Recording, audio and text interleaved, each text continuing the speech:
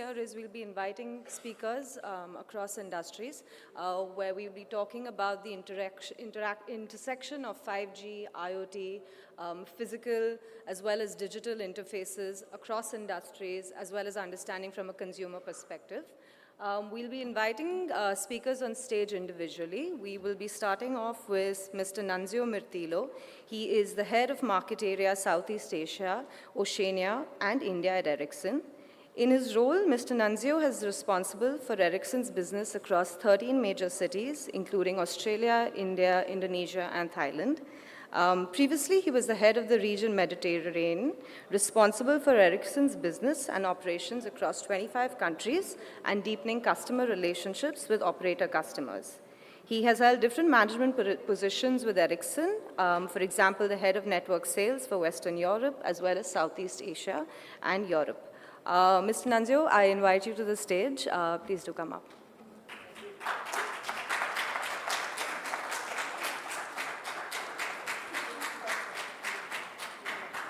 Okay, you can hear me, right? Can you hear me? Can you hear me? Okay, I will this one. Okay, thank you. So, good morning, and it's a pleasure to be here today. It's a little bit more than a year when into October 22, we were all together launching 5G. It's only 12 months, but I think India can celebrate a lot. You can be proud of actually a lot has been done. In only 12 months, we have been rolling out together with the ecosystem, the biggest and the fastest 5G network, and this has never been done. Simultaneously, we already have 100 million 5G sub. The 100 million 5G sub will be 131 million by year end, so it's growing quite fast. And also, which is remarkable, if we look at the customer satisfaction and the 5G customers, in India you have 13% higher fully satisfied customer than early adopter market average in the rest of the world. And in the rest of the world, we are comparing with US or Japan or Korea, and they have kind of launched the 5G network already 5 years ago, or 4 years ago. So India, only in 12 months, not only it was fast, and it was comprehensive, but also with great quality. So something this country can really be proud of. Of course, this is only the start. We are at the tip of the iceberg. This is now a new phase of innovation with 5G. But if we stop a bit and we think a little bit about 4G, what has happened in the last 4 or 5 years in India, that is also remarkable. 5G has made it possible for India to really bridge the digital divide. With 5G, we have been able to create new jobs and for sure to boost the economy. With the 5G infrastructure, it was possible for people living in the remotest areas of the country. You are moving the slides. Okay, sorry.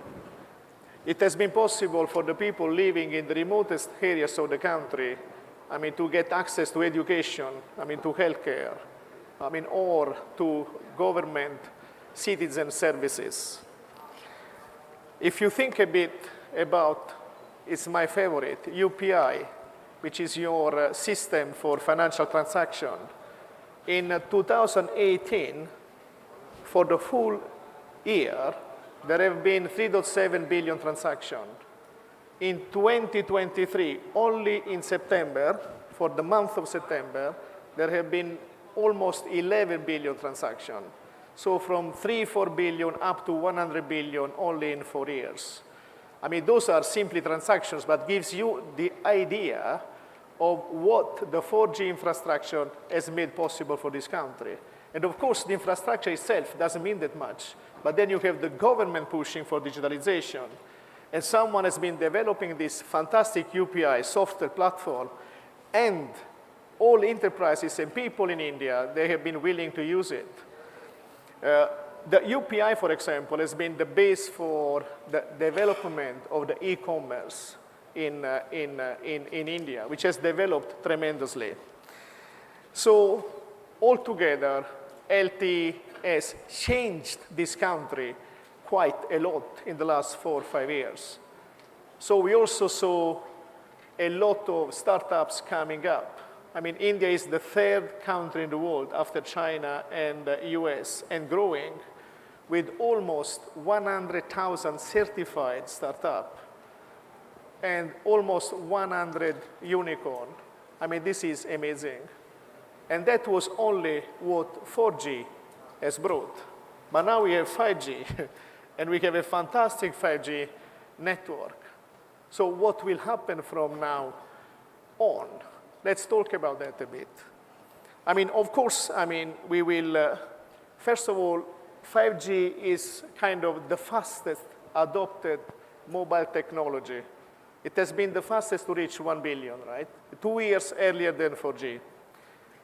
In 2028, we will already have 4.6 billion of 5G sub, and in India, there will be 700 million 5G sub, and the total mobile broadband subscriber base in India will be around 1.2 billion, which is huge. Today, we are at around 800. So this country will go from 800 to 1.2 billion mobile sub, from 100 to 700 million 5G, and from 26 gigabit, which is already the kind of the highest in the world, consumption per month average, up to 62 in 5 years. So it will be a tremendous explosion when it comes to performance and data consumption. At the same time, few facts about India, right? So the UPI I was talking before, you have 62 million SMEs in India, which is a huge ecosystem that, of course, is willing to adopt digitalizations and 5G. You have this open network digital commerce, which is a kind of a protocol which has been set up and a platform in this country to facilitate the kind of the e-commerce. And you already have 150,000 merchants company which has kind of adopted this technology, kind of the same success as UPI. So it's not only that you are building and digitalizing the country, but the country is building and kind of innovating on top of this infrastructure. One fact which is important is that because of that, there are already 50 countries that are looking at India, what you have done in this country, and trying to copy and paste the same software platform. And for example, 12 countries are already now ready to use the UPI platform. So India is a country where everything is happening. It's a country where you can take basically the place of China and US. So what 4G has brought to China and US now can happen for 5G in India. That's what we see.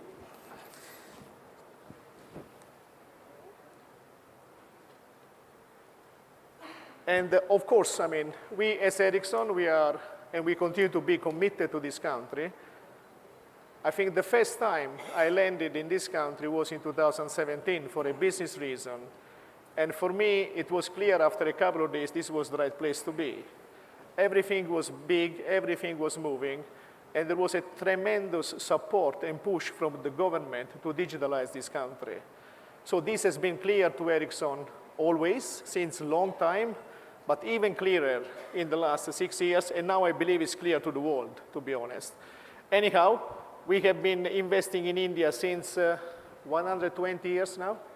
Our first factory in India, we did set up in 1994 in Pune. We have almost 2,000 people working in the R&D of Ericsson in India, and not because of kind of the competitive cost, but because of the skill and because of the environment that we have in this country. That's why we have decided to open a global AI accelerator R&D unit in India. There are only 3 in the world, 1 in US, 1 in Sweden, 1 in India, and that's why we have also decided to start with a 6G research unit in India for the same reason, because we believe this is the right place where we can learn from the country, help the country, and commit to the country. So again, thank you for listening. I mean, we are fully committed to this country, and of course, we will support, and we will continue to support with 5G and beyond. Thank you.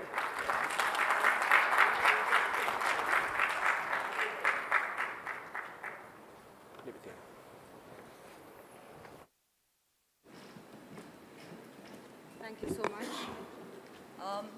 Next on stage, we invite Mr. Vimal Kumar. Mr. Vimal Kumar is the Global Head for Network Solution and Service Business at TCS. In his current role, he leads a strategic practice that helps communication service providers transform into true digital enterprises by embracing next-gen technologies.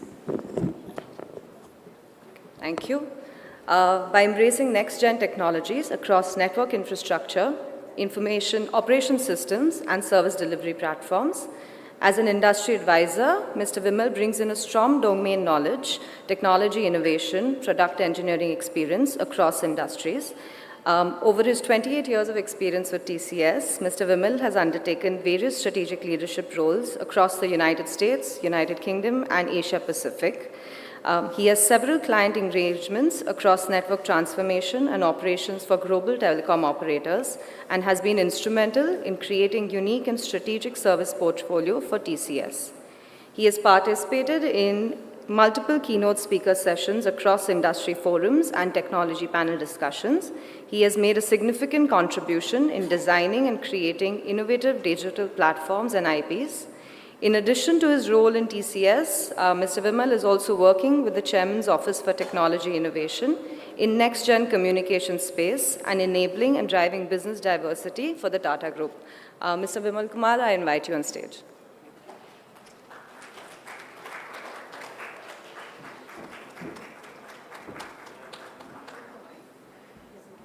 I'm good with this.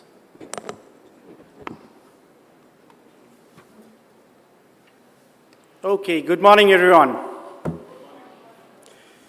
So, thank you so much for inviting me to the stage, this esteemed podium. It really takes a lot of courage to come speak in front of the kind of audience that we have here, people who have actually shaped up the industry, telecom industry here in this country. So I'll not take too much time. I think I'll just want to reflect upon what I've been hearing for last 2 days on this particular podium. I think what was very, I would say, inspiring was the address from the our dearest Prime Minister when he said, technology is really changing the landscape of how we do or conduct business here. And what used to be true earlier, a few years back, was future is maybe 10 years ahead or 15 years ahead, and that's the path for future. Now, the technology has turned future is here and now. I think that's very, very inspiring, I would say, guidance and a challenge that our PM gave us. I just thought I'll use this occasion or time that given to me to really unravel our experiences at TCS as to how do we really trace the path of innovation and how do we make it is very, very productive and it really yields the results for here and now rather than next 10 years. So first of all, let's demystify what is innovation. I think a lot of us know innovation as something which is a point disruption in some sense. Whereas the meaning of innovation in our scheme of things, in large scheme of things, which is enabled by communication infrastructure, has really broadened a lot now.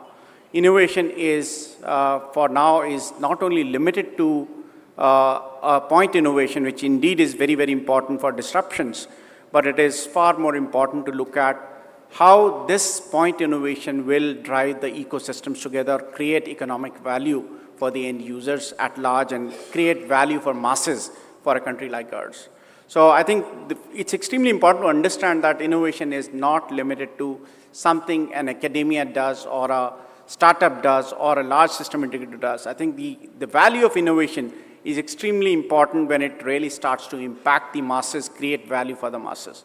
So that's the first part. And last 3 years when I have been working with the Tata Group Chairman's office, we've realized that what we need to do for this country is very different for what we need to do for the world. And most innovations at scale should start here and then replicate to the world. So I think I'll take a few moments to really unravel that mystery here. I think we've heard a lot about this country is now kind of proven to be the country which is leading the technology wave. We have the highest average data consumptions. We rolled out the 5G technologies in the shortest time frame. We kind of really pioneered the passive infrastructure, and now we'll pioneer the active infrastructure sharing as well. We are on the way to become really active and strong participants on how do we shape up the 6G standards through the TSDSI initiatives that TCS has been leading. What is extremely interesting is how we look at this industry and the ecosystem. So while I've been hearing a lot of people in the last couple of days, we look at three very clear ways of how we should look at this industry. First is what is inside the box. So all the work that all the OEMs and the startups and the players keep doing, which create the innovation or disruptive innovation inside the box. I think extremely critical. It's the seed point for most of the ecosystem innovations that we continue to expect to do. I really respect the amount of work which has been done by the industry leaders like Ericsson, Nokia, and a lot of new startups which have been founded in last maybe 5 years, which has been really creating a pace of change which is unprecedented, which is really proving future is here and now. Second piece that most often we see, we miss is inside the network. So while the innovation has been created inside each of these boxes, how do we create a network which create value? So that's the second element, which is where I work with a lot of global operators. I've been working with a BT or a AT&T or a Verizon or a national broadband in Australia, where we do their network rollouts and create innovative use cases around it. I think this is where a 10 times more value creation happens inside the network box. And if you go the next level inside the industry is 10 more times the second box, which is really the cusp of creating the value from the boxes, creating the experience and innovation inside the network to really where it reaches the inside the industry and you start to see, I would say, exponential change in value creation. All this has to be supported by security, energy efficiency, and manageability. If your network that you create and the applications or use cases you create are not providing you security, energy efficiency, sustainability, and ease of use, I don't think there'll be adoption, and you will be able to create value out of such an ecosystem. So I think while we look at these three major pillars of the ecosystem or three different ecosystems, I think orchestration of these ecosystems to create value is extremely important. While I've seen DOT and the Government of India doing a phenomenal work, I think we have a very, very illustrious Secretary of Telecom. We have very, very illustrious Minister of Communications here who've been really relentlessly working on creating the right policy framework. I think it's extremely important to understand that these three ecosystems exist. They have to exist in harmony. At the same time, it has to be orchestrated well so that overall value for the masses can be created at scale, at exponential scale. So I'll just briefly talk about, I'll not take too much time, but I'll briefly talk about what is happening. So inside the box is when you go back into the technologies and how do you connect them inside the box and inside the network. What we realized, networks of the past were more of connected boxes everywhere. And how do you connect them more efficiently? How do you operate them more efficiently? In the current generation, future is here and now thinking, one has to really start to look at network as blocks of software intelligence. A lot of it is in software. A lot of it exists on the cloud. A lot of it operates really out of the clouds and create value out of the clouds. So we got to move from a model where boxes needed to be integrated to a model where intelligence sits in the cloud. And how do we orchestrate that intelligence? And communication infrastructure underneath really has to be resilient, available, secure all the time. And the asks of resilience and asks of the availability and the asks of the latencies are something which are being driven by 5G and 6G standards on that front. So you really need to go back to the whiteboards and rethink what a network is. Network is no more boxes, it is intelligence sitting in the cloud. And how would that's the third box that we spoke about inside the industries. Really how you need to rethink how efficiencies would get created in each industry. And what we've realized, and that's a very global phenomena, when I talk to each and every global operator, they believe, and a lot of the narrative is, well, I'm not getting the equivalent returns of the 5G investments that I made. And where is the failure? And as system integrator, as consulting company, a lot of those questions get asked to us. I think very, very clearly, the issues are with respect to telcos or OEMs being asked to create use cases. And that's something that I think we need to change. Use cases have to come from the industry. Use cases have to be very, very specialized, which will solve our industry problem. So we have to change the direction of the arrow where industry is saying, okay, 5G is here, give me a use case, prove it to me. But if you change the arrow, that industry wants to pull it. This is what I want to do, how much I can do it better. I think you will be able to solve this problem. And I think in last about 1 year that we've seen an aggressive rollout of 5G in India, we're very confident that when we work with industries within the Tata Group, as you all know, Tata Group has footprint in all the 9 important industries within the country and globally. We are now stitching the ecosystem where there is a pull from the industry rather than push from the OEM and telcos to sell. I think that is what is going to change the consumption economy big time. And that is what is going to change the success parameters for rollout of 5G specifically. So I'll not take too much of time. I have summarized my experience of how do we really look at the ecosystems, the 3 ecosystems that we talk about inside the box, inside the network, and inside the industry, and what we need to do at each of these layers. One is the policy and the transparency of the policies and the sustainability of the policy. I think very, very interesting what I've seen coming in from the erstwhile Secretary of Telecom and the current Secretary of Telecom. The policy framework is really supporting the growth of this innovation and really supporting the Charter for Innovation. But I think while you look at the Telecom Technology Development Fund, when you look at the PLI, when you look at the IDDM and the kind of initiatives which is being done to support startups, what I would want the Secretary or the government to look at is, are these policies creating enough value for the startups and Indian players so that they can compete with the players who already have achieved the scale? I'm not saying a 4% or 8% is good enough or not good enough. In some cases, all I'm recommending is the policy framework has to be a live document which looks at these numbers in a regular manner and see if these policies are creating enough economic push so that you can create a more healthier ecosystem. Second thing which is very, very important on the policy infrastructure and the ecosystems we spoke about is, I think there has to be clarity of role and the purpose of each of these ecosystems. While we look at inside the box, inside the network, and inside the industry ecosystems, within inside the box also, we have to be very clear. There is a very clear role for academia, very clear role for startups, very clear role for established players. What we've seen, at least in the last 3 years, is everybody wants to do everything. I think that's not the best way of orchestrating this ecosystem.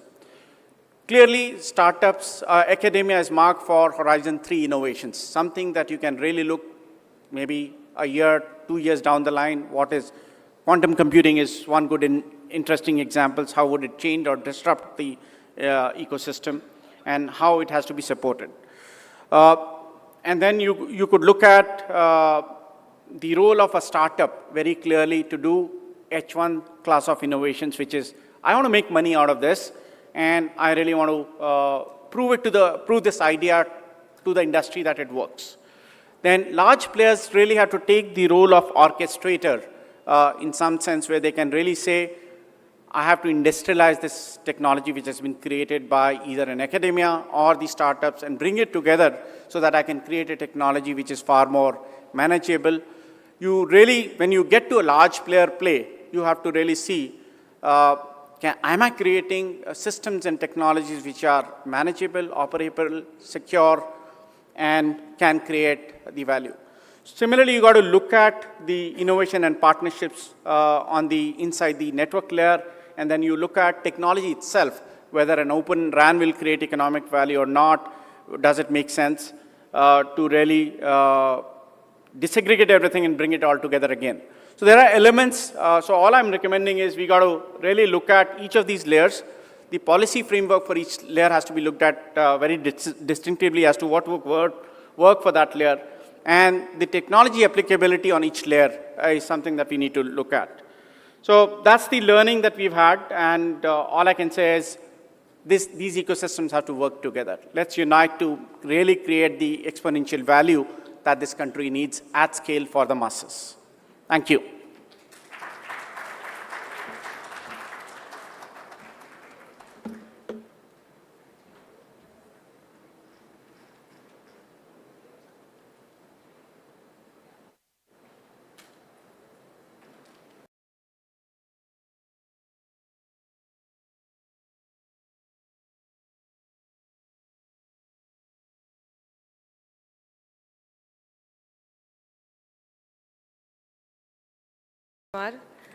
Next up on stage, we have Mr. Sanjay Malik. He is the head of India market, responsible for Nokia Networks business operations.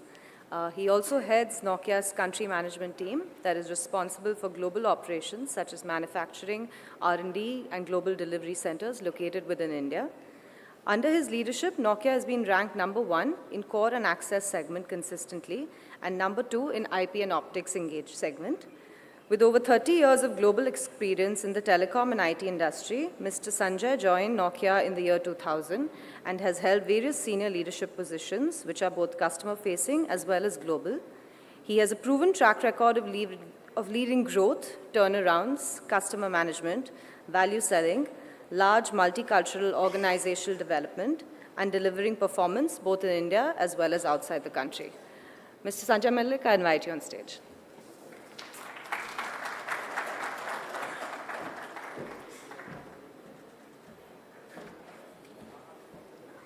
Thank you very much for that nice introduction. It didn't seem like me, right?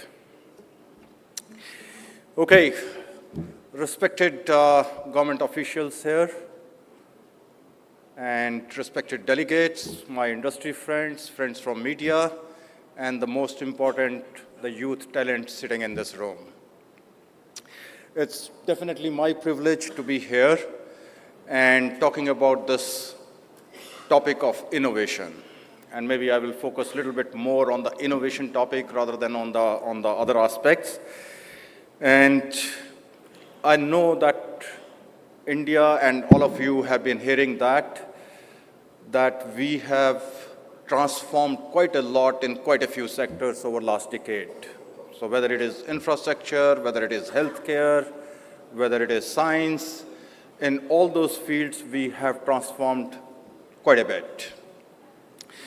But then there is one remarkable paradigm shift which has happened and which is very close to the people in this room, is on technology and innovation. And there, again, the shift which has happened over the last decade has been that we have moved from technology consumer to technology creator. Innovation follower to innovation supplier. So let me repeat. technology consumer to technology creator. So that has been the theme which has been going on for last decade. And we have really graduated from a typical back office operations, typical call center operations to a digital powerhouse. All the examples which we have been hearing, and I'm not going to repeat because some of my respected colleagues mentioned that, the success of CoWIN, again, yes, the application which provided 2 billion vaccines. Think about it, that India created 3 vaccines, and that was exported to over 100 countries. We never imagined that when COVID started here. All the digital inclusion and all the financial inclusion with Aadhaar, with UPI and all that, so enough has been said there. But again, think about that this is now the technology which quite a few developed countries are asking us to help on that, help them. Again, we never imagined that 10 years ago, right? We always were more into that, yeah, somebody creates a banking system somewhere and then we just use it here. Up to the extent that in US also, whenever they are talking about the interbank transfers, they have been talking about UPI. So that is the power which we has created. And basically what it meant, and the Honorable Prime Minister also mentioned that yesterday, that the financial inclusion which we have progressed over last 9 to 10 years, would have taken maybe about 47 years if we didn't have the digital platform. So in a typical way, it would have taken 47 years, which we did that in over 9 years now. So let me just talk about a little bit enablers of it, that what really enabled it to make it happen.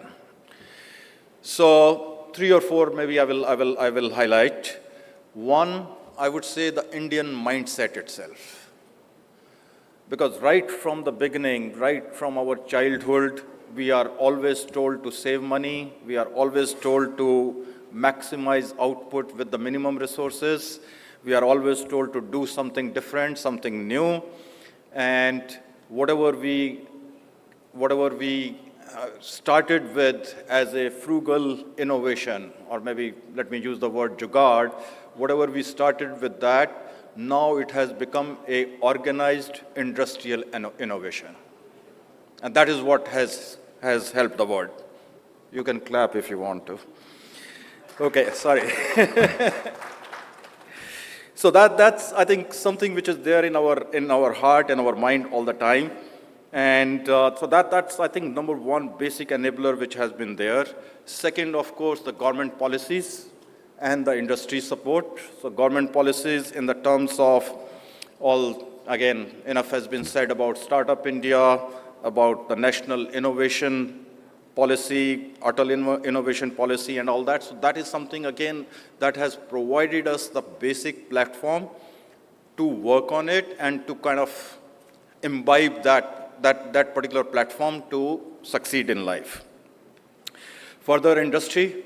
I think, again, the industry has provided the platform for partnering with the startup system.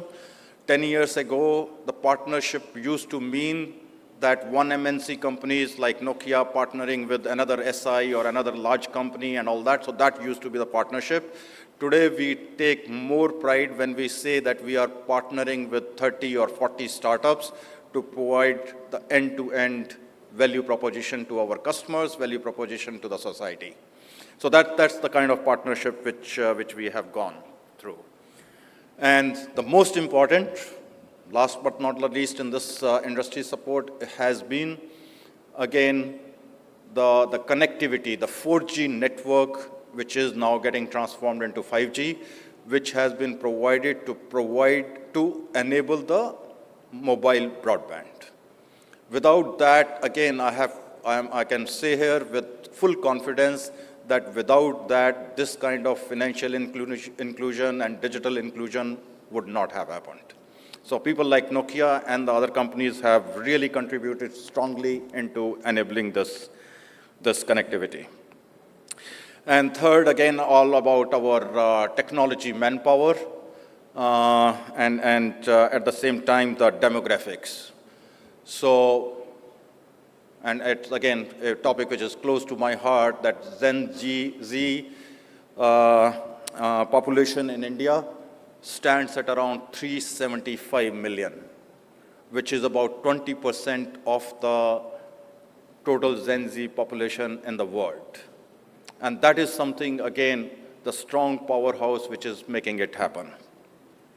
So all that has led to the startup ecosystem, and whatever we talk about, that yes, we have used, we now have about 100,000 startups, 100 unicorns, and all that has come in last 2 or 3 years. So that, again, I would say has been, again, the major constituent, young population and the startup ecosystem towards whatever we have achieved over last 8 to 9 years.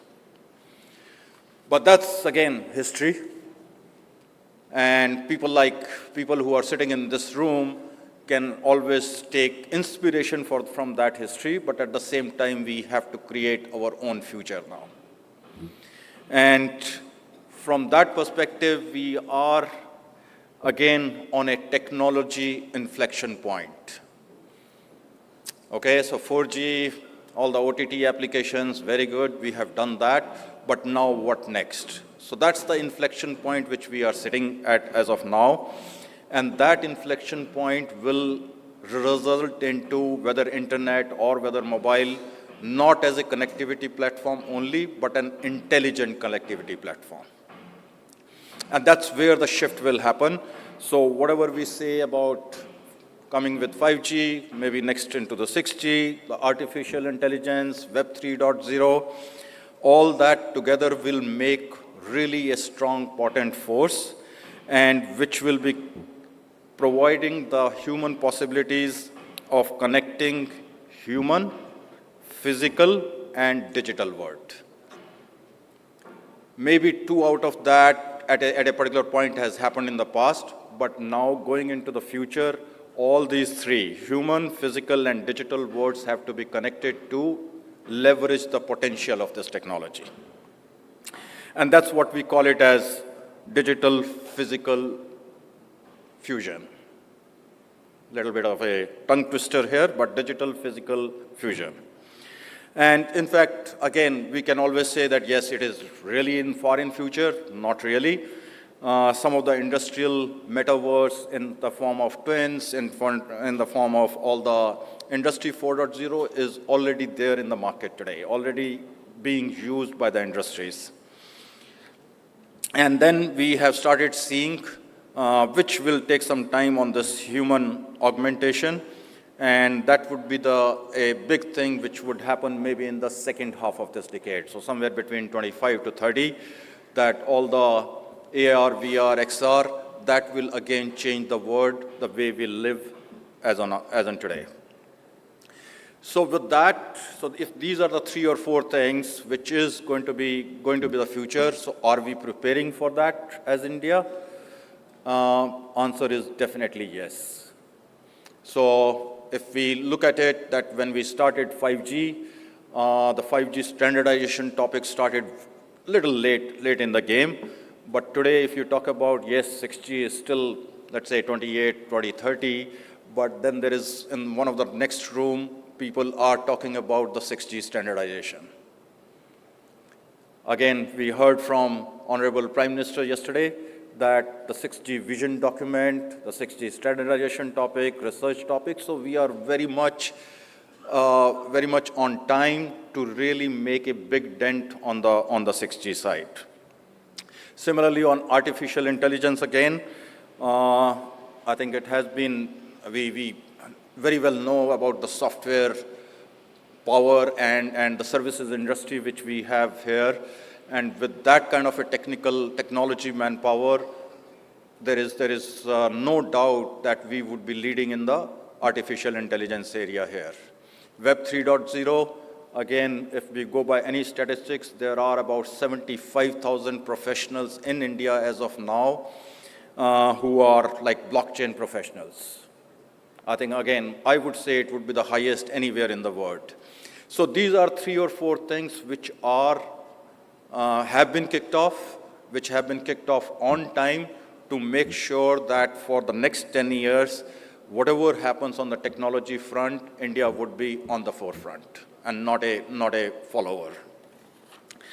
Now, talking about what Nokia has done to do this, or to kind of leapfrog in this particular enabling whatever comes into the future. Yes, we have played a vital role in rolling out 5G in India.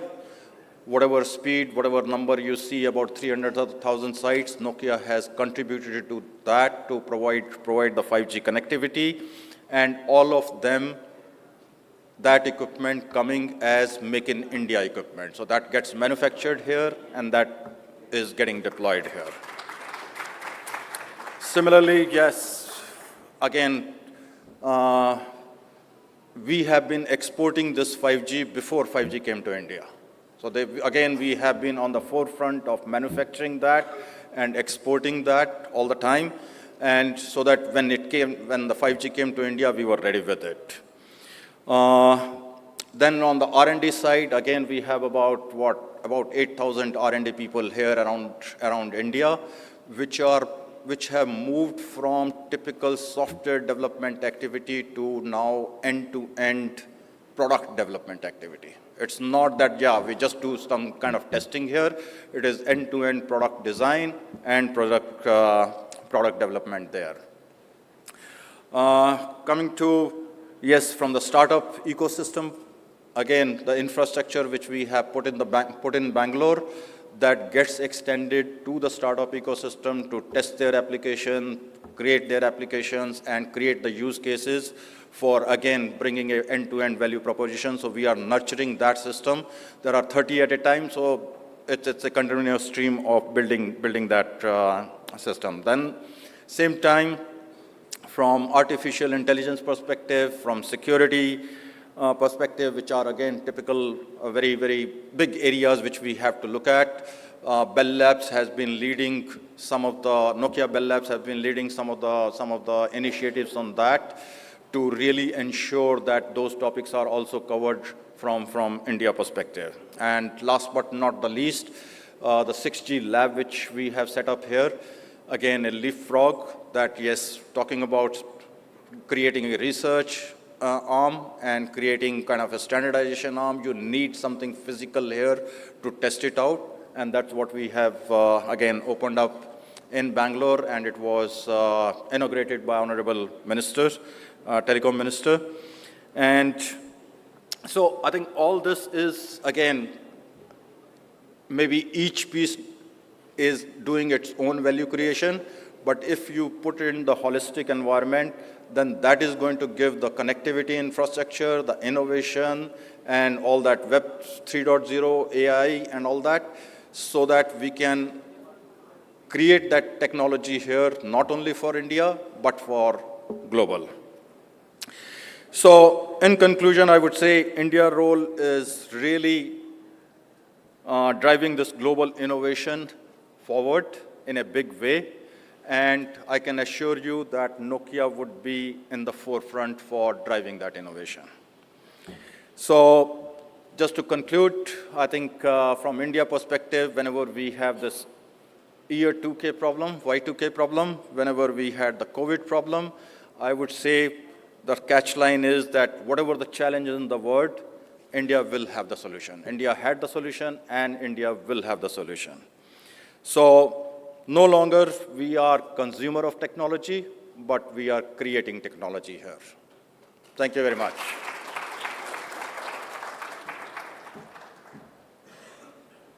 Thank you, Mr. Malik.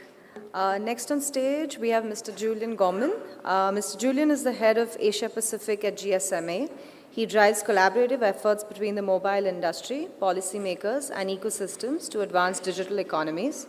With 20-plus years of global experience in wholesale, business, regulatory, policy, and digital transformation, he's a pioneer in forging digital partnerships and units. His fervor lies in mobile tech at the cornerstone of economic resilience and sparking dialogues for sustainable and inclusive digital nations. Mr. Julian Gorman, we invite you on stage.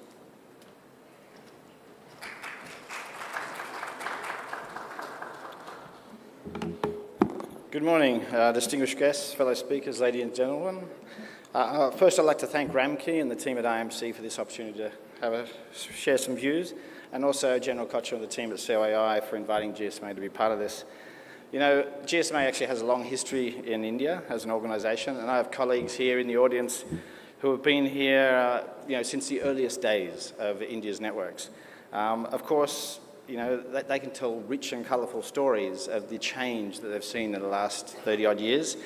And, in 30 years of development, you do expect some change. But I think in any assessment of change, of digital transformation, of the vision for digital India, and for growth in the sustainable and digital world, the last few years in India have really stood out as exemplary. In 2019, GSMA's forecast for 5G in 2025 was about 7% penetration. At that time, the outlook for 5G in India wasn't great. The network, the industry was suffering. On many metrics, India was not comparable with the pioneer 5G markets. Now, 5 years since the first launch of 5G around the world, and those launches were in high ARPU, high user and smartphone penetration, and advanced industrial economies. Today, I stand before you just over a year since 5G launched in India, and I can say with absolute conviction that traditional 5G wisdom about market readiness is being turned on its head here in India, here in these halls and on this stage today. And India deserves respect and admiration for the bold steps and the vision, and for the reforms that have made it possible to be on this path to being a telecom superpower, which is why GSMA awarded it the GLOMO Award for Government Leadership earlier in this year. And as with the warm glow and energy of these remarkable achievements, I'd like to offer a different perspective on innovation today. My comments are going to relate to the innovation path imperative for building sustainable and inclusive digital nations. So, with respect to innovation, it's an amazing time to be in telecoms. Globally, more than 2/3 of the world's population, or 5.4 billion people, have a mobile phone. Around 55% of the world's population is using mobile broadband. And the innovations that are being made every day, and the discussions and visions being shared within the industry, within the walls of IMC, and by the pioneers and leaders are nothing short of astounding and inspiring. The potential of mobile technology to change the way the world communicates with each other, with the world around us, and for things to interact with each other continues to accelerate. 5G is just 4 years old, or coming up to 5 years old, and globally we've passed 1 billion users at the end of last year, on the way to 1.5 billion by the end of this year, and India making up a significant portion of that. And it's on the way to being the dominant technology by 2030. We've now passed the world's 4G peak market dominance, although for much of Asia Pacific, actually, including India, 4G peak still is in our future. But nearly 5 years after our first launches, 5G is now available in over 90 countries on more than 230 mobile operators. And here in APAC, home of the world's first 5G network launches, by the end of the decade, APAC will be home to around 1.4 billion 5G connections and over 2 billion unique mobile subscribers, generating a mobile economy across the region of almost $1 trillion.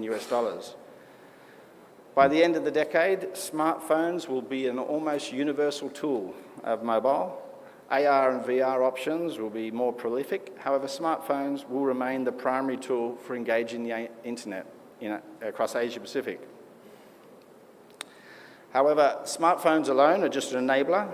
It's about connecting people to the internet, being inclusive, because it builds resilience for a digital nation.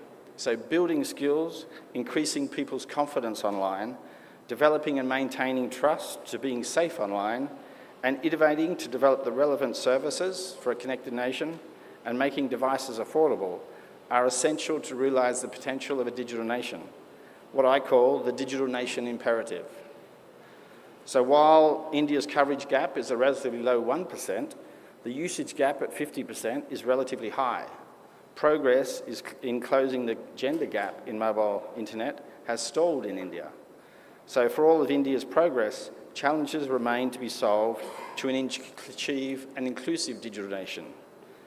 The gender gap reduced each year from 2017 to 2020, but while the proportion of men using the internet continues to rise beyond 50%, the proportion of women has stalled at around 30%. Of those surveyed and aware of the internet, literacy and digital skills and affordability remain the biggest obstacles. India acknowledged the challenge in its G20 declaration, and I applaud the conviction to halve that gap by 2030. But achieving that goal requires all of us to make that commitment. The mobile industry has a long history, and GSMA also, about committed to closing the usage gap. Globally, GSMA is providing advisory support and training materials to operators based on research and experience in India and elsewhere on improving digital skills. Using tools such as our mobile internet skills training kit, we have now reached over 65 million people in 27 countries. And this is just part of our Connected Women program. Here in India, Reliance Jio is a Connected Women partner of GSMA and is rolling out a national digital skills program. GSMA also maintains a mobile connectivity index to help identify policy and regulatory intervention opportunities and are working with the DOT and TRAI here to help solve them. GSMA is also conducting research in India, including on consumers, female micro-entrepreneurs, to learn about use of mobile and digital skills and inform the discussions with government and industry. And this year, we participated in the W20 program as part of the G20 and applaud India's leadership to adopt that recommendation to halve the usage gap by the end of the decade. But as we innovate and navigate towards this target, we must be conscious that inclusion is not a static destination or a measure, or not just the responsibility of the government or the mobile operators. The skills and access required to be part of a digital nation are evolving. We must all commit to this vision, make it part of our DNA, and we must innovate and adapt to ensure that no one is left behind. So, as 5G gathers pace, mobile connectivity is going to increasingly be the core of digital innovation across the region, and as India continues to grow its global leadership, its role to illuminate the path for other nations to follow, its role to share knowledge and experience, to collaborate and to lead, and the need for innovation to be at the heart and DNA will also grow. India has shown tremendous energy and fortitude to overcome challenges and be a force to advance 5G and future generations. We need to apply that power to the digital nation imperative of inclusion, not only in India, but for the world. To not only be a global telecom superpower, but to be a global telecom statesman. You know, I've been in the industry for about 30 years, or 25 years now, and I know so have many of you, maybe even longer. About 20 years ago, when I was at Vodafone Group Enterprise, I demonstrated HSDPA to the King of Spain at Mobile World Congress. I showed him how you could now download emails and with attachments to your laptop on a PCMCIA card, and it only took a couple of minutes. After the long, awkward pause, as you watch something download, as you do, he asked what else it could do. I didn't have an answer. I didn't have a use case to tell him. Emails and downloading songs for businessmen was it. But fast forward to today, I can tell you there has never been a more exciting time to be part of all of this. As we keep evolving, the possibilities keep growing, and right now it feels like anything is possible. Look how far we've come. It's 50 years since the first mobile phone call. The mobile industry has completely transformed the way we live, the way we work, and the way we interact with the world around us. At its core has been the passion and perseverance for innovation, and we must continue to apply that innovation to close the usage gap, to solve the digital nation imperative that we leave no one behind. And today I invite you all to make your own commitment to being part of that journey. Thank you.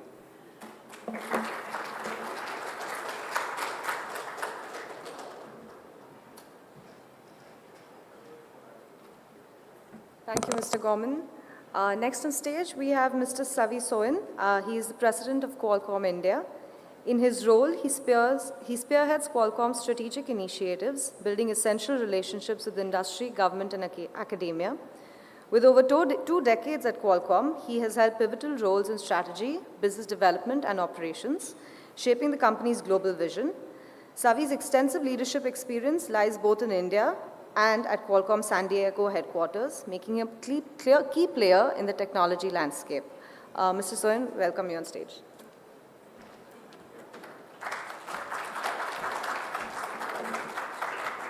Good morning, everyone. How's everyone doing? Good? Excellent. You know, I was just recollecting driving in yesterday. When was the last time? I just came to the country a couple months ago, joined as head of Qualcomm business side a couple months ago. And I was driving in yesterday and I was realizing that the last time I was here was for a book fair.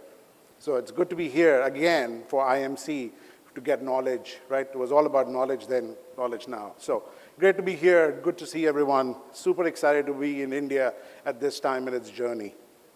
So a little bit about Qualcomm, right? You guys probably know Qualcomm. We've got the largest, I mean, people say, you're a San Diego company. I'd say if you look at by the workforce, we have more people in India than we have anywhere else in the world, right? We've been the first in 5G. We've been bringing 5G in terms of devices, connectivity, and other things into India.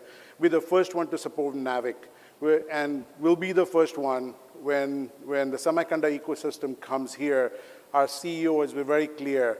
We'll be the first one to bring fab and fab utilization and semiconductor and so on and so forth when India is ready. These are the commitments that we have to India's decade, and we're fully committed to India. In my talk today, I'll talk about sort of what I have learned over the last 25 years with all these 2G, 3G, 4G, 5G transitions and what we can do in India, right? And with all of us in the ecosystem, we all need to work together to make that happen. So if you look at it, there's a lot of pieces that, you guys are very familiar with, so I won't repeat it. It's the design in India, it's the make in India, it's the, those are very well known to you, right? But what the two pieces that are probably the most important, in my opinion, are we have to make sure that we are tested in India, right? Or deployed in India and then scale globally. It can't be the other way around where we figure out a way to scale globally something we haven't proven in India. And I'll talk about some of the things that India has done really well and how that can be scaled. If you look at, for example, I think people talk about UPI. What I learned from the UPI, by the way, I couldn't exist in India. After like 2 weeks, I said, okay, I need to get UPI, right? I must get UPI, and that was the first thing I did. Sat down in State Bank of India manager and said, you're gonna make this work for me, right? Well, why was UPI so important, right? See what India has done with UPI. It's universal payment, right? The person that's wiping the windshield in a crossing is now taking a QR code payment, right? It's unbelievable what's happened, right?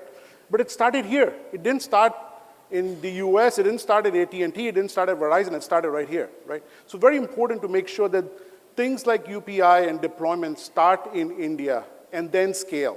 You can't have it the other way around. Well, you were actually going to be trying something else outside and then trying to figure out how to scale it here. Doesn't work, right? Very unique country, very unique use cases. All of that is very important, right? So again, a case study for me is how that happened, what was so unique about it, and then once it's proven at scale, it gets deployed.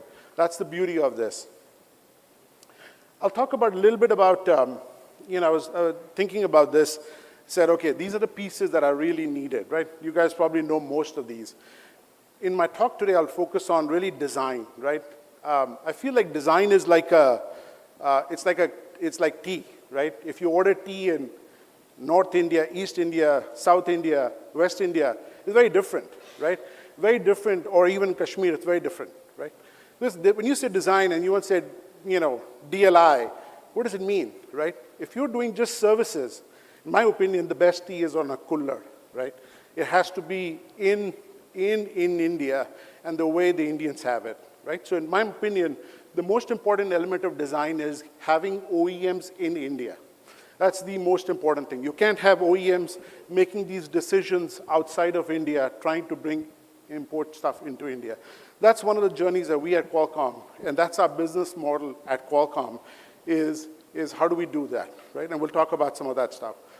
I wanted to also reflect on the case study on phones, right? And the successes with phones, right? If you look at the phone market, right? 2010 versus now, right?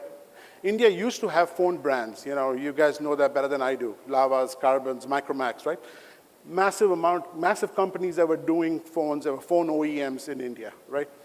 And today their share is diminished quite a bit, right? But on the flip side, the Make in India is a great initiative where most of the phones now get produced in India.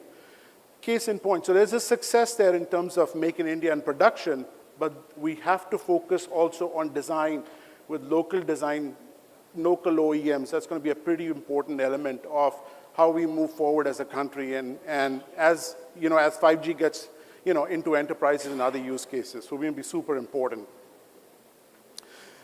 You know, I wanted to talk about a little bit about Qualcomm, right? Why Qualcomm? People don't know much about, people say, okay, you're a fabulous company. You guys, how can you help, right?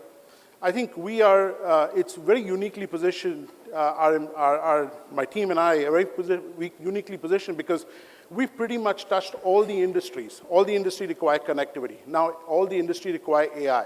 All the industry requires some sort of a display, some low power use case. All of those places are where Qualcomm is very well positioned. And we have a strategy within Qualcomm where we call a one technology roadmap, where we leverage the technology across multiple verticals, all the way from phones to cars to industrial enterprises and so on and so forth. So we're super excited about, you know, where we are, how we can help India in its journey of creating for India, by Indian OEMs in India, right? So we're super excited about that. And we are sort of the enabler of the ecosystem. We provide technology, we provide, you know, know-how, we provide help in making that happen. I'll talk about Navic for a little bit, right? And it's a great case study of, again, something that was for India, in India, and then scaled, right? We started engaging with the folks at ISRO and others in 2018. We were the first chipset supplier in 2019 to come up with a chip, and now we have scaled it across more than 500 million chips now have this feature enabled. Again, an amazing success story that started right here for Indian use cases, and with Qualcomm, we were able to scale this globally, right? Our presence in India, we're located in six areas, six cities. And we have multiple center of excellence across these six locations. And like I said before, we're more employees in India now than we have anywhere else in the globe. As a company, we've been very working on how to develop the ecosystem, right?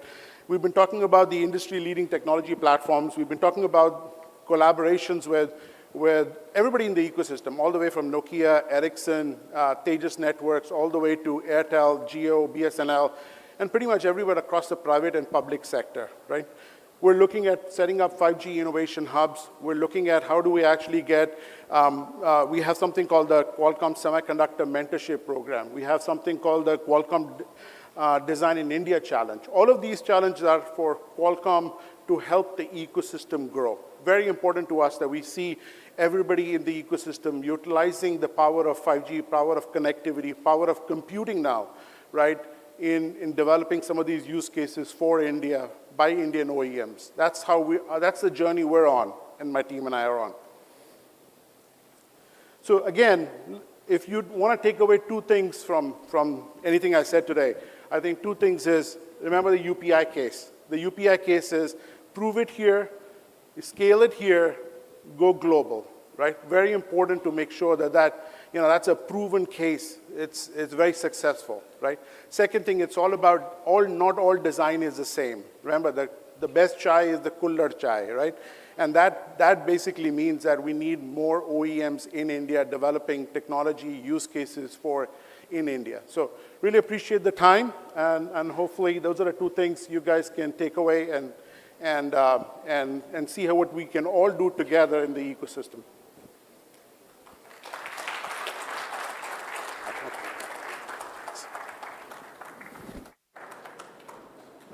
Thank Mr. Soin.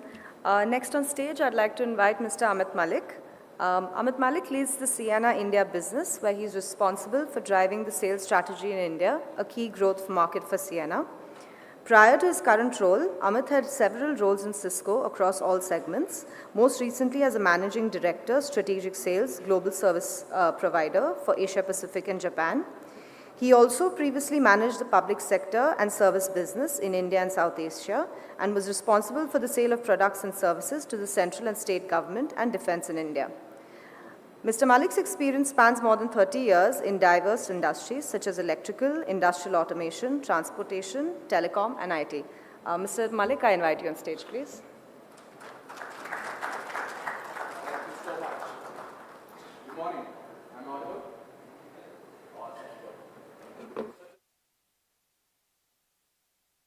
Audience and some dear old friends that I'm seeing after a while. It's always a pleasure. Yeah. Great topic. Championing change, talking about innovation, right? But before I do that, let me just get a sense of the demography of the audience. How many of you grew up in 70s, 80s watching Star Trek, Back to Future, movie science fictions? Awesome, good, super. How futuristic we thought that was, right? Thank you so much. I do need a clicker. Well, this seems to be a little too futuristic for me. Can you just explain? This one works? 1 second. This one is forward, right? Thank you. Yeah. Talking about future, right? And imagine how futuristic we thought all of that was. Flying cars, mobile phones. We could have never dreamt we were going to see this in my lifetime. Right? At least I could not. I know some of you probably were bigger dreamers than I was, but at least I could not. And I was just reminded of this fact the other day when I was talking to my daughter. She's a biotech entrepreneur. And she came to me, she said, Dad, you know what, I'm working on an AI platform for vaccines.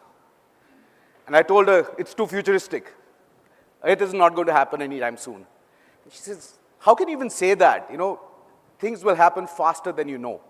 And I had to say, oh my goodness, actually speaking, a lot of the things that I've seen, and I've, over the journey of the last 3 decades, have been way faster than what I had imagined. And it's all about change. We are very fortunate, actually, all of us living in an era of change. In fact, I start some of my conversations by saying, you know what, welcome to the future. The future is already here. Because whatever we thought as future is already happening. So it's all about change, and it's equally important to champion this change. So I'll drive this closer to home about the industry in a bit. But first, I wanted to just set this context around change. And while I was doing that, I heard so many of these esteemed speakers before this, all talking about innovation. And that kind of took me back memory lane, right? And I was thinking about, I think it was about 5 years ago, and I was being interviewed by a media, and they were asking me, you know, how can we get Silicon Valley to India? And my answer that time, and it was published, is Silicon Valley is a state of mind. Silicon Valley is not really a place. It's about a thought process. And so interesting to hear from everybody that Silicon Valley is actually coming in India. You heard from everybody is talking about R&D setups being set up. And who better than the Honorable Prime Minister when he spoke about 5G, 6G, the innovation that is happening is going to be starting here. So very happy to say that when we are saying championing change, the change is actually being driven from India. Okay. Now let's get closer to what's really happening in the industry. And we say the network has never been more important. There was a similar conference earlier, and they were talking about how network is net worth.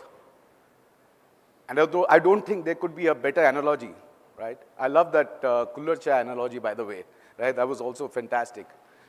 But networks today is absolutely critical. Anything that we spoke about today, you heard about UPI, you talk about appification, you talk about anything. If the network is not built to support any of that innovation, none of that would happen. And what is this network? You rewind 10 years ago, probably we talk about connecting people.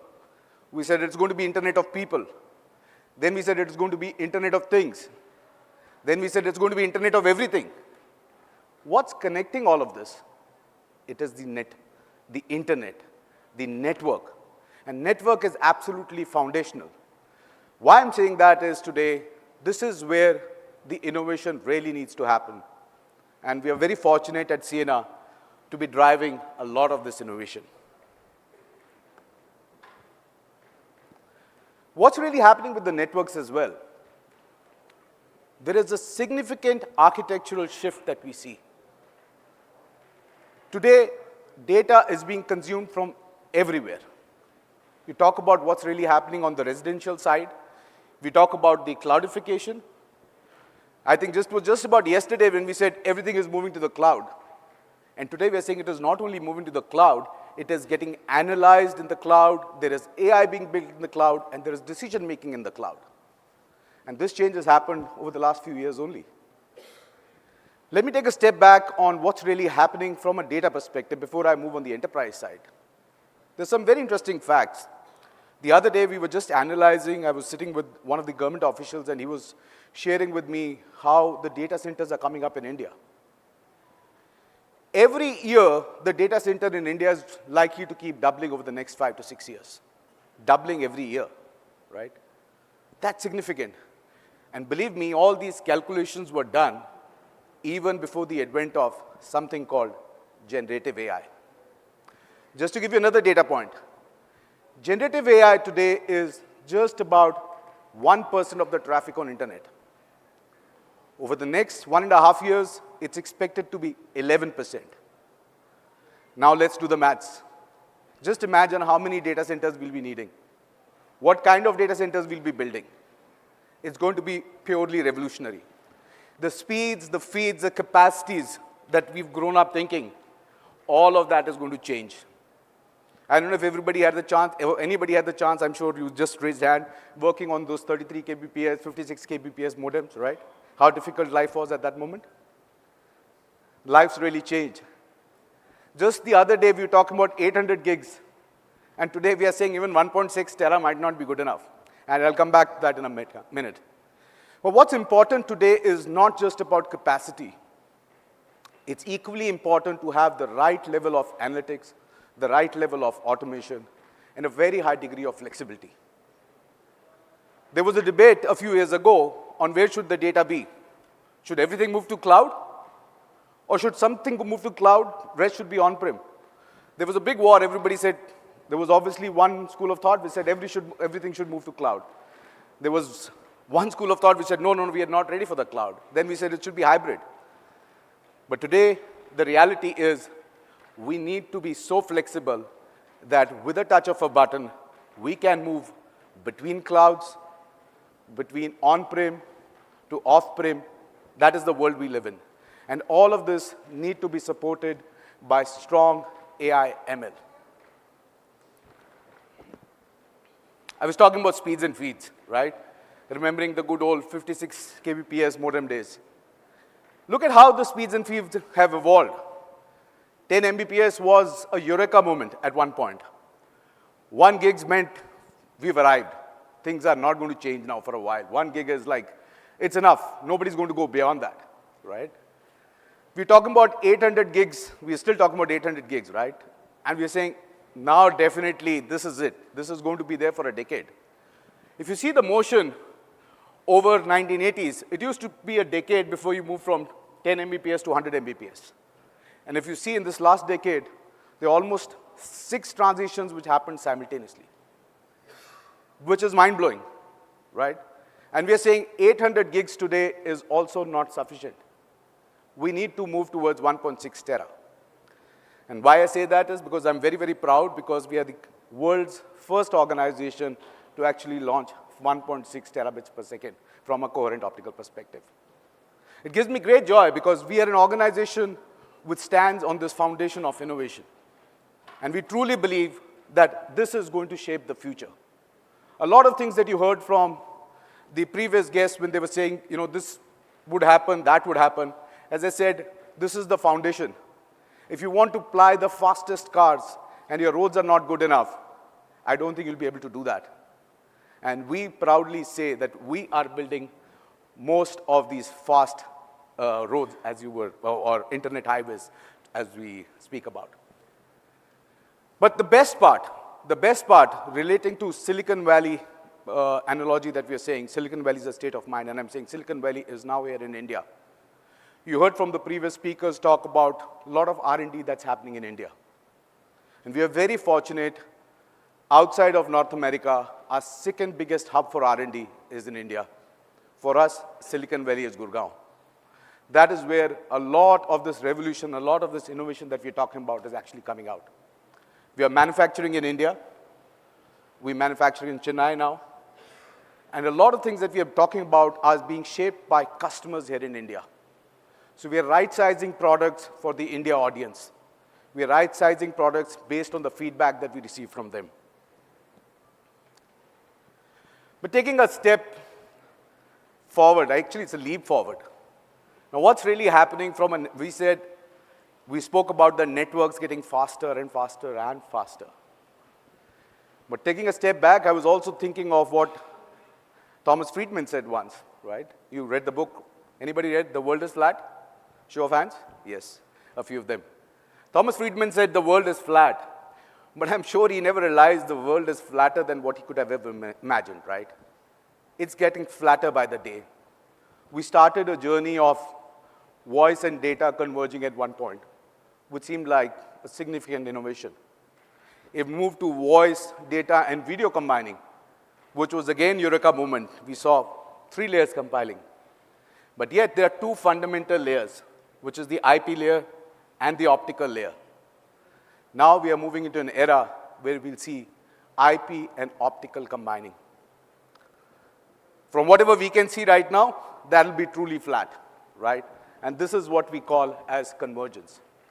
But is that real convergence? Because depending upon what prism or what lens you use to define convergence, it seems like a very simplistic definition, right? IP, optical coming together, probably solve so many things. Wow, cost gets down, everybody gets to enjoy. It's not as simplistic as that, right? It is still very much like an organization, right? If you see the layers that you see over there, the multiple layers, they're like an organization with multiple silos sometimes. And it's about getting all of them together. So true convergence is multi-layer. And a true convergence is one where every layer talks to every other layer. There has to be a communication. And there have to be very, very strong insights. And that's why AI today plays a very significant role. Insights play a very significant role. Only when we are able to do this, that is when we will drive true convergence.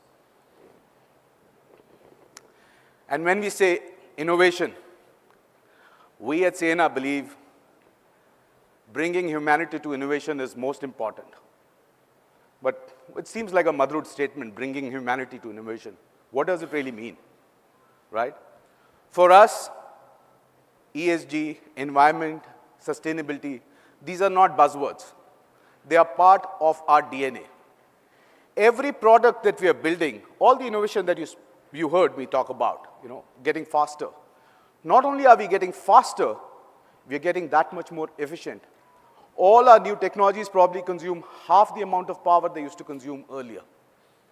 They probably occupy less than half the space they used to consume earlier. This is our contribution to the environment. This is our contribution to our customers. We are also one of the few organizations who actually took up the charter of being carbon neutral by 2024. I repeat that, 2024, which is just around the corner. We are almost 85% done on that journey. By 2024, we'll be carbon neutral as an organization. There are not many organizations out there. You hear 2030, you'll hear 2035, but you'll see very few talking about 2024. And how are we doing that? Simple innovation. And sometimes, innovation can be just small incremental steps. It may not be very large things. And I always keep saying, change is not about doing something absolutely new. Sometimes it's just taking incremental step.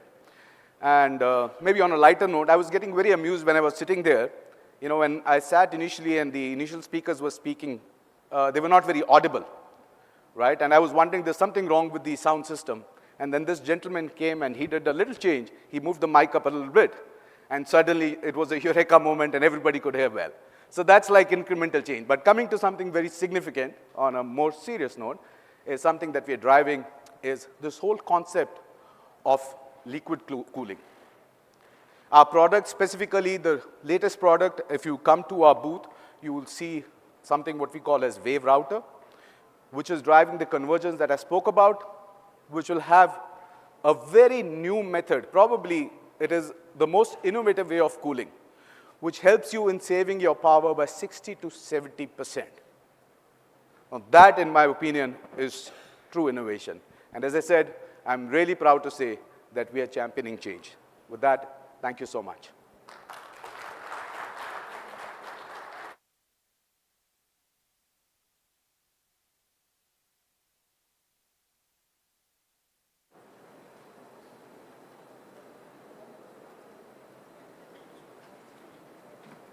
Thank you, Mr. Malik. Before we start the next round, we'll just hand out a set of mementos to our speakers.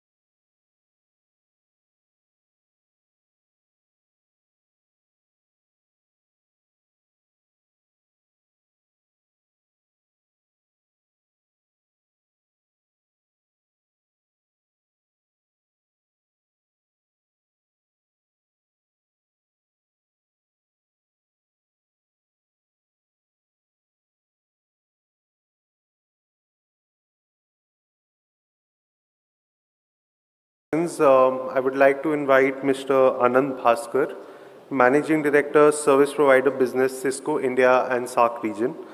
Mr. Anand is a seasoned business leader in the IT services industry, renowned for his extensive experience in spearheading large business units and driving strategic partnerships across India and Asia Pacific. Recently appointed as the leader for combined India and Asian service provider business, he previously served as the Managing Director for the Global Service Provider Business at Cisco Systems India and SAARC. With nearly 25 years of industry experience, Mr. Anand has a proven track record in scaling businesses profitably, fostering strategic client relationships, and leading successful business transformations. I would invite you, sir, to please come up on stage. Thank you.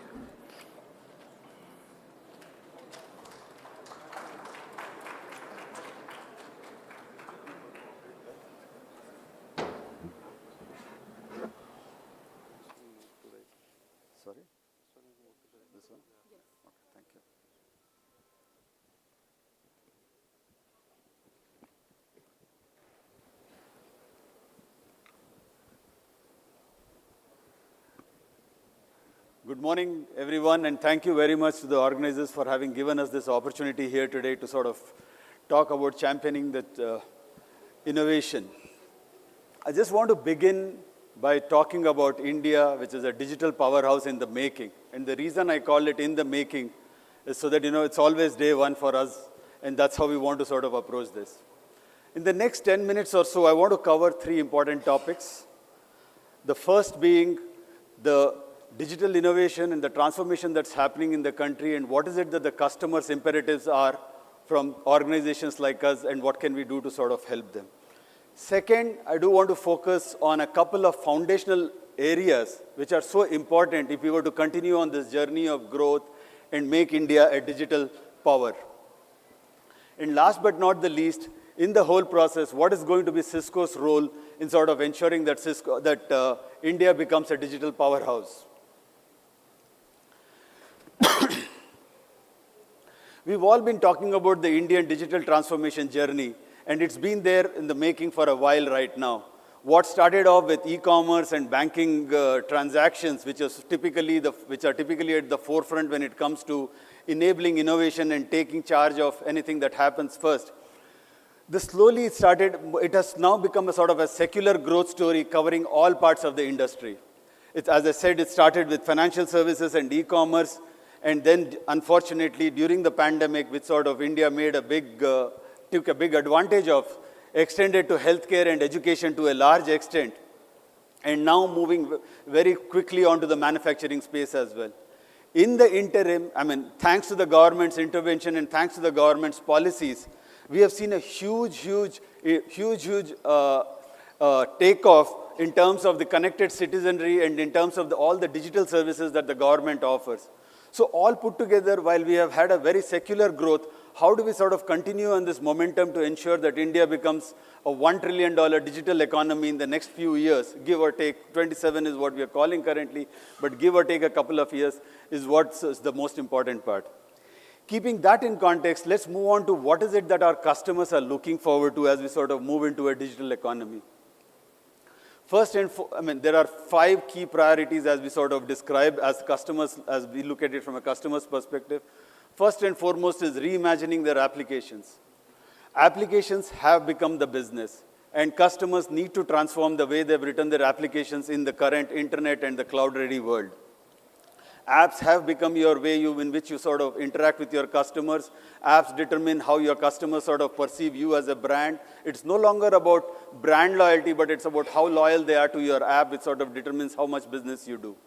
And then if you're looking at securing the enterprise, which is a critical area, and I will double click on that in a minute from now. And then there is this entire notion about powering hybrid work. Hybrid work is not just about able to communicate over a collaboration device. It's about how you enable your work, how you enable your entire workforce to be connected, to be inclusive, to be able to sort of, irrespective of the location where you are in, connection between a physical meeting and a virtual meeting. How do you ensure that all of them are included? How do you ensure that they have the same access to applications, enabled by the same security protocol, so on and so forth. That is what we mean by hybrid work. And last but not the least is the journey to sustainability. I think almost all of the speakers covered the importance of sustainability, and this is a very important priority from a Cisco perspective, in which we sort of get ourselves, we become sustainable and also make products which are sustainable for our clients. If you look at it from these priorities perspective, how do we sort of ensure that we sort of build a foundation for a modern digital-ready enterprise? From a Cisco perspective, these are the 4 areas that we sort of look at, key platforms that we sort of working on, which relate to starting from future of work, a cloud strategy where we believe that multi-cloud is here to stay. Customers cannot rely only on one cloud. How do you sort of build the network for multi-cloud? How do you enable multi-cloud? And security and trust, which is sort of becoming so important, especially as the digital footprint increases. And that's something that I will talk a lot about. And last but not the least, network transformation. To enable these 4 pillars, there are a whole set of applications, there are a whole set of security and connectivity solutions that we have, which is what we sort of serve our customers on. But it's not about creating these platforms, but it's also about managing these platforms from a DevOps perspective, from a network operations perspective, and also from a security operations perspective. So this, in a summary or in a nutshell, covers what Cisco's strategy is, which is we securely connect anything.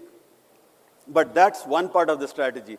The second part of our overall Cisco, which is what we call as a purpose, is to build an inclusive future for all. And in that context, we look at purpose, which is what we call as a purposeful innovation. In this area, we look at predominantly these 5 areas: sustainability, data sovereignty, AI security, and building an overall ecosystem.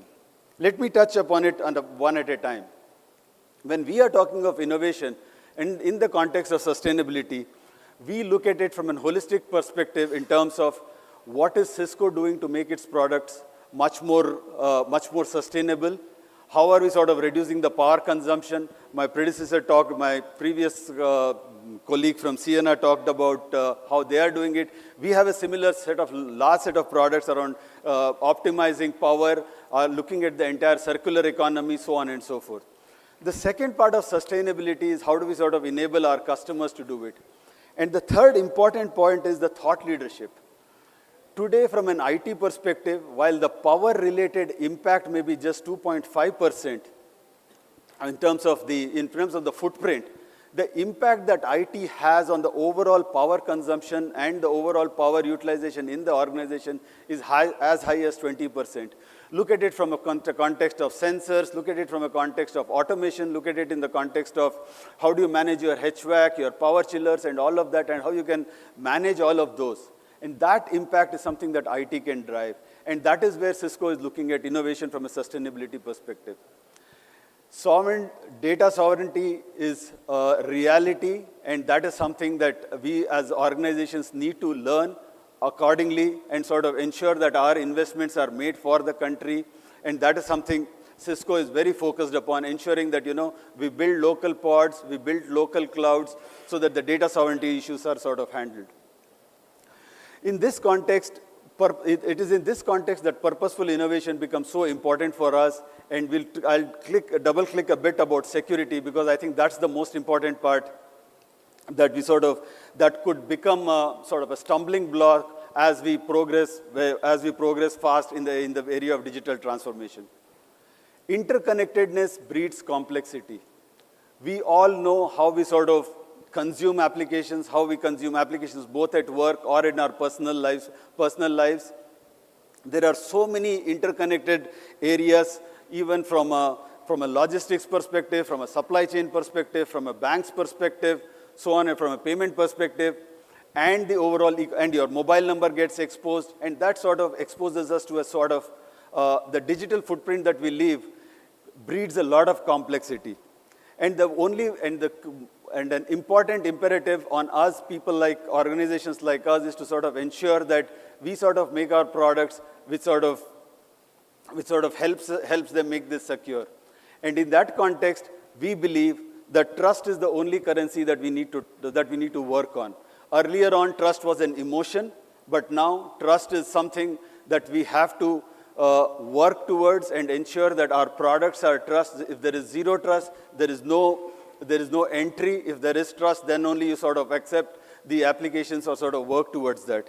In that context, trust is a very, very important currency if we have to sort of progress faster towards making India a far more digital organization. Cisco is committed to a secure digital India, and as far as security is concerned, Cisco is doubling down on all its investments. Recently, globally, Cisco made an announcement to acquire Splunk, which is the leader in the area of security incident and event management. Similarly, there have been a lot of investments and innovation in the area of firewall management, in the area of all our silicon chips, so on and so forth, so that our customers have the best and the brightest in terms of innovation. From an infrastructure perspective, again, from an India standpoint, we have announced earlier in the year a couple of clouds, local clouds in India, so that we can handle the data sovereignty issue. And as and when we sort of keep expanding on that to sort of ensure that we have the infrastructure for the country available in the country to support our clients from a security perspective. Last but not the least is the point around talent. One of my earlier speakers spoke about it. For us to be able to sort of successfully become a digital economy, availability of talent and training of talent is a very important prerequisite. Cisco has committed to train 500,000 practitioners in the area of cybersecurity over the next 3 years, and that's our commitment to ensure that we have a secure digital India. So Cisco's commitments comes in all the 3 areas, in terms of innovation, in terms of infrastructure to support the local country, and in terms of talent. The next important part is around AI, right? We've all been hearing about AI over the last 12 to 18 months, and Cisco is sort of looking at it slightly differently from the overall AI perspective around how does it help solve the customer problems.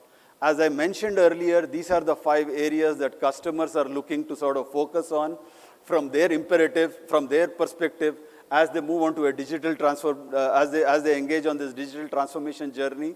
And in that, Cisco is looking at primarily from an AI perspective, what is the value creation that we will be able to do. So it could be in the area of transforming infrastructure, where we are looking at assisted network operations, predictive internet. It could be in the area of powering hybrid work, where we have summarization, transcription, action items. So all of those areas which are coming in. And from a security perspective, it could be automatically, on an artificial intelligence basis, writing firewall policies, conducting real-time analysis on vulnerabilities. In fact, we do have a couple of demonstrations here. I would urge you to go and take a look at our partner booth in terms of how we are sort of enabling AI primarily from a security perspective. So I think these are 2 areas which are very important for us, security, and as we sort of from an innovation perspective look at AI in terms of how do we sort of enable a digital transformation. But the million-dollar question is, what does all of this mean for India? As one of my earlier speakers here, Savi, I think spoke about the scale for India and then build for the rest of the world. I think we have been living that for the last 10 years and we will continue to do that. The telecom customers in India have helped us build, innovate products for scale in India, and that has been now taken to the globe, be it with Reliance Jio or with Airtel, where we have sort of innovated with them to build to scale in India. And that is what all our investments have also been helping us with. Efficiency is another key criteria. As the networks are becoming more complex, the threat vectors increasing dramatically, the number of devices, the number of users increasing dramatically, efficiency is key. And Cisco, through our software products, in terms of like the full stack observability and the business risk observability, we are building in efficiency so that, as the complexity increases, the cost of managing it does not increase. And that is something we all know India can ill afford. So from an efficiency perspective, security, I talked about it in great detail. I think there is a lot of investments that we are making specifically in India to grow this market, and we clearly see this, with the security market becoming very big. It's a very, very critical area for us from an investment standpoint. Last but not the least is the ecosystem. We have firmly believed in the fact that, we can't solve this problem alone, and we have always relied on an ecosystem of partners, system integrators, academia, and the government stakeholders that we sort of work with to create the solutions that are required. All the feedback that we have been getting in from all the stakeholders is what we have implemented from the ecosystem. And it was in this context that, Cisco announced manufacturing in India earlier this year. And that is something, again, we'll sort of ensure that will help foster innovation. And that's a global hub that's being created, not just for India, but for the world as well. So in closing, what I would like to say is that Cisco is committed to help bringing India's vision to life. As I said, our purpose is to build an inclusive future for all, and that's what we are focused on, building an inclusive, sustainable, and a secure future for the country and ensure that, we do become a 1 trillion digital economy in the near future. Thank you very much.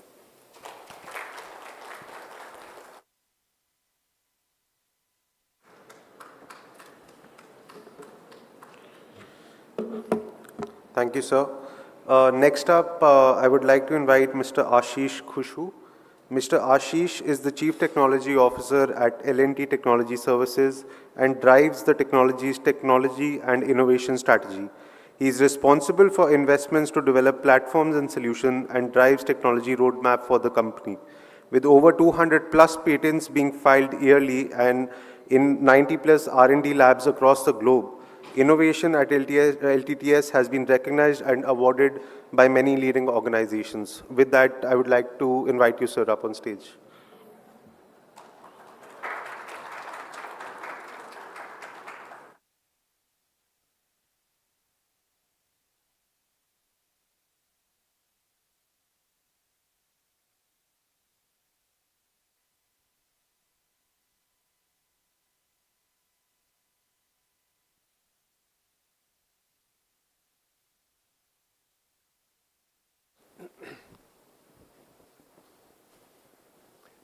Thank you very much. Good afternoon to everyone. I'm sure you've gone through many presentations and it's really a lot to take another one in. I have about 12 minutes, and what I wanted to do with this 10 minutes is just to talk on the topic of innovation, tracing change, and the challenges of innovation. And this session comes really out of the experience that we've had in this area for the last few years. So I have 3 sections. I'm not going to talk anything much about our company's business here.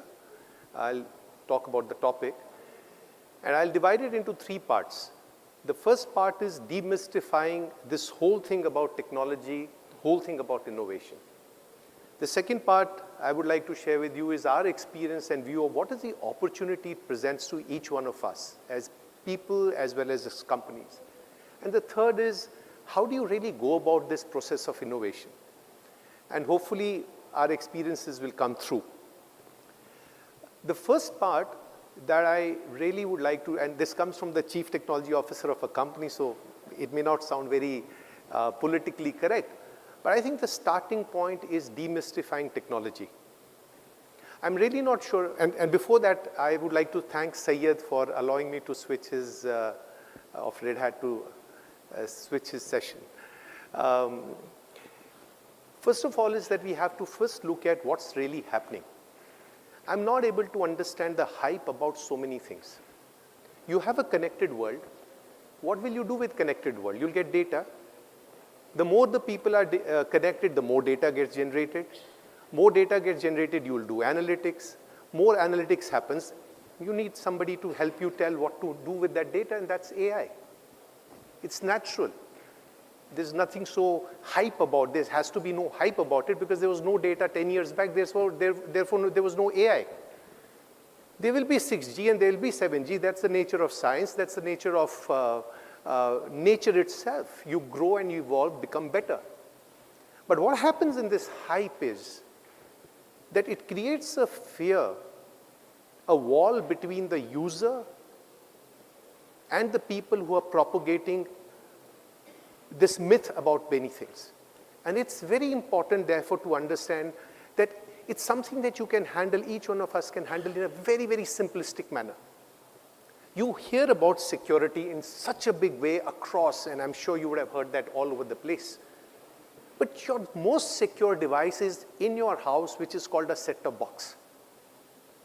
It's just that we have not paid attention to some of these technologies which are around us. If you look at an ATM, it came into India in 95, 96. It's been around in the globe much before. Is it not an IoT device? Is it not connected through a network to a data center?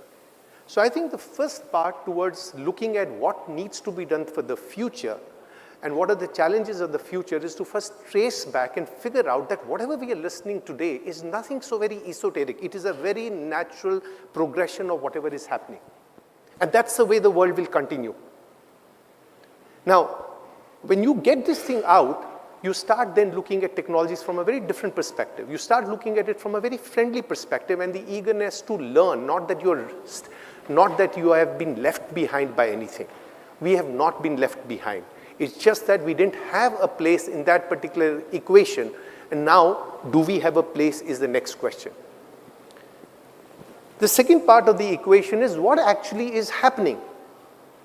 What actually is happening in the last 4 to 5 years is across the globe, people are learning how to use new technologies at the same time. It's never ever happened before. So which means that 5 years back, before 5 years, 10 years back, 15 years back, you had people in Silicon Valley, you had people in China, Korea, Japan, who were working on technologies, and we were largely consumers. But that's the nature of economy, right? I mean, we were a poor country. We are still at $3,000 per capita, whereas US is at $60,000 per capita. That's the nature of economy. You consume because this is very, very expensive. Innovation is an expensive proposition. It does not come cheap. But in the last 4 or 5 years, what is happening with this progression of technology is that both companies who are producers countries, institutions, individuals are learning about these technologies at the same time.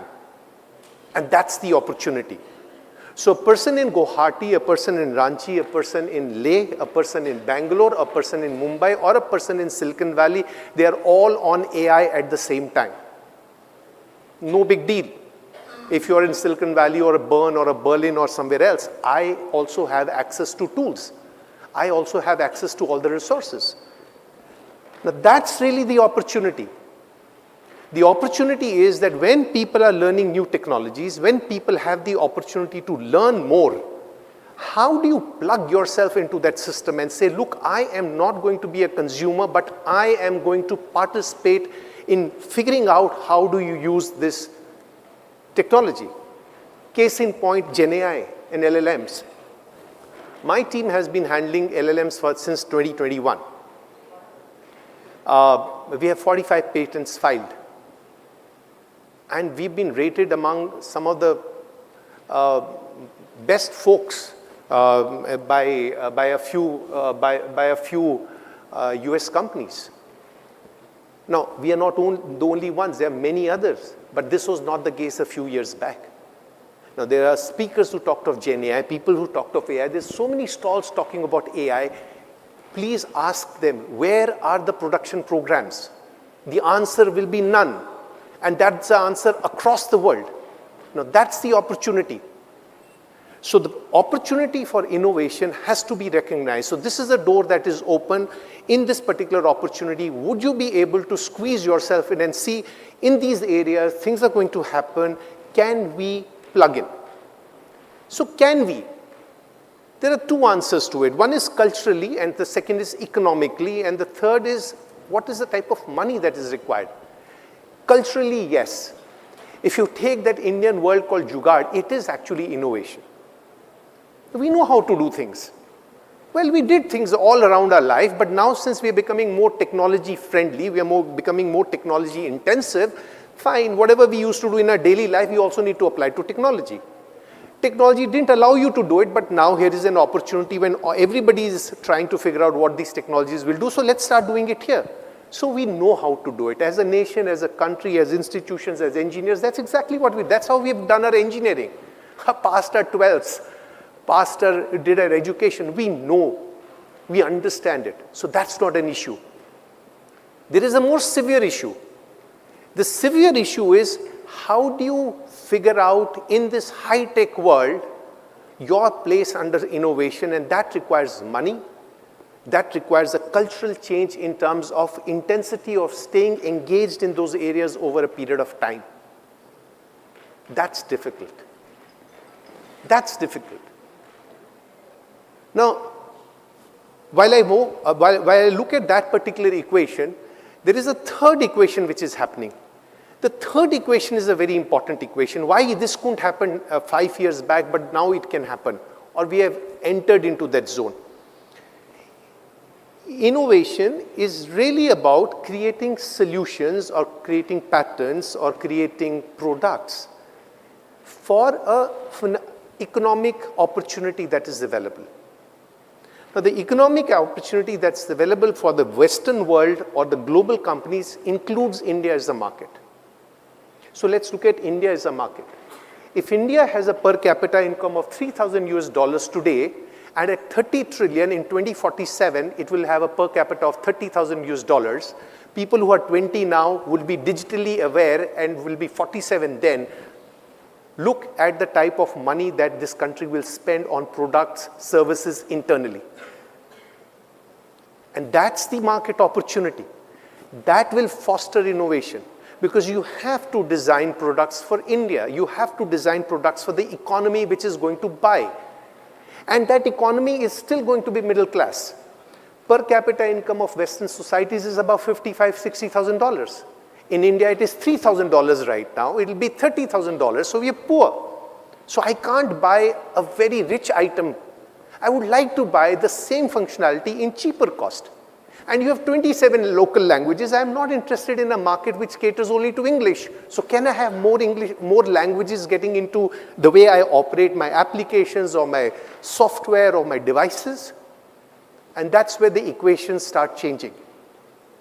So here you have a market which promises to now explode, which would mean that you have to build products and solutions and services for this particular market. Then you have an opportunity in the new tech area where everybody is learning about some of these things for the first time. One example was AI. The other example is languages. If you would have seen Siri or you would have seen Alexa, they came with English. But if you have to cater to the Indian market, you can't do only English. So now you see so many of the keyboards already having English, other languages options available. So here is a market which is growing, which has to get localized, and therefore I need startups or I need big companies, et cetera, to invest, monetize, and build it. So there's an opportunity which is coming up. And by nature, we know what innovation and jugaad is, so we'll manage. I don't think. So the two key points are never ever get fascinated or hyped up or scared by anything that you read in a paper. That's an opinion. Technology has a very natural progression in itself. I did computer science 33 years back, and I did AI then, and I'm relevant today. That's the way the world is. It takes a long time for these technologies to mature and come back. So it is a natural progression. Never get carried away with whatever you read or get, you shouldn't have fear of missing out syndrome driving your strategy. Therefore, when you now look at what you should do, is do something very simple is what we took for ourselves. We said we are not going to run on a treadmill. You run 5 kilometers on a treadmill, but physical distance is not covered. It's virtual distance. Now, the physical distance means that you have to run on a track or a road to cover physical distance. And that's exactly the principle that you have to apply. What would I like to do in 3 years or 5 years from now? And how do you remain engaged and committed to that process? It requires a commitment of many types. A, it has to be a very serious affair driven by the topmost people in the organization.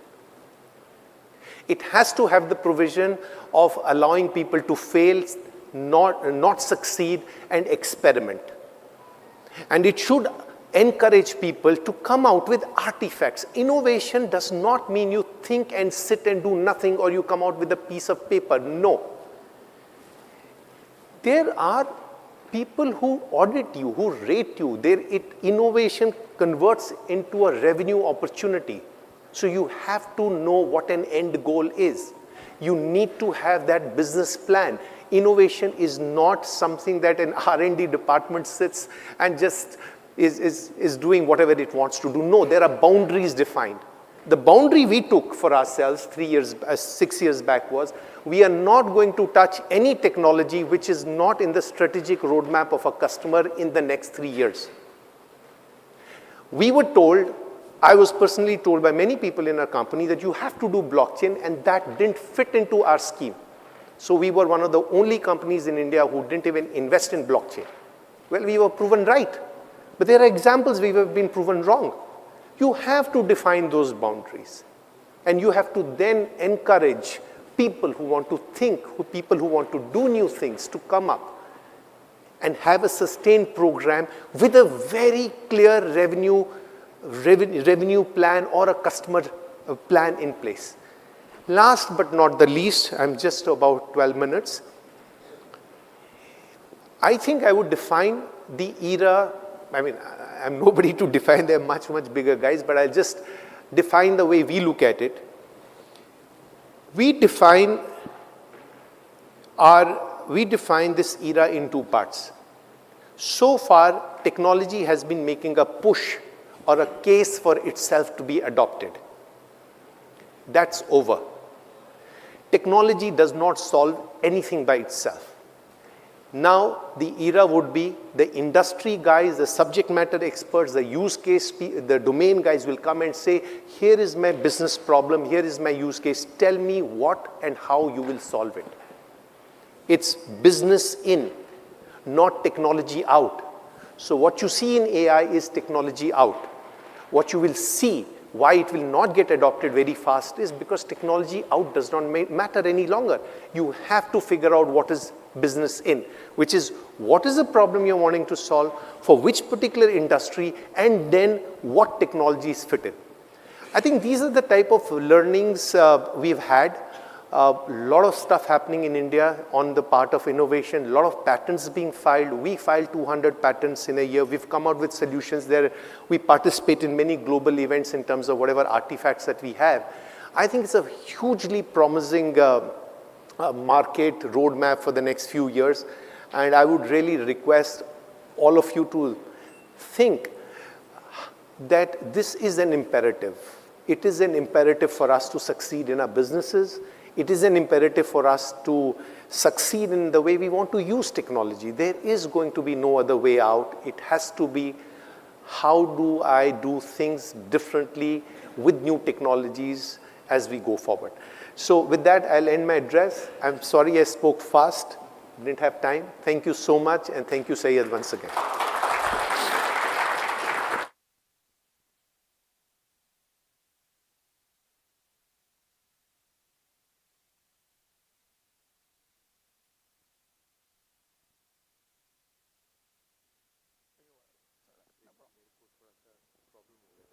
No problem. It's all right. No, I have it. Thank you, sir. I would like to now invite Mr. Azhar Saeed, Global CTO for Telecom at Red Hat. Mr. Azhar is an experienced leader in the field of cloud, mobility, virtualization, and networking. He has a proven track record of building high-performance teams, driving business, technical strategy, managing product development and delivery, and participating in open source communities. He has expertise in various technologies such as cloud native, Kubernetes, NFV, SDN, amongst many others. He is also skilled in P&L management, people management, and leadership development. I would like to now invite you, sir. Thank you. Thank you very much. Good afternoon. Everybody awake? I know you're hungry. We are running behind, unfortunately, because of what I call as a domino effect. I am going to shift gears a little bit and talk a little differently in the context of championing change, which is the theme of this particular track. And in that, we talked about tracing the path to innovation. First of all, we need to understand what drives change. Why do we need to change? What drives change? There are many, many factors that drive change. First of all, it's, one of the things is necessity. I do agree with the previous speaker a little bit, but I disagree with him on a couple of other points. Innovation can come from anywhere. It doesn't need to come from a research lab. It can come from any human being when they find a need, when they find, I'm sure you've heard the term, necessity is the mother of invention. So necessity or need will drive a change. Market forces will drive a change. The supply and demand theory will drive a change. The competition will drive a change. Those are all different types of market forces that'll drive a change. Governmental policy can drive a change, because anytime a government takes up an initiative and instantiates policy for people, that will drive a change, because that'll create an ecosystem. It'll create, new processes. It will create probably new budgets, new money in that area.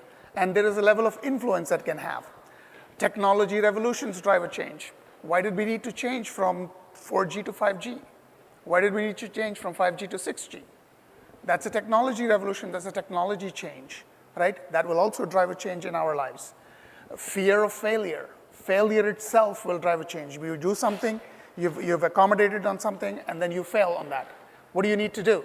Well, when you have to change yourselves, because you can't repeat the same mistake, right? And last but not least, innovation will drive the change. Anytime you come up with something new, whether it is incremental or radical, that will drive a change in terms of what you want, what you do, how do you achieve that, and what we see. Let's take quickly some examples of that. Everybody just came out of the pandemic. How much did it change? Did it change your life? It changed mine. I never go to the office anymore. Literally, I don't. I started working from home during the pandemic, and I don't go to the office anymore. I go from my home to the airport to travel and meet other people, but I don't go to the office anymore. So it did drive a change. It drove a different behavior in terms of my consumption of internet, my consumption of bandwidth, my interaction with people, my conversations with people. I became more focused. I became more to the point. I don't want to sit on in front of a video screen all day long. There's no water cooler talk anymore, right? So it changed my behavior completely. So that's a good example of that. Recently, you've seen, some of the initiatives that in India, the government has taken as part of Digital India with respect to the policy element. That drove a huge change. I mean, I was actually pleasantly surprised to hear yesterday about a conversation I was having with my colleagues here from Red Hat about the DigiLocker capability you have. It is something that's amazing, in my opinion, because I don't have to carry documents. Otherwise, I'm carrying my passport, literally. I'm carrying my, overseas citizen of India card in a separate pocket. Then I'm carrying my US driver's license in a separate pocket. So I'm carrying like 3 different documents everywhere, and I don't feel safe, to be fair. You have something here that the government instituted as a matter of policy, as part of the Digital India paradigm, and that's something innovative. That's something new, right? That's a very, very good example of it. Technology revolution, we briefly spoke about it. Now, increasingly, AI is being adopted, and AI is actually driving some change. We will see more of it, and we are literally in that, the Gartner hype curve. AI is still on that innovation quadrant or innovation bucket in there. It now almost getting to the peak of inflated expectations bucket, and then you will see it'll go down and probably pick that back up again. Innovation driving change, best example of that, smartphone.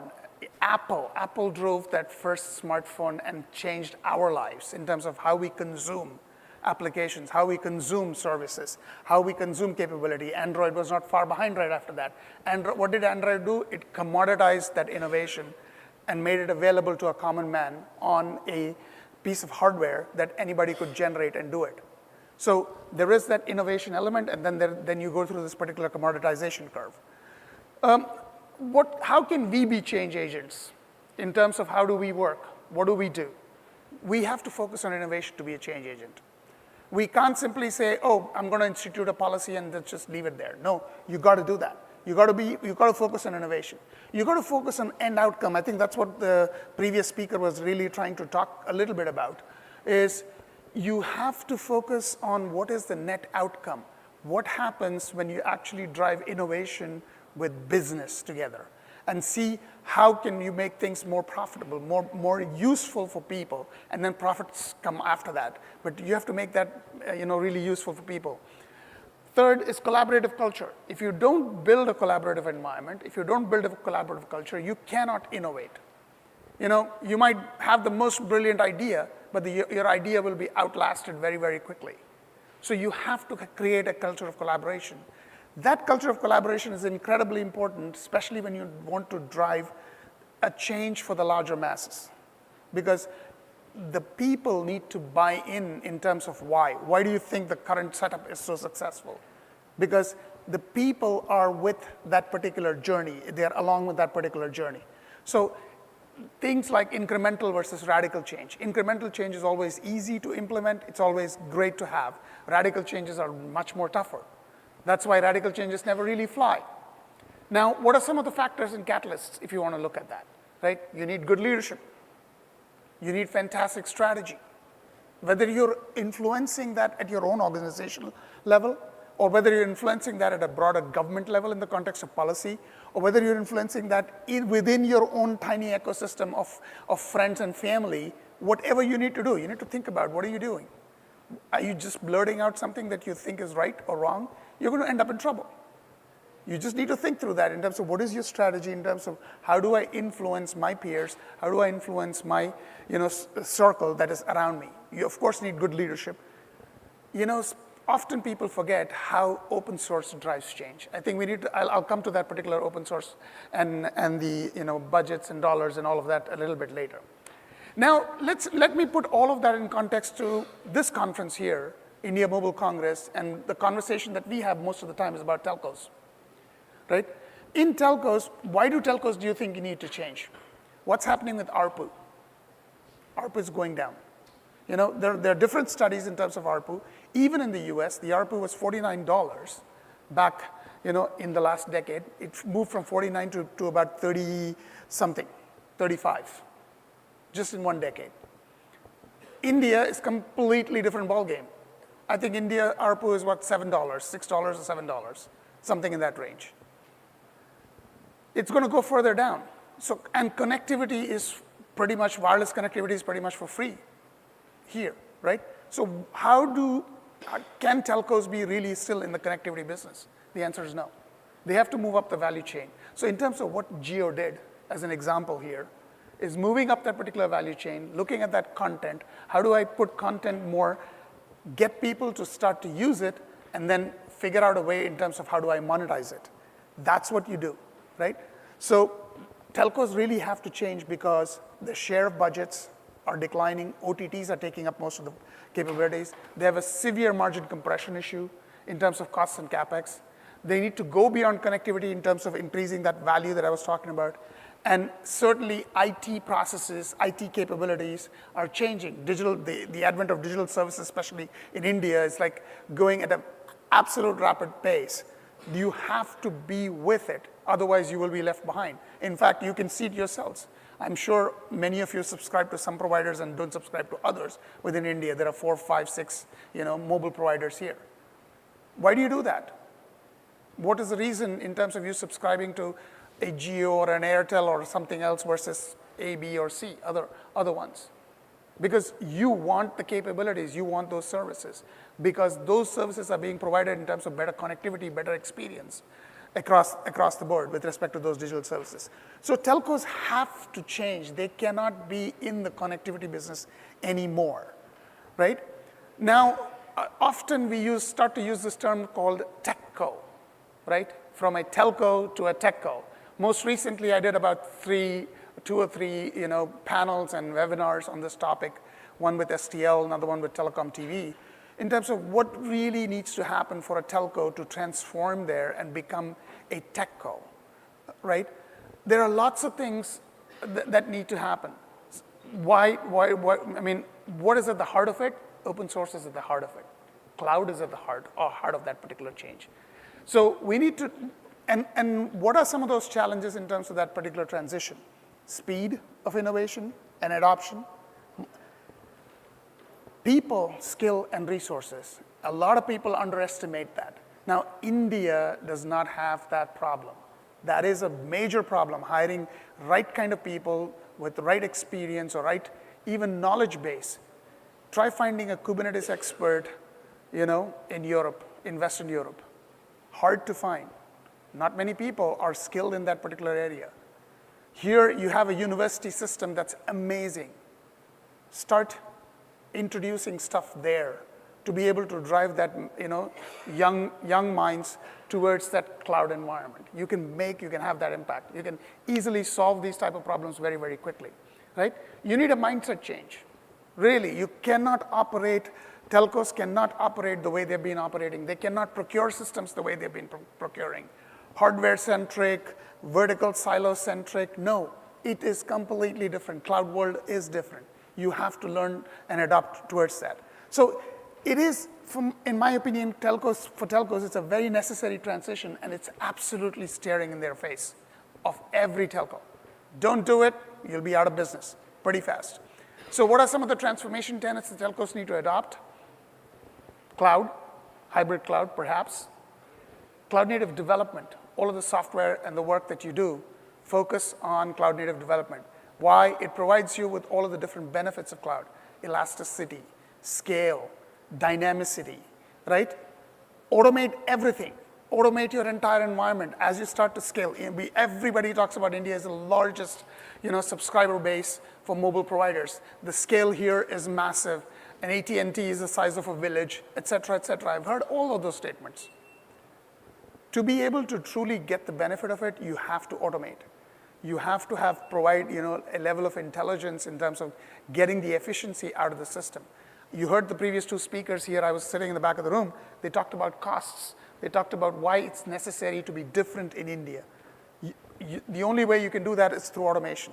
So you have to change not only your people, but you also have to change the processes to be able to align with that. So telcos, can build this particular journey.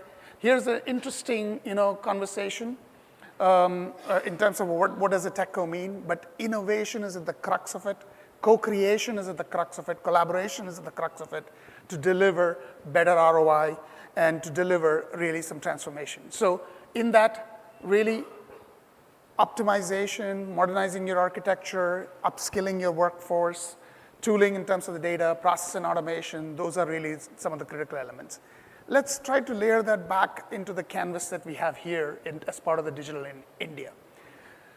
You know, it's very rich. Look at the amount of work that has happened in the last, decade or so. Amazing, right? Some of the work that we have done, Red Hat has done with local partners, it's absolutely, from a scale perspective, is mind-boggling. 1.3 billion users of Aadhaar, right? UPI, right? I mentioned DigiLocker before. So IDX. So these are some good examples of how when there's leadership, when there is innovation, when there is a policy, how it can drive change and make it easy and convenient for common masses. So you need to actually adopt that particular principle, develop that, and work on it. So in a quick summary, transitions are hard, and nowhere will you accept that transitions are going to be easy. Even personally in your own life, transitions are not easy. But you got to do it. And adopting open source, adopting cloud models, adopting newer technologies can make that life a little bit easier and better for all of you. Collaborating, knowledge sharing, that's the whole context of open source. How does open source work? You collaborate upstream. Where does it come from? From anybody that's out there, right? So that can drive the speed of innovation that's much, much faster. So innovation then that can build into agility in terms of how you build, how do you deliver, how do you focus towards your own customer, providing you better costs overall in terms of management and better efficiency overall, and then applying some of the newer technologies to do that. And when you actually get that collaboration process going, you also make it interesting for people who work in your organizations. You can attract more talent that way. If people always want to work on cutting-edge stuff, people always want to contribute meaningfully to whatever they're doing, right? So that's the way in terms of promoting change and driving that path to innovation. I hope this was useful. Thank you very much. I appreciate your time.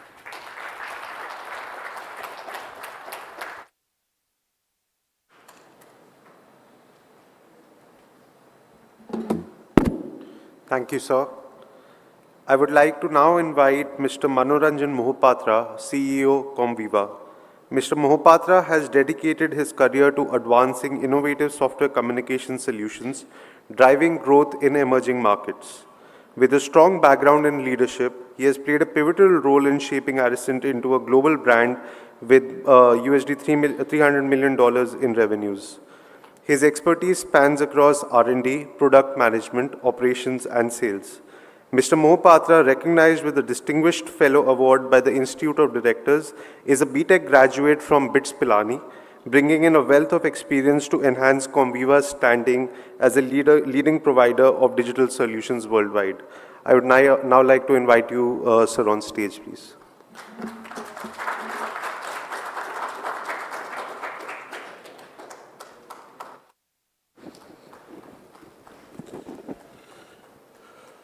Am I the one who is holding you from lunch?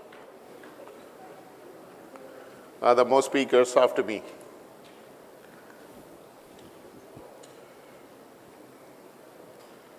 When I was asked to speak and given the topic that we are supposed to talk about driving change and tracing the path of innovation, some of it I'm going to share my personal experience. I've lived them. I have done many sessions with many customers to come and ask them, how do they see my own personal journey? And I think a lot of it is related to innovation. We are fortunately, unfortunately, in a business domain where we become redundant every 3 to 5 years. So innovation is absolutely mandatory. If you look at the profile of the organization every 5 years, it is very different. So what we stand for is, and I'm deliberately not talking about the products and the services because the forum is not me to sell my organization. This is about key learnings on driving change and innovation. And this is a mobility congress, so I will talk in mobile services context. The biggest learning is, and I'll give an anecdote. On the 6th of March, 2020, I came back from Mexico after a business trip. I was supposed to go to office the next day because it is a long journey and tiring and wanted a little bit of rest.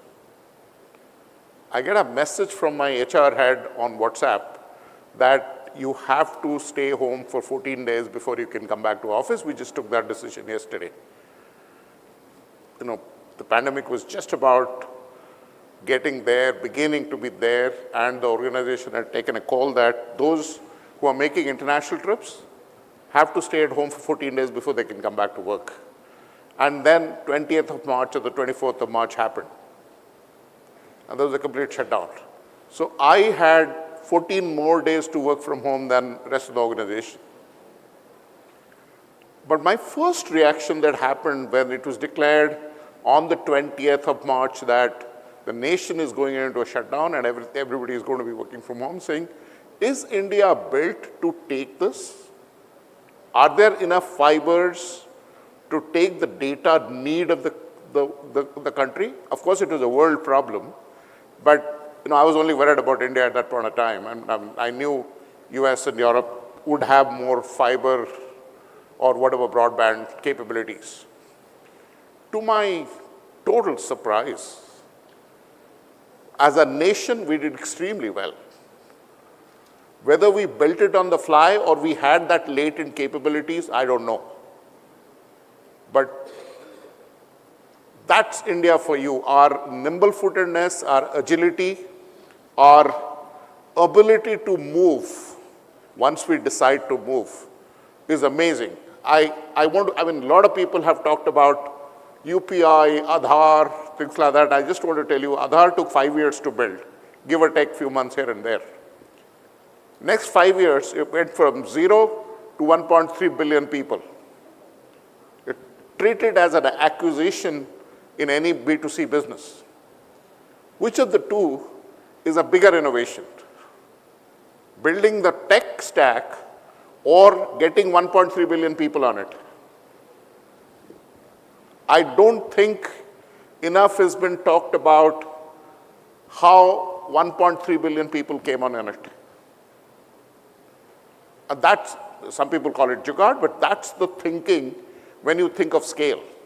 When you're solving a problem for 20, 30, 100 million people, your approach is very different. When you have to solve that problem for 1 billion people, it's extremely different. Now, what are the essentials of managing change from an innovation point of view? Out of all the factors that my predecessors and speakers have spoken about, all of them are true. All of them are valid. There's no single factor that really makes a difference. But there's one thing that I think is, I don't remember who touched on it a little bit, is ability to take risk. To me, innovation is directly proportional to risk appetite, ability to take risk. Those organizations who have understood, recognized, encouraged risk, encouraged fail fast, have succeeded in their innovation, succeeded in repivoting the organizations. It is extremely low risk for us to copy something which is successful. It is supremely high risk for us to build something which is never done before. What are telcos facing today and what forward path I see from my vantage point in a limited way? Telcos are struggling because of the time between the Gs, 3G to 4G, 4G to 5G, 5G to 6G is shrinking. The investments are growing manifold. Returns are not there. If you look at revenue or EBITDA of telcos, it's in the decline. For the same revenue, they have to serve many more customers or many more gigabytes. how do they do innovations if they are not healthy? There is not enough cushion to do R&D and invest in innovations. Other part is that the BAU business, which is voice and data, can't give you any more. I mean, if you have to have a MOU, a minutes of usage of 500 minutes, you can't suddenly take it to 2,000 minutes. What will you do? Who else will you talk to? From a data usage point of view, of course, data consumption has grown substantially, but the price per gig of data is dropped even at a faster pace than consumption of data. So the overall data revenue has not grown substantially. What really personally excites me in the B2B2X, business to anything. How does telecom, it's always been the bedrock of innovation, bedrock of economy. One of the speakers before me said, network is net worth. And I so truly agree with that. That it is telecom industry that fuels growth. And it is essential that the telecom industry stays healthy and prospers. There is a huge amount of advancement of technology, and the need and the demand that has grown has created a situation where the telecom service providers or the mobile operators have become enablers or partners to enterprises in they serving their end customers, and that's where the B2B2X comes, in they serving their end customers. I'll give a small example. Africa, is very well known for mobile money. Conviva, my organization, is a dominant player in that space, and we have more than 150 million wallets that we empower. But that's not what I'm here for. Just to tell you that most telecom operators who are heavily into mobile money in addition to doing telecom services, if you go back and see their valuation today, the mobile money service gives them half the valuation, acquiring customers, providing voice and data services gives them 50% of the valuation today. So the return on shareholder value is incrementally going on, the telcos being an enabler to the enterprises and focusing on B2B2X, as opposed to focusing on pushing more data and trying to increase minutes of usage. It's not going to happen. It's not happened in the last 4 or 5 years. It's not going to happen. I mean, data says it all. Now, what has enabled this B2B2X? 5G clearly is high bandwidth, low latency, edge compute is one set of capabilities that came in with 5G or coming in with 5G as we speak. Then you have IoT. Now devices can be managed remotely, accessed remotely, meant to do things remotely. Hyperscalers or cloud has created a major opportunity for finding compute at much lower cost. Then you have another important piece is, as opposed to 5G and connect, edge compute, IoT, is this AI. And one of the speakers said that the more the devices, more the users, more data gets generated, more difficult it is to make decisions. Because if you're thrown with multiple options and tons of data, you don't know what to do. So hence you need AI. All these combinations gives opportunity for, telcos serving the needs of, let's say, education industry, healthcare industry, pharma industry, ports. You take any. The combined revenue of B2B2X, I'm not talking about the enterprise revenue. The healthcare revenue of a hospital is not counted in this. In 2022 was about 470 billion. And the CAGR It is growing at 11% year on year. Telco industries will dream of any such growth in, no matter what they do, unless they really focus on this. And of course, they're focusing. So there is no complaint about the B2B2X story that I'm talking about. The future will be in taking 5G further to the 6G. The future will be in taking IoT to different applications. We know there are some security applications, some drone applications beginning to happen, but none of us knew 5 years back that UPI will be such a success or Aadhaar will be such a success. So when you have a bouquet of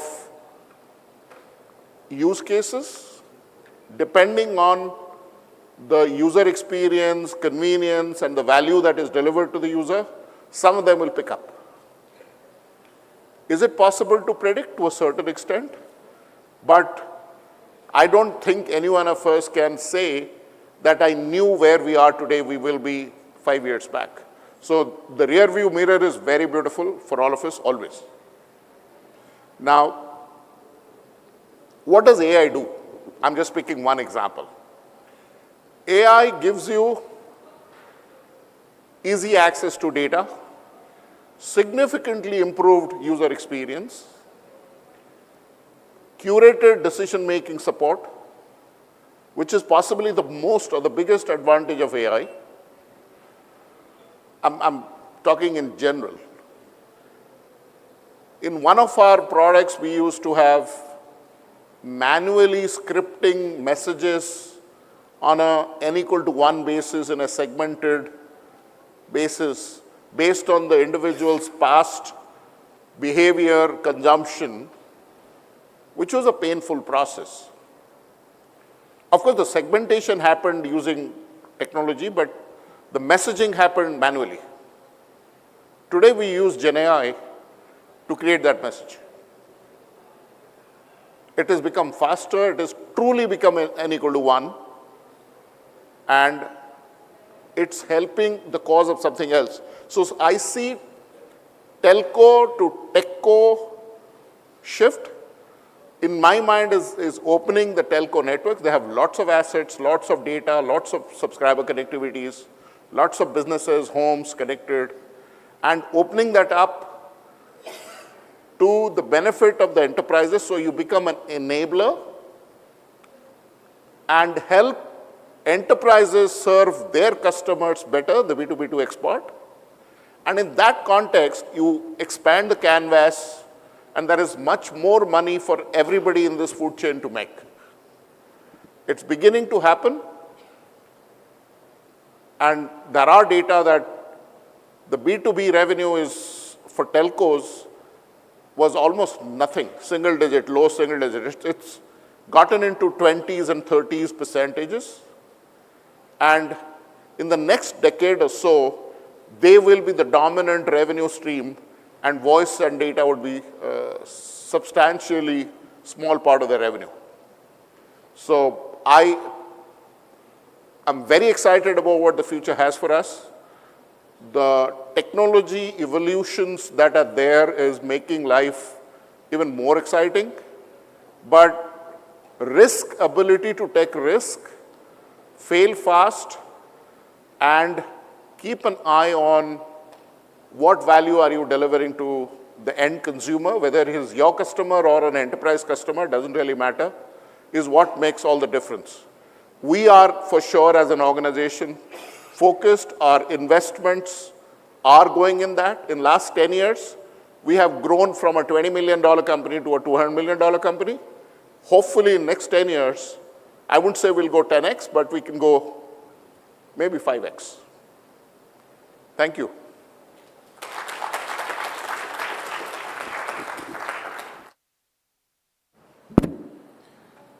Thank you, sir, and thank you, everyone. With that, we conclude our session for today. Thank you so much.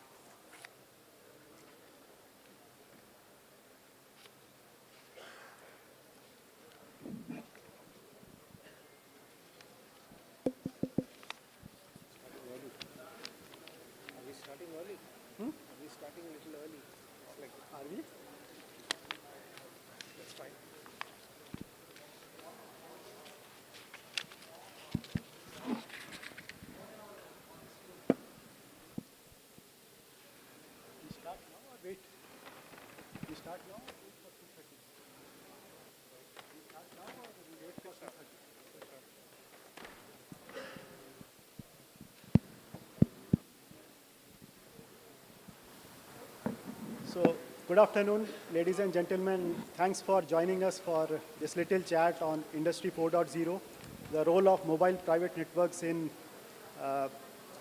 Industry 4.0, and our experiences in enabling and implementing some of the Greenfield and Brownfield factories that we have implemented. So I'm pleased to be with Shankar, who is the CIO of Sundaram Clayton. Sundaram Clayton has been a pioneer in some of these Industry 4.0 transformation initiatives, and we at LTTS are glad to work with him and his team on implementing those visions. So let's get started by hearing from Shankar in terms of what were the objectives of this journey that they embarked on, and what were the end objectives, and how they went about determining the role of a private 5G network in this journey. Thank you, Rakesh. Great to be here. So, good afternoon, everybody.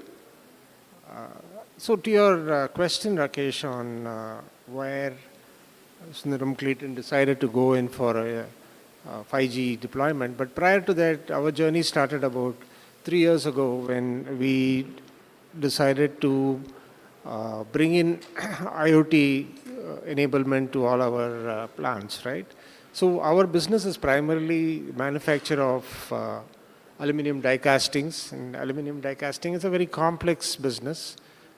We work with very harsh temperatures, very high temperatures, and under very tough conditions. It's an extremely complex process. To get an optimal data out of our manufacturing, we needed to pull performance of the machines into a common platform to analyze how well our manufacturing flow was happening, what is the efficiency we were doing, how we were consuming energy, and how we were handling aluminum, the efficiencies. A lot of those operating parameters which couldn't otherwise be gathered manually, we had to get to it to streamline our operations. That's when the IoT journey started, and we connected all our, started connecting all our machines in the different plants, and started pulling the data. So that was the beginning of the IoT journey about 3 years ago. And there was a brief disruption because of COVID when everything came to a grinding halt. But nevertheless, whatever was connected did help in those days. As we progressed on this, we realized that we were going to be expanding, creating new facilities in India and abroad. And we decided that we needed to have a better and more efficient infrastructure to get to our customers. Our customers are top-notch brands across the globe. And, to meet their standards, our standards also had to be much higher than their own. So when we looked at all these parameters, what was needed was a very resilient infrastructure, a very low latency infrastructure, because some of the operating parameters needed to be secured in a very rapid fashion. It is very difficult to connect our high temperature furnaces with sensors and pull cables through that, because the cables simply will not stay forever, right? That is ambient condition into which we were working. So when we evaluated various parameters, and including Wi-Fi solution, there was a lot of other issues that came about, and that is where we looked at the 5G options. So before I go into the 5G option, one of the considerations was who could provide that. And if you recollect, last year around this time is when the government of India also announced the opening up of the 5G capabilities across the country, and your company L&T had done some groundwork, experimental work. So we felt that with your engineering credentials and your legacy, we could approach you, and that is the history of where we were. Over to you, Rakesh. You can talk a little bit about L&T at this point of time, and then I'll come back to how Sundaram Clayton has taken advantage of it in our journey. Yes. So he's right in the sense that LTTS was a natural partner for them in this journey. Now, most of us know that LTTS has this engineering DNA inherited from L&T. We do a lot of work in engineering R&D with manufacturing, with rail, with aerospace, with process industry, and a lot of other verticals.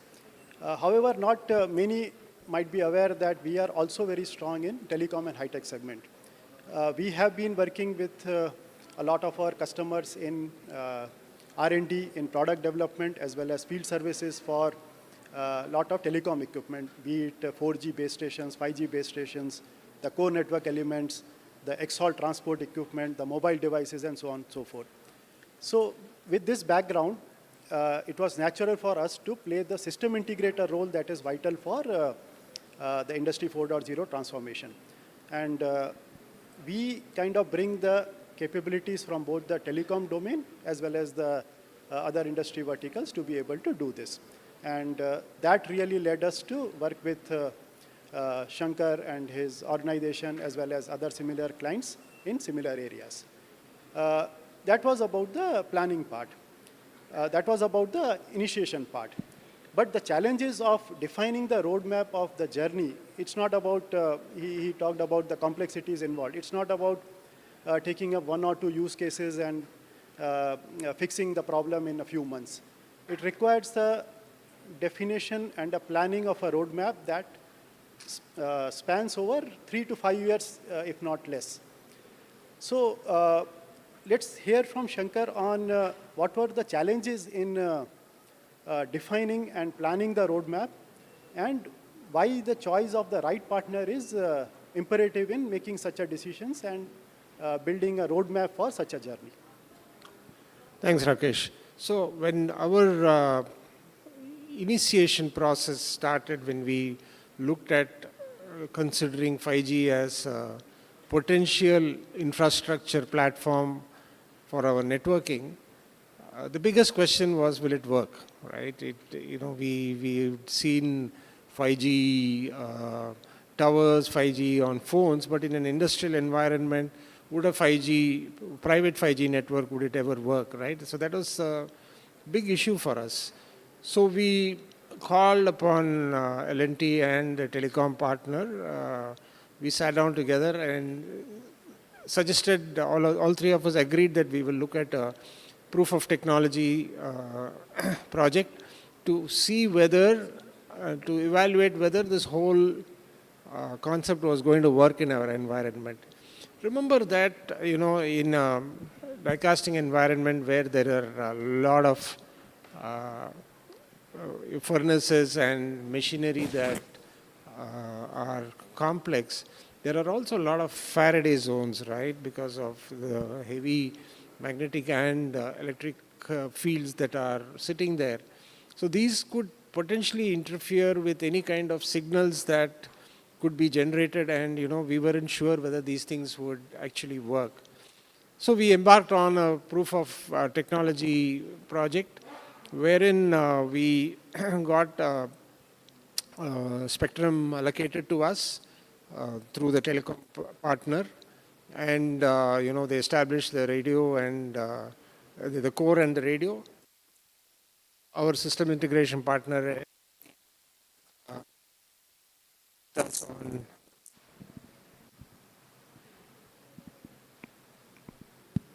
started working with, excuse me.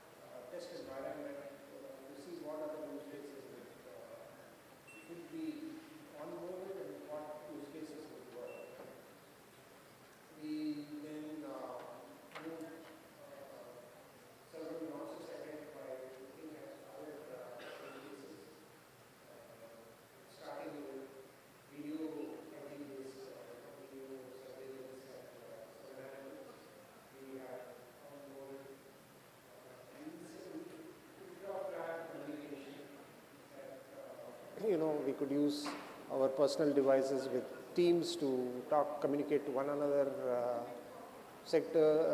employees and operating chain.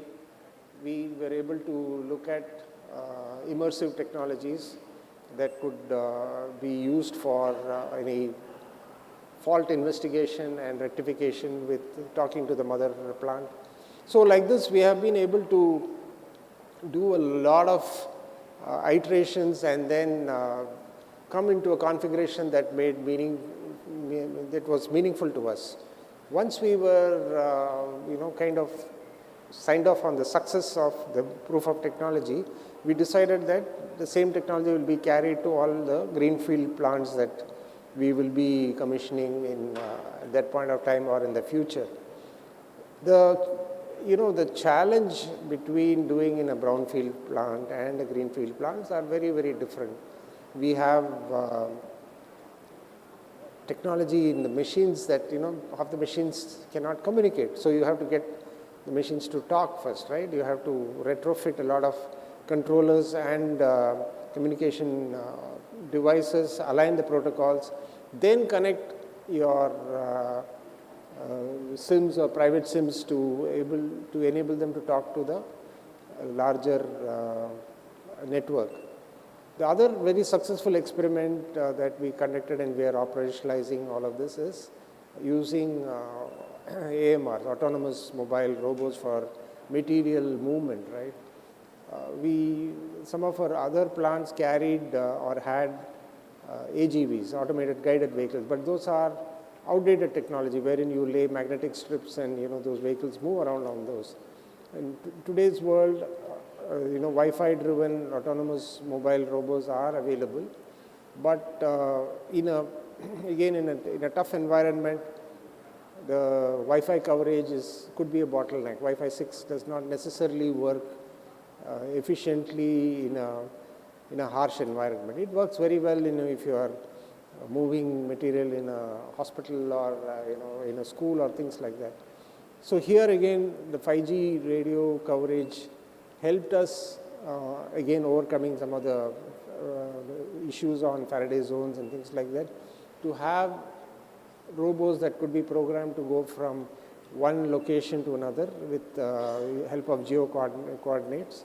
And these are 1-ton pallets that keep getting moved, and we have been able to establish that connectivity also. So there has been a lot of, in terms of challenges, we identify the use case, work with the SI to, how to overcome those challenges that are thrown. Not every device that we could be onboarded could be easily read in terms of the connectivity and protocol. So there was a lot of iteration that went in terms of how you segment it and so on and so forth. The other challenge that is typically seen but not completely appreciated is around security.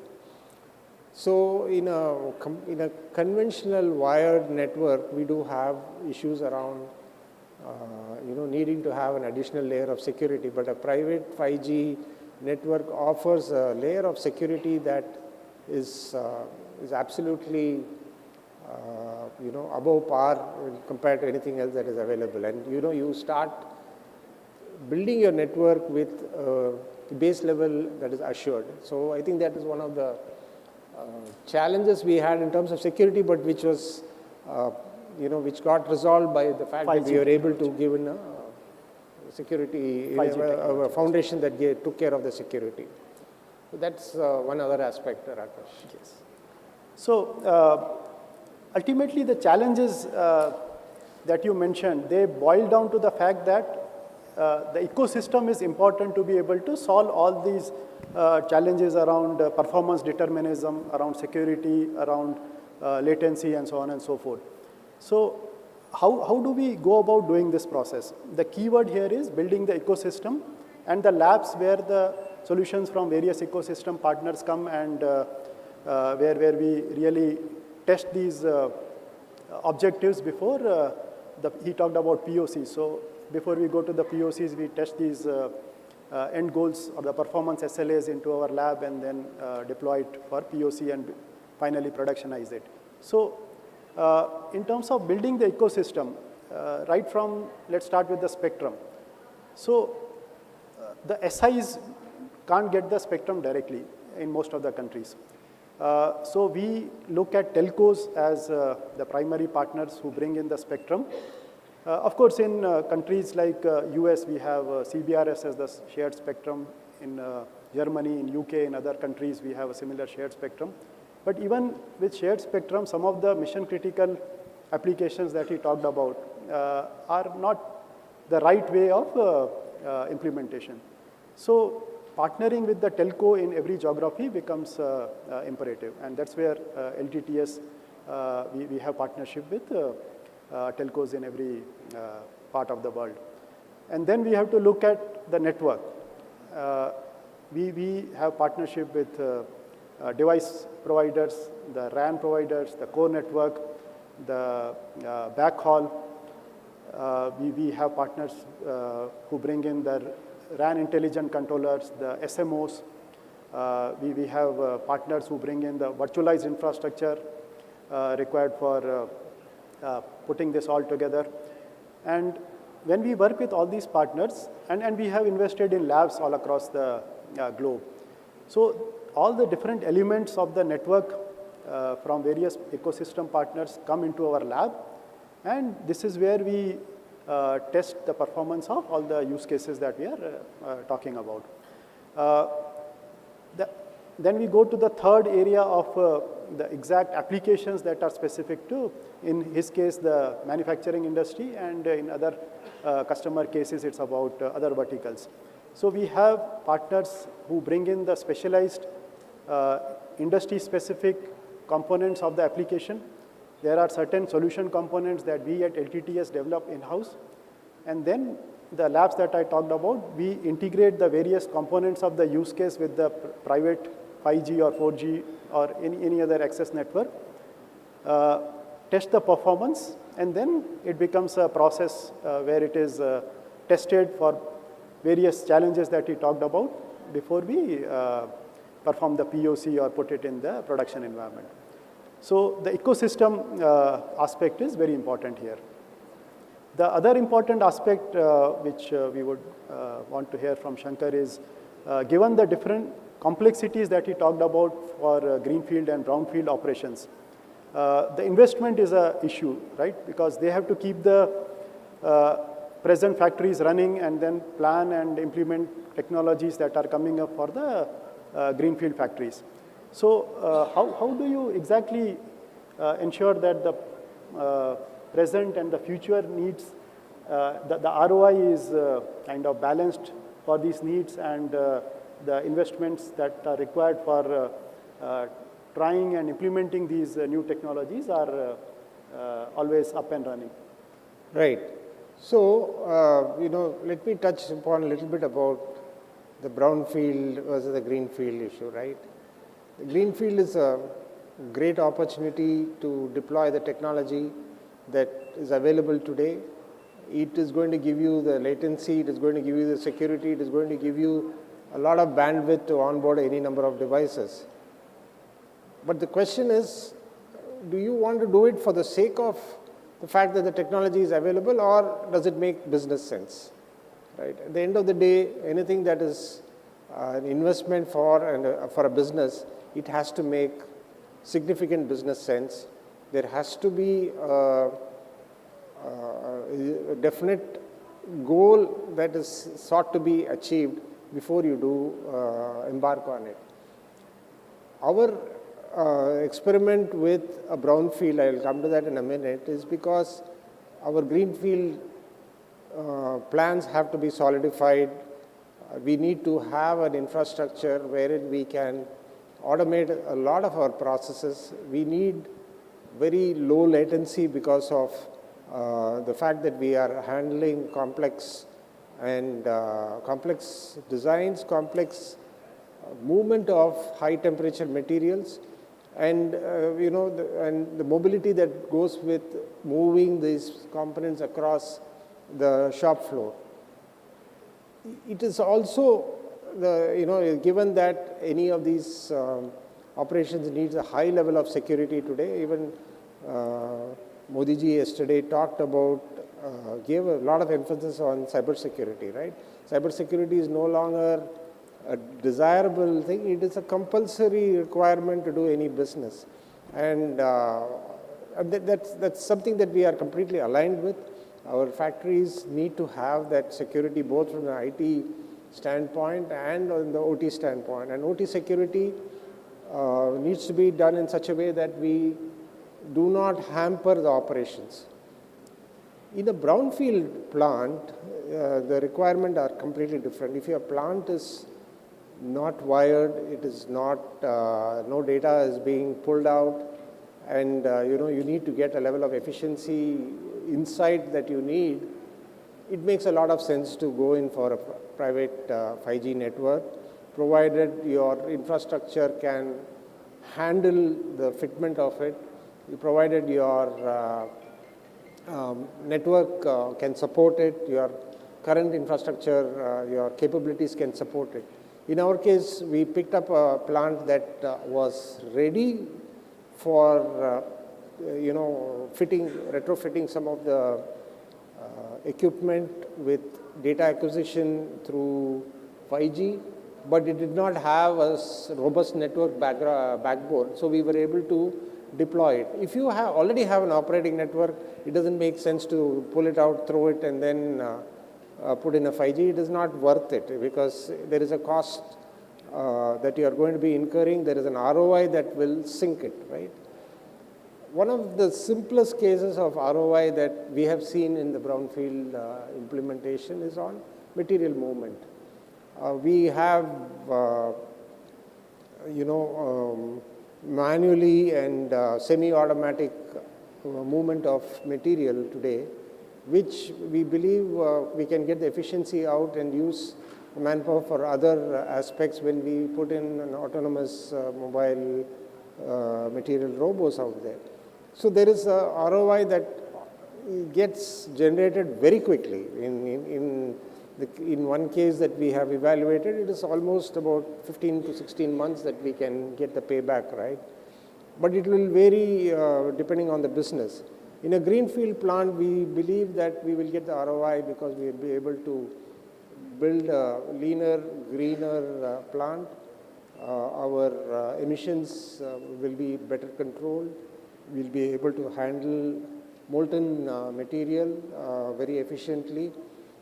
We are very confident that some of the use cases that we are going to be having in terms of scrapyard management and quality inspection use cases, all this will yield a significant amount of benefit to the company that will in turn give a payback from the overall investment perspective. Obviously, the investments will be lower, the ROI will be lower if the investments are to be made on and board over and above what you already have. But if you are starting in a greenfield, I think it is a perfect solution to have. So the ROI will vary business to business for sure, and each business has to make a call on whether they want it or not. But my view is that in the future, a 5G platform is going to be a must for most manufacturing businesses, especially in the engineering, to gather the data in a short time frame and then give the insights to the operating management to make quick decisions on what they want. That's my view, Rakesh. Sure. Thanks. So, adding on to some of the points that you mentioned about the challenges involved in the use cases that you mentioned, from the SI's perspective, the way we approach this is we kind of deploy what is best of breed today to cover as many use cases that are required by our customer, and architect the solution in such a way that the use cases that are not covered today due to technology limitations could be easily added on as part of the implementation as per the roadmap. Let me give some examples. Now, one of our customers, they came up with 19 use cases. and they said, we want this to be implemented over a 5-year roadmap. Now, so we said for the 9 use cases out of 19, Wi-Fi is a good technology to be used for a private network. It solves the requirement. And then for the remaining ones, except 2, where the latency requirements were too stringent, let's start with a 4G private network. However, work with such a partner who can provide a very easy upgrade path to 5G as we move towards the 3rd year, and hence to be able to accommodate the last 2 use cases that are required for the customer. However, there is one challenge here. When we think about the management system that is required for the IT team of the customer, they would prefer a single management system irrespective of the technologies involved. So this is where we as a system integrator, we say, let's start with a management system that covers the technologies from the brownfield perspective, but architect in such a way that the upcoming technology elements are also easily incorporated and integrated into the management system. This is one example. When we talk about the edge versus cloud deployment architectures, and that is something that will come for them in the subsequent months, some of the applications require deployment on the edge node, especially the low latency use cases. And some that are primarily monitoring and analytics do not require that kind of real-time processing, so they can run in the cloud. Now, if it is going to be a greenfield deployment, we can make these technology choices upfront and the architecture can take care of that. But if it is an existing system, then we need to work with whatever is existing without disrupting it, plan for the new requirements. And this architecture requires a kind of automated and intelligent system that determines how the placement of the network and application workloads are to be handled between the edge systems as well as the cloud systems. This is where we kind of test these architectures and placements and performance activities in our lab. And that is one example of taking care of both the present and the future requirements. Energy efficiency is one important requirement for them and for everybody else. We are working with our semiconductor partners. So there are 2 interventions or 2 areas of interventions as far as the network energy consumption is concerned. One is the radio part, where we talk about RUs. The other is the virtualized infrastructure, meaning the servers on which all the virtualized workloads are running. So how do we really reduce the energy consumption in these 2 areas is by working closely with our semiconductor partners who provide the RF SOCs, for example, for the radio unit, who provide the CPUs, for example, for the server elements, and integrate those. I mean, these solutions really work at the very low power states of the CPUs and the RF SoCs.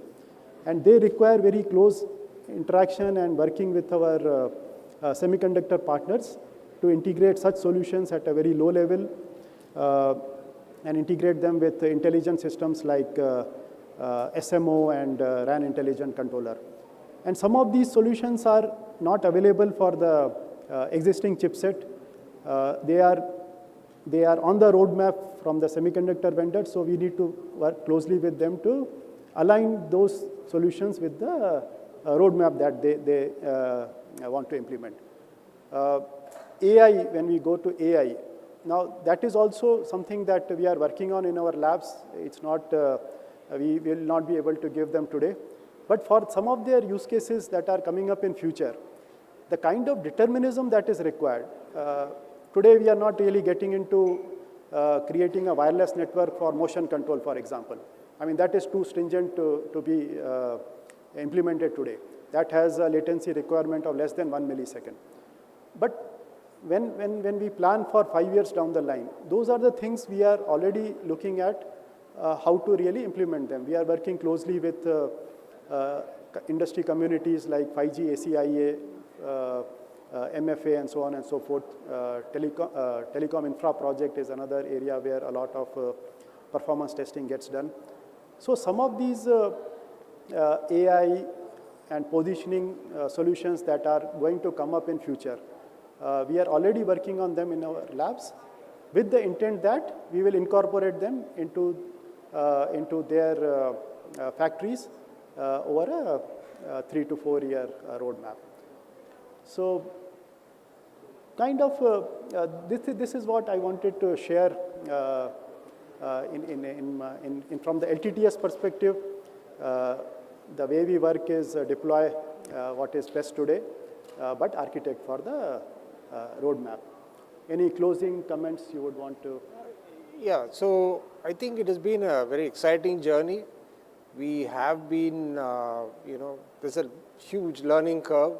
Your business should have the appetite to have the foresight to both absorb the learning curve and also see the end benefits as you embark on this journey. But this is a journey that is going to be inevitable for Indian industry in the years to come. So the earlier you embark on it, it will be great. But before we conclude, would you like to ask the audience if there are any questions? Do we have some time for the questions? Okay. If there are questions, we'll be happy to take them.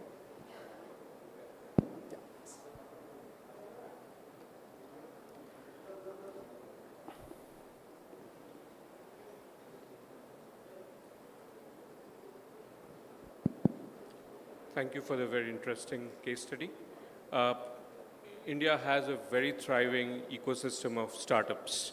So in this particular project, do you see any scope for startups to contribute in any specific area that you see? What would be your guidance to startups and younger companies to contribute in? Because obviously there are pieces which they cannot, and there may be pieces which they could.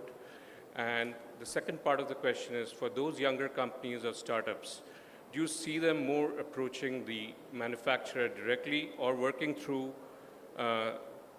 likes of LTTS instead of going directly to the manufacturer? Thank you. Sure. So we are working very closely with the startups to answer the first point. In fact, the setup that we have put up in our booth here, that has the 5G core from a startup called A5G Networks. The RAN is from a startup called Lekha Wireless. So the entire network is from startups. When we go to the use cases, we have partners like Peer Robotics who provide material handling robots. They are a startup. And it's a huge list. We work with a lot of, even for AR, VR, we have partnerships with startups. So the answer to your first part of the question is yes, we do work with startups, and they really bring in a lot of technologies that are needed for the market. And for the second point, maybe we will hear from Shankar his view. But typically what we have observed is the customer wants to have a single point of contact as far as the overall ownership of the deliverable is concerned. So sometimes the telco plays that role in our experience. And in some cases, it's the enterprise or a system integrator like LTTS who plays that role. Your view? Yeah, so, startup ecosystem, I have my views on that. It's a great opportunity, okay, and especially in the build of the use cases. But it is also the time and the relevance to the business that is also going to be very critical. And when an industrial organization wants to absorb some of these use cases, especially from startups, it has to come through a validated channel, right? And that's where companies like LTTS would play a significant role. So my suggestion is startups work within an ambit of a system integrator to do that validation before it can be taken to a business. A business will not have the time to experiment as much with startup solutions as an SI would have. So that's a view that I carry. Okay, maybe not necessarily what you want to hear, but it is what it is, right? The risk versus reward ratio is very different. I don't know where I answered your question. Okay. Okay. Any other questions? Then I think we are good to go. Thank you very much for Thank you. having us here. Thank you.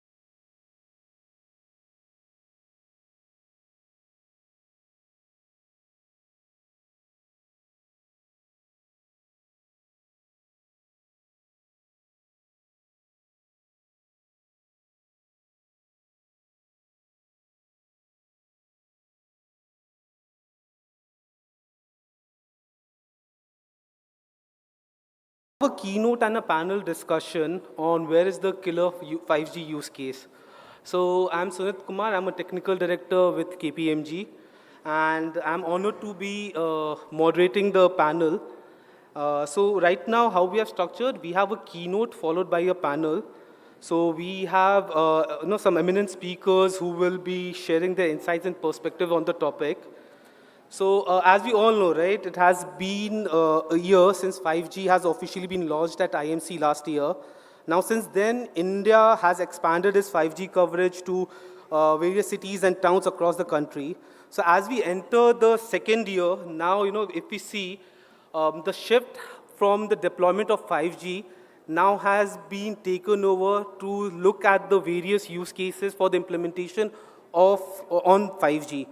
So the government and industry are now collaborating to explore the potential of 5G and the various sectors such as agriculture and other healthcare sectors, manufacturing sectors. We have seen multiple use cases that has evolved over the last year, but yet we are yet to see some of the killer use cases that will transform the industry, not just the telecom, but the cross sectors and other industries as well. Now on this, the future of 5G, as we see, it's bright in India and promising. We'll be starting with the keynote. So please join me in welcoming our keynote speaker, Dr. Niang Thia Soing, he's the head of Network Solutions, Strategic Network Evolution, Market, Southeast Asia, Oceania, and India at Ericsson. So welcome, Dr. Thia Soing. So Dr. Thia Soing has more than 19 years of experience in radio access technology, working in both operator and vendor environment. He is currently the regional head of network operations, strategic network evaluation, and Ericsson Market Southeast Asia. He specializes in the spectrum and network evolution strategy. His main scope of work is mainly dealing with analyzing operators' networks, such as the best network evolution approach in achieving best network performance. Over to you, Dr. Thia. Right. Good afternoon, everyone. My name is Thia Soing. I'm based in Kuala Lumpur, Malaysia. Right. Good to be here. So maybe we put up the slides. Yep. So I will talk a little bit on 5G use cases. Right. If we look at the development on 5G till today, right, since the first network, which is launched in 2019, right, it has been 4 years, right? And of course, 4 years, now we see more than 200 networks actually launched with 5G, right? And if you look at the first network which is launched with 5G today, which is Korea, actually 80% of the traffic in the network is actually carried through 5G, right? So 5G has been developed so fast, and the uptake is so fast, and it's actually faster than the 4G that actually having the same evolution by 2 years, right? So if we look at the 5G adoption today, right, by end of this year, Ericsson actually forecasts it will have 1.5 billion 5G subscribers by the end of this year. And it's more than 20% of the world mobile subscription today, right? And in India, they start to pick up. And by 2028, we expect 700 million 5G subscription will be in 2028, right? Of course, come back to the 5G as a platform for innovation. It provides much better availability, reliability, right? It's suitable for critical communication. So all this will bring new capability to enable new use cases, right? But of course, the most successful use cases, to be frank, up to today, it is still based on enhanced mobile broadband, right? It comes to more mobile cloud gaming, right? And of course, others. But then the second most successful use cases today, it has to come down to fixed wireless access, right? Ericsson, we ourselves track the number of fixed wireless access network launched globally, right? Up to today, we actually see close to 50% of all 5G networks that actually launch 5G also launch with fixed wireless access. Compared to 4G, you can't really talk about quality of service, right? You can't talk about 100 megabit per second you deliver to your home. We can't talk about that. But with 5G, with larger chunk of spectrum, with a more capacity in the network, then of course the business case for 5G for fixed wireless access It actually makes sense compared to 4G, right? And also operators start to charge a higher premium compared to the 4G fixed wireless access because now it delivers a higher speed and it's also comparable with fixed broadband today. That's why around the world or even in India, you see the price actually launched on fixed wireless access and it's more or less same as the fixed broadband, right? And of course, it gives an advantage of fast time to market, right? If you look at the US, right, the 4 years they have launched, and in 2021, the net addition on the broadband is still very much based on wired line. And when it comes to last year, the net addition to the fixed broadband has shifted heavily to fixed wireless access, and it has continued for the past 1.5 years. More than 90% of net add on the fixed broadband is actually based on fixed wireless access, right? So that's why we are saying that besides the EMBB, the next or the second most successful use case is actually fixed wireless access. On top of it, you have the connectivity. Operators start to upsell on more on content. For example, the Netflix, the OTT, all this application is on top of it to try to monetize. Maybe I go to this slide first, right? Then the second, after the fixed wireless access, we actually see operators start to do a lot of slicing, right? Everyone is talking about slicing, but where is actually the real use cases? The one use cases that I see very successful, and actually it come up with multiple operators, is actually on live broadcast and leveraging the uplink, right? For example, US, this is T-Mobile, right? In a cliff diving activity, right? I mean, cliff diving, that means it's cliff and it's near the sea, right? In order to really capture the good angle, they actually fly a drone, connect to a 5G, cameras, then actually they follow the divers coming down, right? But in the event, there is so many people, right? Of course, you need a very consistent uplink to send the good quality video back to the broadcast center to broadcast to the whole world. Then you need a slicing to guarantee some uplink performance, right? To have this video in really good quality. Not only in US on the cliff diving, but also in UK, the King coronation, right? This Vodafone UK is actually doing slicing for the cameras, so you don't deploy the whole team to set up the satellite connection for the broadcast. Just with 5G, with slicing, a few cameras, make sure you guarantee 15 to 20 megabits per second, and it goes. Same for Marathon, Firestone in Taiwan. I mean, you can't set up the satellite everywhere because Marathon for 42 km, right? This is the best use case to go, right? Then, of course, come back to the network slicing. Singapore, last year, they actually do something more with slicing, right? What they do is in the F1 event, right? F1 event, they deploy multiple cameras, right? And in the event, you sit on the F1 event, you just sit and wait for the car to come, boom. Then you wait for another few minutes before the car come again, right? So what they do is put a multiple cameras, and if you subscribe to this package, you actually see multiple corners using your apps. But during the event, there are so many people, and you are more or less guarantee your performance when you're actually watching using your phone, right? So slicing has been successful, not only on downlink, also uplink. The next one coming, which is the slicing for enterprise and also for consumer as well. We call it the URSP, right? The application now, it is smart enough to differentiate. If you do a gaming, they give you a different quality of service. Thanks to the OS of the phone, which is Android 12 and 13, and also Apple now, iOS 17, they support this type of functionality called the URSP, that you are able to differentiate. When you click on the application, they know, this is actually a latency related, then they give you a better latency throughout the network, right? Of course, the next big thing, of course, is come back to the network API, right?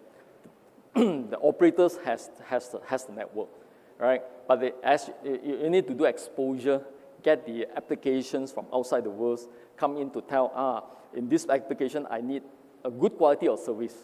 Then the API will translate into the network configuration and make sure the network actually deliver the quality of service. Actually give opportunity for the operators to monetize on the northbound interface. The next big thing that we foresee is will come out to the glasses, right? Today we see VR. People has been talking about VR, but nothing much happened, right? But then we see a few vendors start to come out with a really good VR glasses, like Apple. They just come out with the Vision Pro. The first step is to do a see-through, right? It's a mix of VR together with AR, right? That means now it's not only seeing something which is within the content itself, but it actually can see the AR, which is a mixed reality. When you see on the street, the signboard will start to pop out, some information to get to that point, right? But this, with the bulky type of devices, it will not fly, right? So the evolution has to come out to the optimization on the glasses to a small form factor, like the normal glasses, and the technology has to be evolved so that most of the processing pass back to the network, do the post-processing on the VR, and send back those information back to your AR glasses, right? This we'll see, it will come out in a big time, in a few years. Then when people are actually comfortable with it, then we are talking about the all-day XR, right? Some industry or some analysts actually believe that the uptake of AR will be much bigger than the smartphone, right? But however, how to make the AR glasses in such a small form, right? 3GPP actually start with 3G in the release 17. They say that now today, the biggest challenge on the device is the cost, right? Is the cost, right? 5G with the smartphone today is meant for high speed, for low latency, and of course the chipset will be expensive, right? So industry say that rather than have 100 megahertz of spectrum to get a 1 gigabit per second, I don't need that much. Why not I just stream it down to 20 megahertz?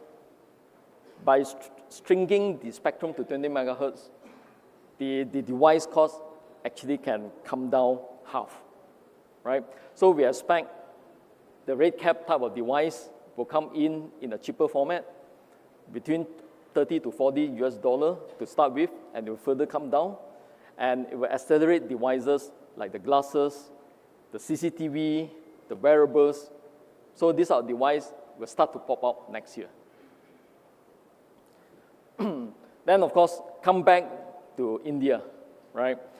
Actually, Ericsson actually do the consumer lab study. We give questionnaires to the users, right? If you have a 5G network, what do you actually want to see and willing to pay? Of course, and a better speed and also fixed wireless access, these two are the common one. But we also see that, yeah, they want something on the 3D or AR book, digital library, immersive replay. If I have a stadium, I have a car, a game, I want to replay it in a high quality. 3D hologram messaging, enhanced event experience in the stadium. I want enhanced experience. And of course, the mobile gaming, right? From left to right, the willingness to pay actually goes up, right? This is actually from the Indian consumer, right? So the consumer actually willing to pay between 10 up to a 17% premium with this out of new use cases, right? So with this, I hope I share something useful, and I pass it back to you. Thank you very much. All your insights on the new possibilities with the network slicing, the FWA offering, and over some of the 5G, along with some other examples that you have mentioned for the use cases of 5G, especially in the live broadcast, cloud gaming, 3D AR book. That was really insightful. Thank you for the session. Hope it was enlightful for the audience as well. So now we'll move to the panel. So in this panel discussion, yeah, you can get the chairs. You get the chairs. Okay, sure. So now we'll move to the panel discussion.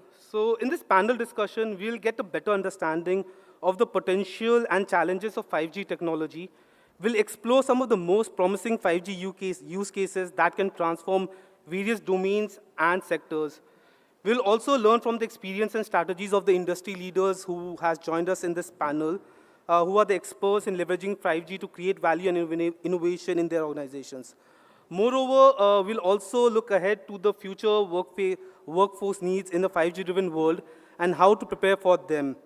We hope that this session will inspire you to think creatively about the opportunities of 5G and how to harness its powers for positive impact. Now, I'll request the panelists to come on the dais. So to begin, please allow me to introduce the panelists. We have with us Mr. Shantanu Mukherjee. He's the head of growth segments and Reliance Jio. Shantanu, please. In his current role, Shantanu is focused on 5G consumer business and special projects. In his previous stints, Shantanu has held domestic and international leadership roles in business operations management, consumer products and services, and big data analytics. Our second speaker for the panel is Shilpa Malya Singhai. She's a managing director in the CMT industry at Accenture Strategy. As a distinguished professional, she has an extensive background within the communications and media sector. She has consistently campaigned cutting-edge solutions, including 5G, cloud and edge, and telco and techco transformation initiatives. Her experience spans over advising major players in the telecom and platform domains. Further with us, we have Mr. Akshay Agarwal. He's the Senior Director of Engineering, Wireless System Research and Development at MediaTek. He's the global leader with more than 2 decades of technical and business leadership experience in the US, Taiwan, and India. He has played varied roles across engineering and research, marketing and business development, and organizational management. Not last but the least, our fourth speaker for the day is David O'Brien. He's the Senior Business Development Manager at Druid Software, which is the leading provider of core software for private enterprise network.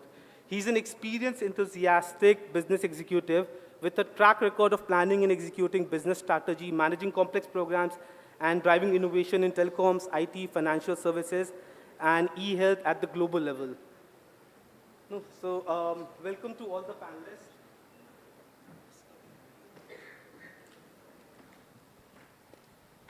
So, I welcome to all the panelists. So, why don't we start with, Akshay, you. So, being from Jio, right? How you have seen the 5G technology evolved over the past year, and what are some of the key trends, that has emerged in its implementation? Please, if you can, provide some insights and lights for the audience on this aspect. Hi.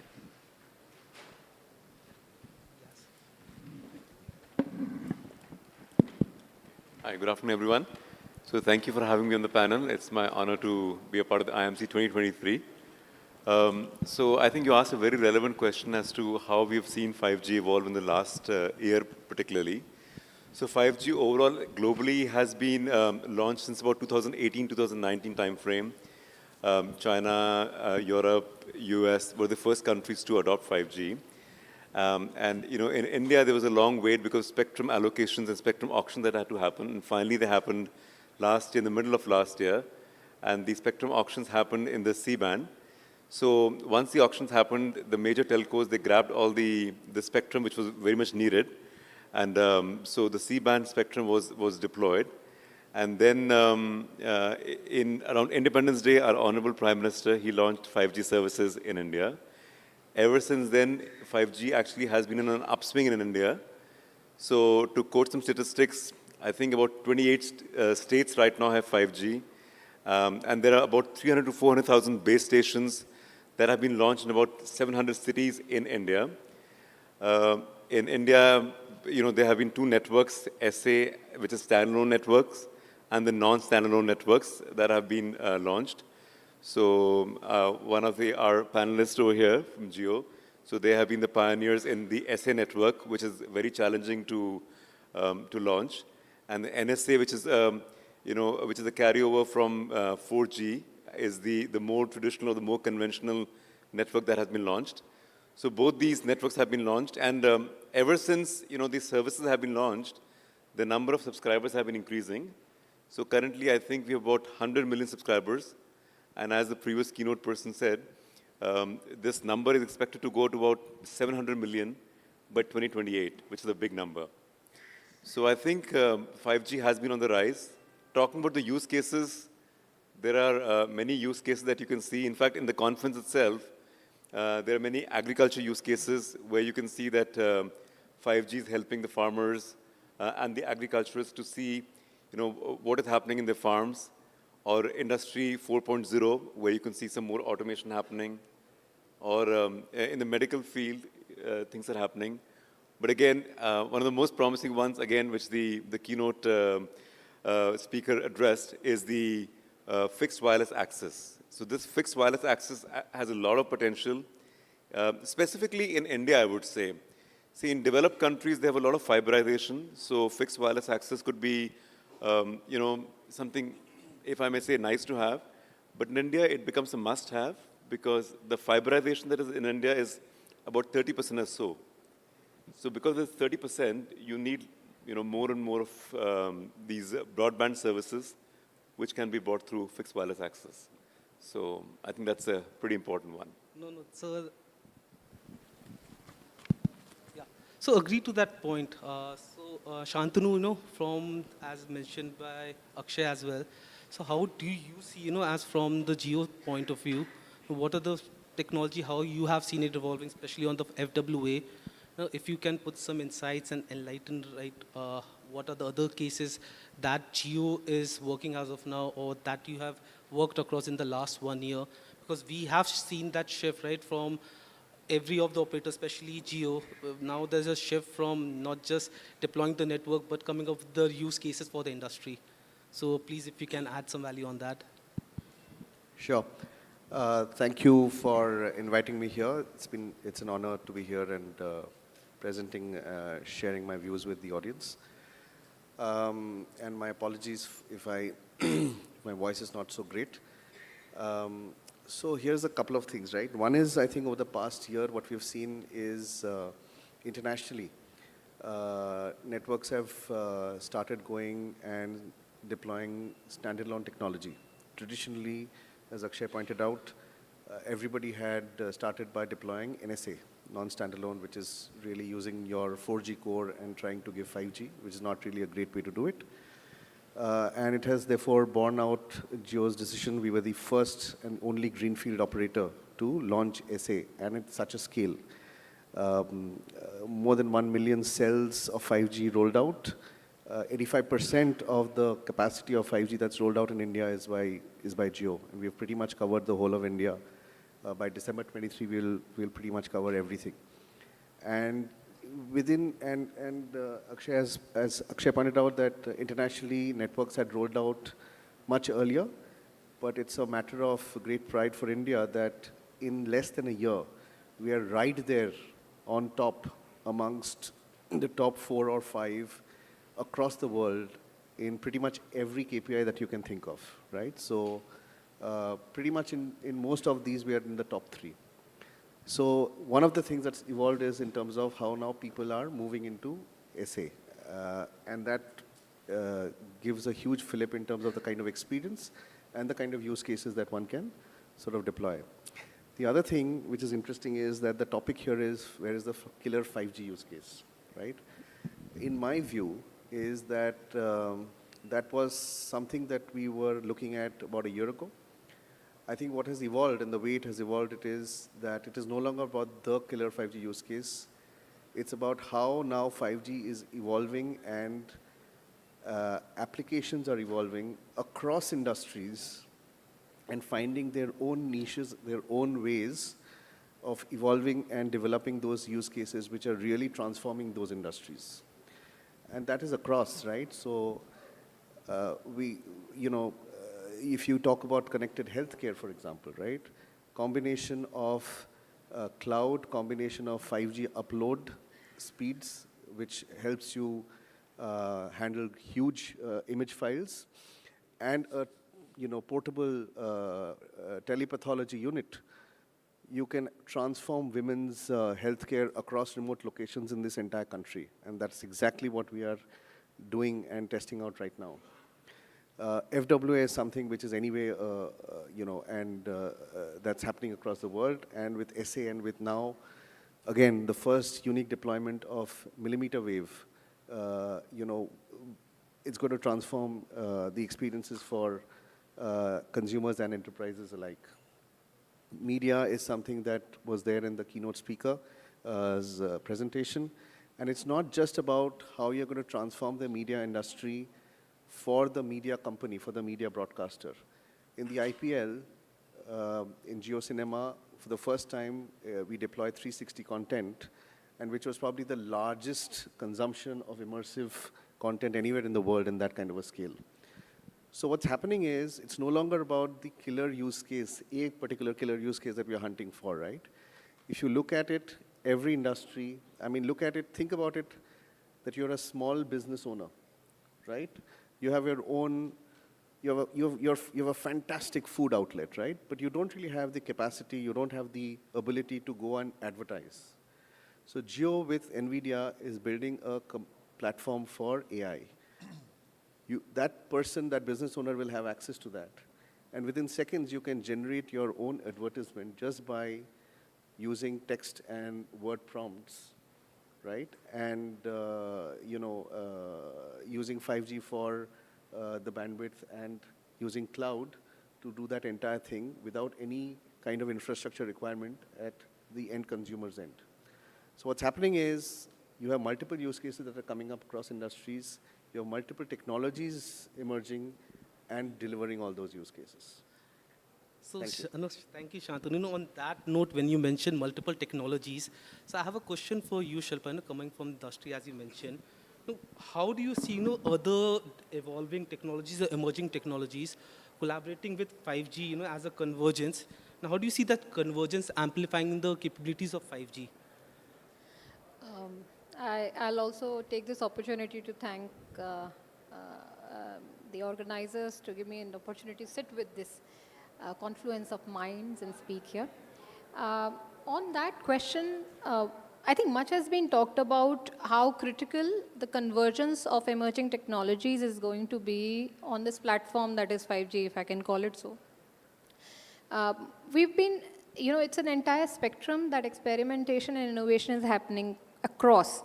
On one hand, there are the most exponential cases, and on the other, there are also some things that are commercially viable and are very much in use in application and gaining traction. I'd pick two examples that we at Accenture have seen a lot of success in. One of them is what we touched upon earlier in the keynote, as well as some mentions from Akshay and Shantanu around transforming the gaming experience altogether. So with Telstra, Marvel Stadium and Accenture have come together in a collaboration where they've come up with an innovative AR platform and a solution really, which really transforms the way the audience consumes the game. And it spans across the life cycle of consumer walking in. There is wayfinding solutions. There is a lot of pivotal digital interactions that are enabled. All of this is on the backbone of 5G. The other very, very important transformational and industry-defining work that we're doing is with Walt Disney. The Walt Disney Studio Lab is working with us to pull together a combination of what we call as photogrammetry and an immersive collaborative platform, which has completely transformed how pre-production, post-production really happens.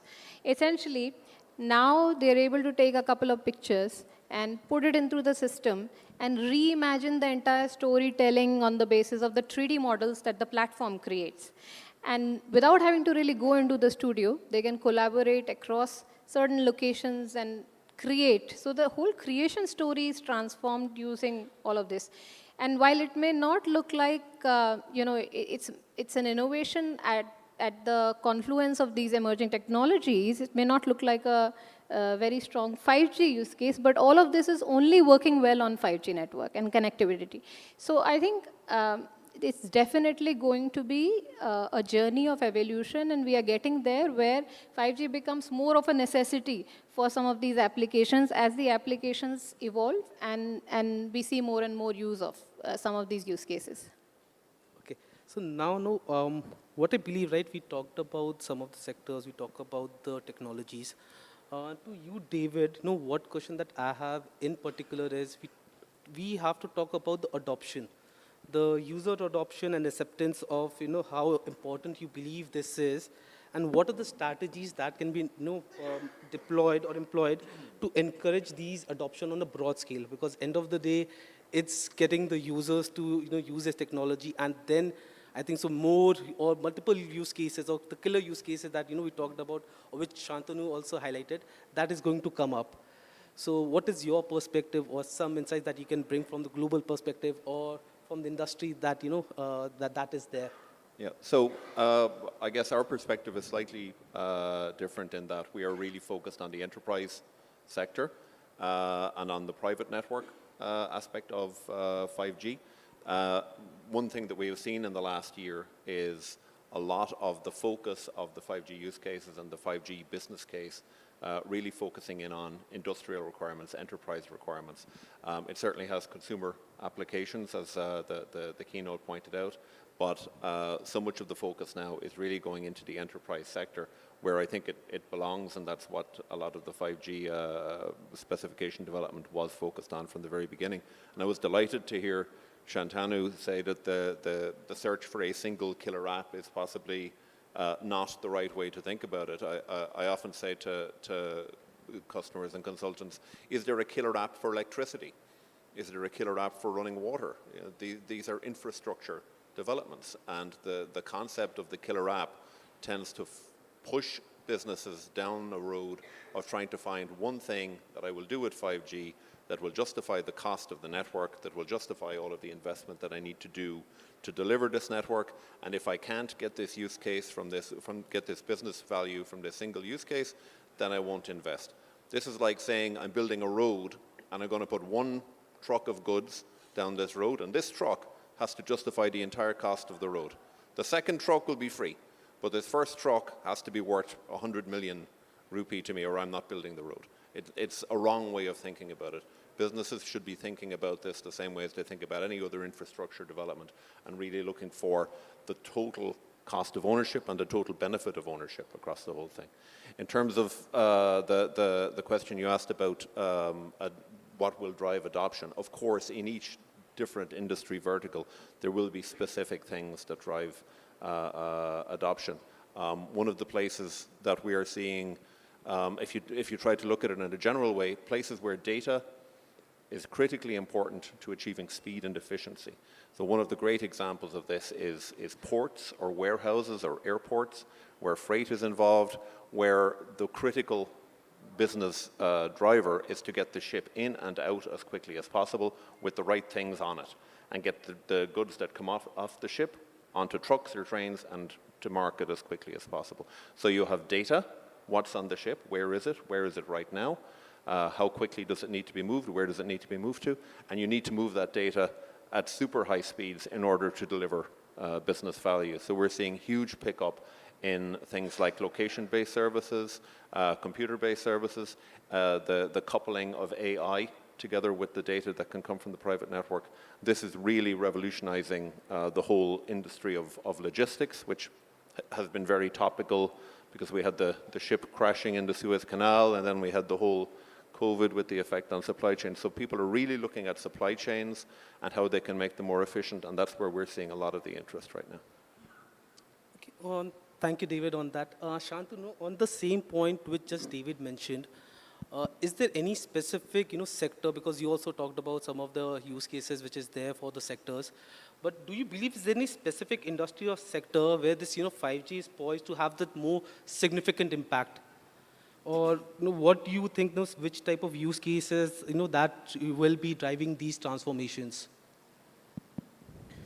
You know, I truly believe that it's not just about a specific sector, right? And of course, you know, David spoke about Industry 4.0 as part of the enterprise, which has always been the dream as far as 5G is concerned, right? Right from beginning, saying that, oh, low latency, huge capacity, and we're going to transform the automated robots and remote working. And you can see all of that, by the way, here and now, working, touch and feel, demonstrate for your, you know, see it for yourself, live demonstrations. If you, and I encourage you, if you haven't, go to the Geo booth. You will see an incredible array of use cases there.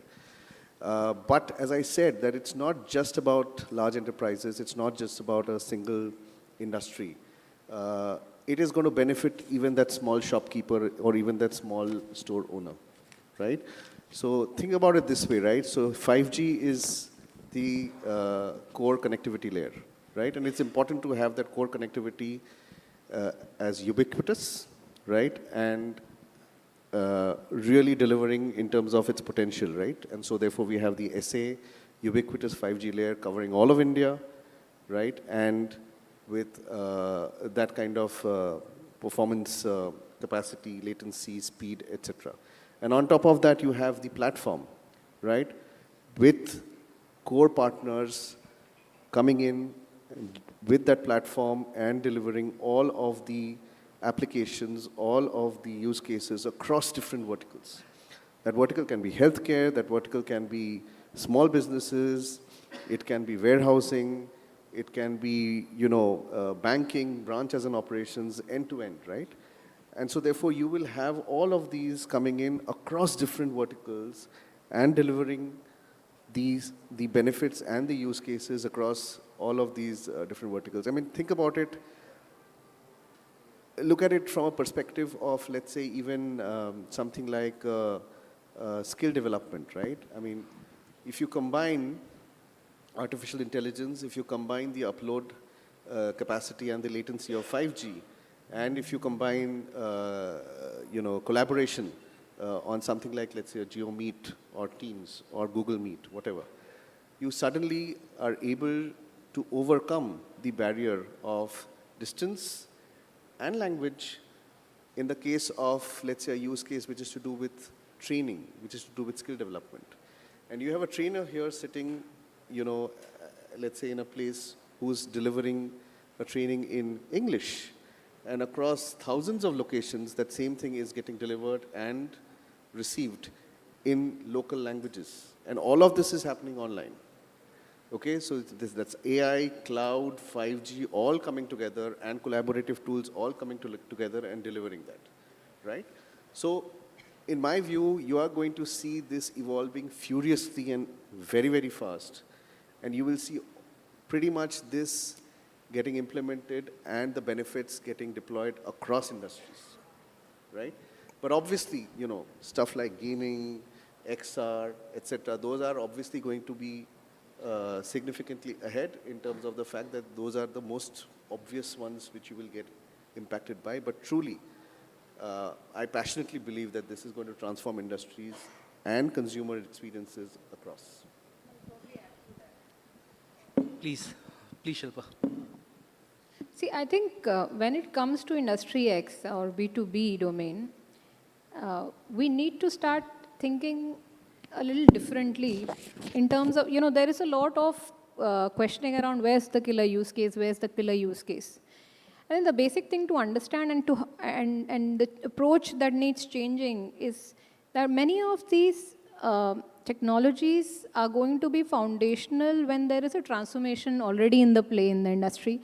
So some of these use cases are automatically popping up as there are some inflection points in the industry and there is infrastructure modernization or there's a digital transformation that is undertaken by a particular industry. And I'll give you an example. We started working with one of the mining company, largest mining companies, and we started discussing about 5G use cases. For some time we put that agenda aside because the conversation then involved into digital transformation and total digital transformation, of which then over a period of time by natural course of how the digital transformation went, several use cases emerged, and they are in action on the ground implemented today, which require 5G networks. So I think the approach of looking for a use case, going after it, is probably also not the right lens. There is an evolution of the industry and the digital transformation lens that we have to put, and then the rest follows. Yep. I'd actually like to add to build on what Shilpa said as well. We've had very similar experiences in industrial applications where we go to the factory floor and speak to the people there and say, what if this could be done? What would that benefit you? How would that change how your company produces goods or does its business? And the amount of innovative use cases that we literally would never have heard of or thought of ourselves, because we don't do that every day, that these guys and girls on the shop floor can come up with, it's remarkable.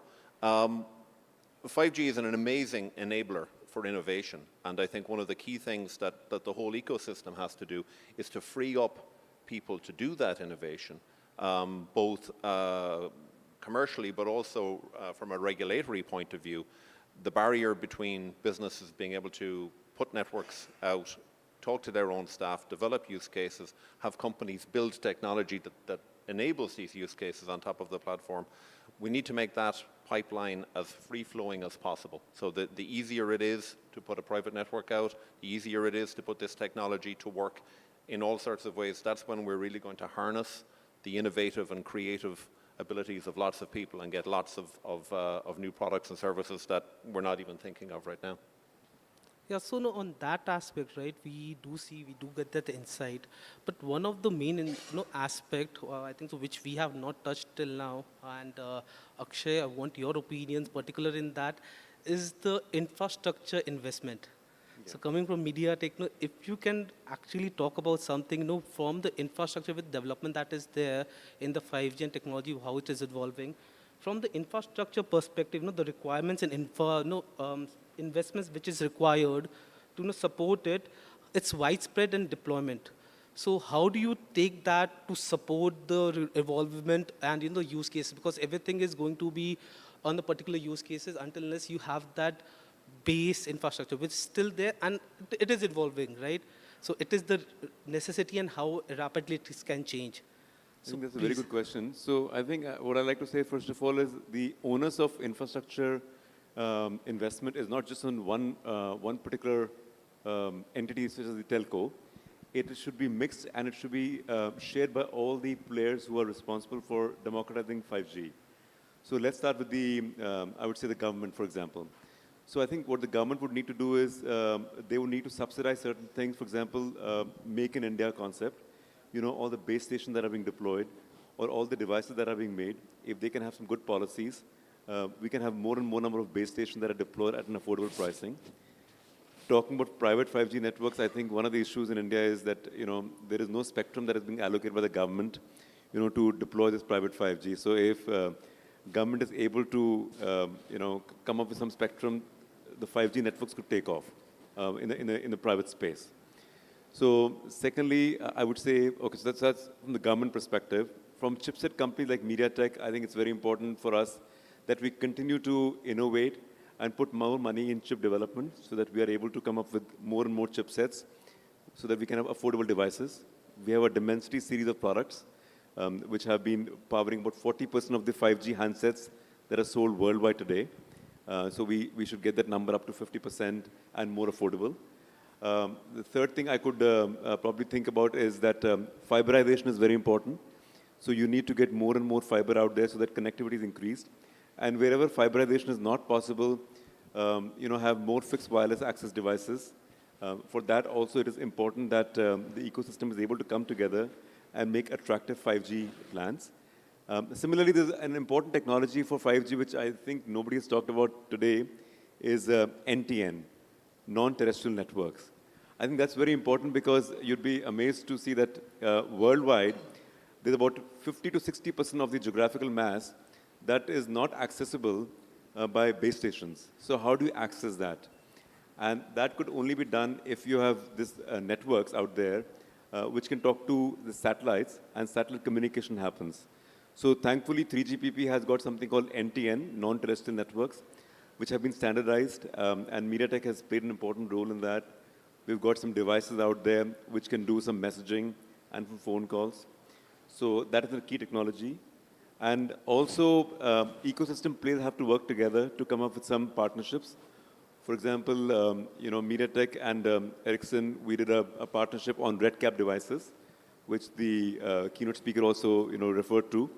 These red cap devices are something which are low energy devices, which can make the deployment more easy. And last but not the least, I think onus is also on each one of us as users to give 5G technology a chance and adopt it in some way or the other in our lives so that it could be more meaningful to everybody.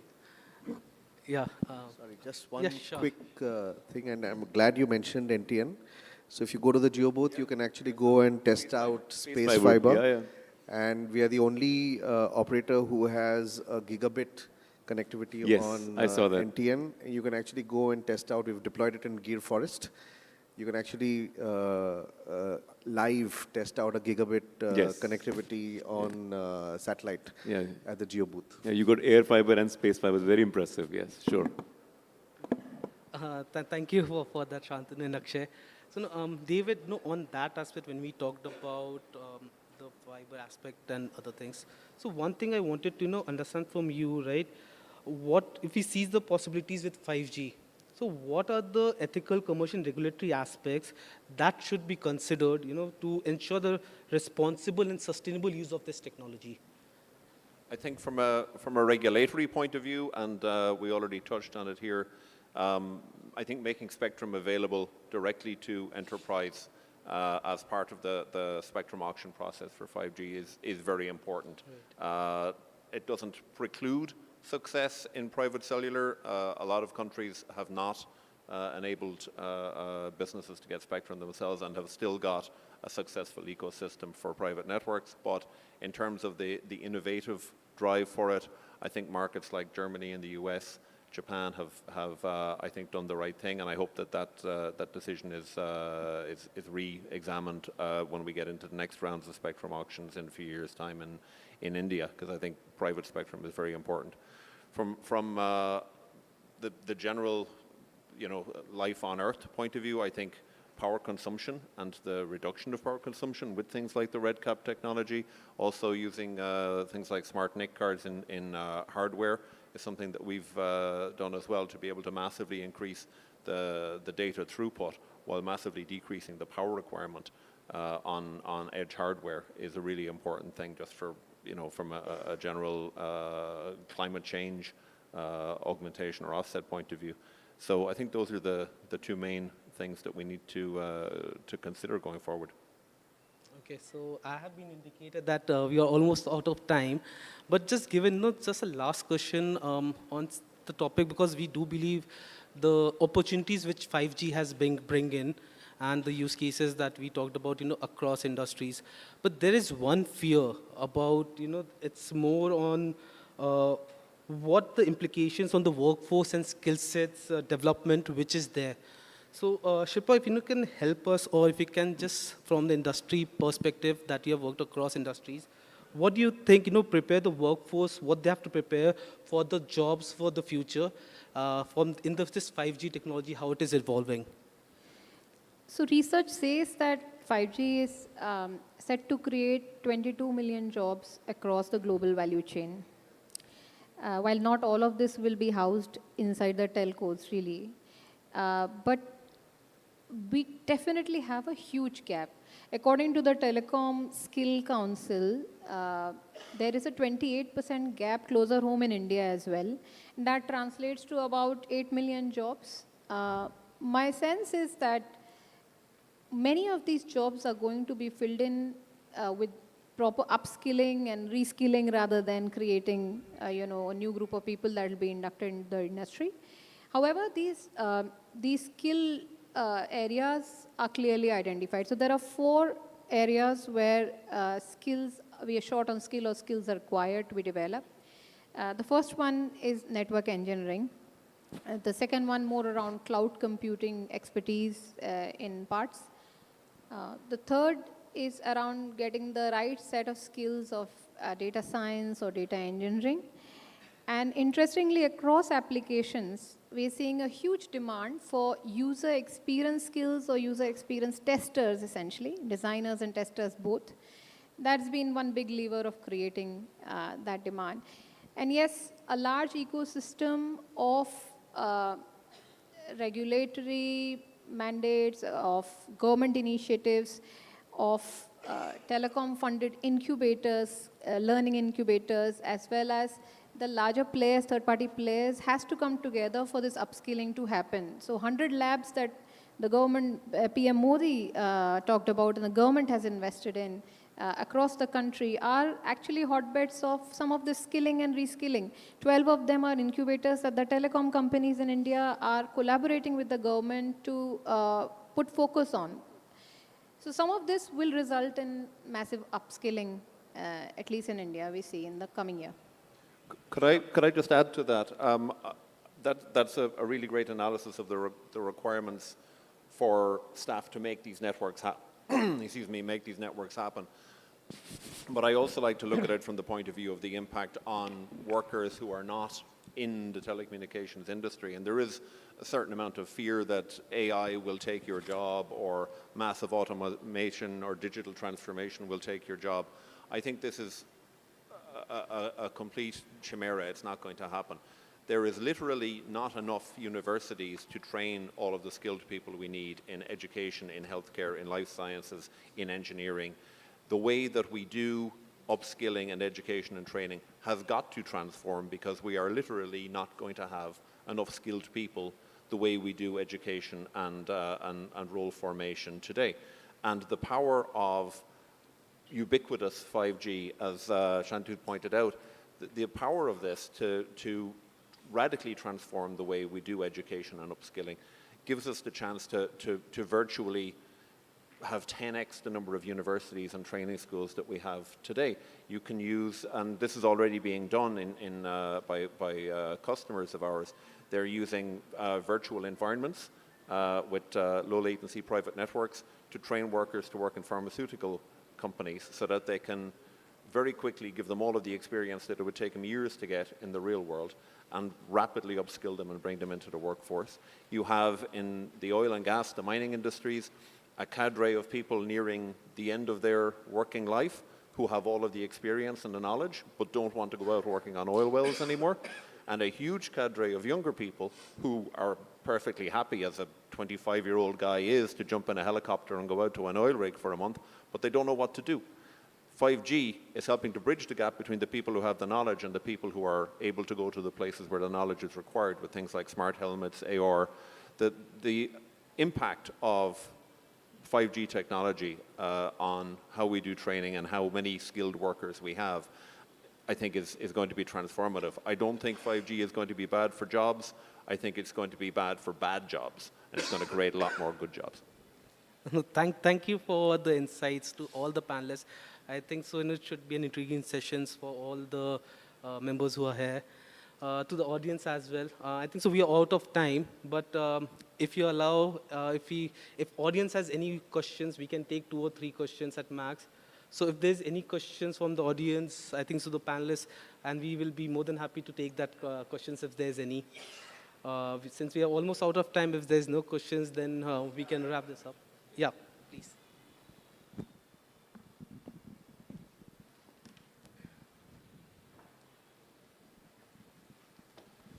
Good afternoon, all. My name is Shagun. Actually, I was just thinking that something killer 5G use case, which we will actually just find out with this discussion. So my question is, since we are actually exploring what could be the 5G killer use case, because somehow lot of investment is actually already put into 5G rollout.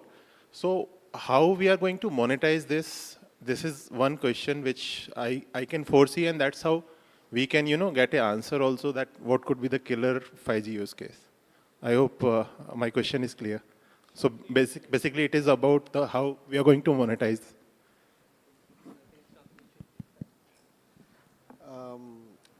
See, what we said is that you don't really have a killer use case. I think that's what we said, but what's happening is that 5G, along with emerging technologies, AI, cloud, is really transforming multiple industries at the same time, right? And because we are able to deliver relevant applications, right, whether it is for enterprises, large enterprises, or small businesses, or end consumers, right, that is where the monetization is going to come from. So if you are, let's say, as a consumer, if you are an avid gamer, and Jio tells you that, hey, listen, you're an avid gamer, and I can give you a slicing-based service, which will give you an edge over others who do not have that in terms of great latency, and you are going to win every time, you're definitely going to pay more for that, right? And similarly, across all of that, that's what's happening. So therefore, that is what you will see, you know, as we go along, and that is where the monetization is going to come from. That entire concept of saying that, oh, let me go after a single use case, and I think David really explained that very well, is really not happening, right? What's happening is that you will have hundreds and hundreds of use cases, which is going to really deliver that monetization. Let me also add to that. I think I touched upon this earlier as well, that we are looking for one killer use case, and Shantanu said that maybe that's not the right approach. Look, I think we are all looking for that use cases because there is a certain amount of investments that have gone in. And the question of monetization comes because we are trying to reap benefits for the industry, for the entire global value chain that is there. And if you look at what's working, that's where the use case is. So, like for example, fixed wireless access. Shantanu spoke about it, Akshay spoke about it. The current numbers look like we have about 100 million connections around the world. And looking at where Jio is going, another 150 will be added right from India. I don't see a challenge there at all. In any case, with or without India going there, there is about 300 to 400 million forecast in the next 5 years for an FWA. And the typical ARPU for this broadband is at least 4 to 5x, depending on which country you are. So there, you have your monetization lever, which is FWA. So I think while the industry is going to evolve, and there are, gaming is a B2C use case, and use cases are there, immersive experience will pop up. But what's working is something that we can't put aside. That's one of the important use cases that is really bringing in the money. Yeah. Just to add on, you know, as Dr. Theosang also mentioned in one of the survey, the users are willing to pay 10 to 17% premium on the use case, you know, different types of uses, which there can be on the 5G network. So there's where your monetization also comes up, where the more premium rates can be leveraged. Yeah, Sunit, thanks for the clarity, but just want to add, because currently we are actually just implementing 5G, and the talk of 6G rollout is also started, right? And the way yesterday even PM also mentioned that we should, you know, set the barriers for, you know, 6G rollout. So somewhere we have seen 3G, because whatever investment we have done in 3G was not monetized completely. Then we came into the 4G era. And currently we are into 5G and we are talking about 6G. So somewhere I was just linking, because when you are adding 1G into you know, network, there is an investment of lakhs of crores of worth, right? So somewhere that monetization was actually hitting. So that's what I asked this question. Yeah. I think that's a very good point. So I'd like to put a little twist on this. You know, I mean, people may or may not want to hear this, but when 5G was being launched, there was a lot of hype that was created around this. There will be like sub-latency, you know, and all this, et cetera, was being done. So yes, some of those things have not come to reality. Hopefully they will do come to reality. So while we're defining 6G in 3GPP conferences, I think people are very much aware of the fact that, you know, a reality has to be set in, you know, when you're defining a new standard. And because of which, what's happening is when 6G standards are being defined right now, they're in the very early stages. I think a lot of focus is being put on the use cases and how realistic they can be. So far, you know, things like immersive, holographics, or low energy devices are the use cases that they are thinking about in 6G. However, companies are cognizant of the fact that, you know, given the 5G experience, we have to be more careful in defining the new 6G technologies. So I think you're right there. Very quickly, I think it's the scientist's job to look out and go 6G, 7G, and I think it's the engineer's job to actually build 5G. and the business people's job to make business make a profit from doing 5G. So my word to the 3GPP committees is always take another 5 minutes for the coffee break. It's okay. We don't need 6G for a good few years yet. My question is to David.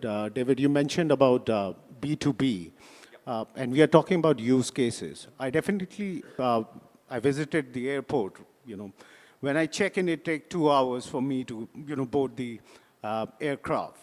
If we talk about future, right, I want to just check in my luggage on the trolley, and trolley takes it to the aeroplane. I just sit in the aeroplane, board the, aircraft, land here in Delhi, right, go to the conference, right? And you have cameras there. Scientifically, we can see that you can recognize a person not only by face, but by also the way they walk, right? So, and we need high-speed internet, 5G for it. When can I go to a future-ready airport? How far we are from a future-ready airport where things just happen on the network? Thank you. That's great vision. Anybody who had to fly to get here dreams at some point of being able to just get out of the car or the taxi and without breaking stride, walk straight through the airport and get onto the plane and sit down and have your bags magically float behind you. When is that going to happen? This is the border between technology and regulation. And this is always the tricky bit, because regulators have to be focused on worst case analysis rather than best case analysis. They have to look for ways to stop things happening rather than ways to enable things happening. I think it will only happen when regulators and security officials and government officials have supreme confidence in the technology. And I think that will come when they start to adopt it themselves. And we're seeing in India, thanks to the government's foresight on this, they're starting to do a lot of e-government applications. And I think this is the first step towards building that confidence. In terms of when this will really happen, I'm not betting that when I come to IMC next year that this will have happened already. But I certainly do believe that this is the way we will go. We're already seeing it in shopping, right, in some pilots in the US, where you go in, you pick up your goods and you leave, and the system figures out how much you owe and takes it out of your bank account. So it will happen. I'm just not betting on it being next year. Okay, I think we're almost out of time, so we are already extended. So if it's just a short question, we can take it. Sure, thanks. So in the earlier discussions on enterprise digital transformation, it was a very interesting point that was laid out by the panel. They said that 4G was the driver of digitizing front end in India, and 5G will be the driver of digitizing the back end. Which means that the entire focus as of now on 5G and monetizing 5G is on enterprises. Now, that's where I wanted to put this question, that while we are not discussing a killer use case here, but is the focus solely on enterprises, because the consumers are getting 5G experience currently for free?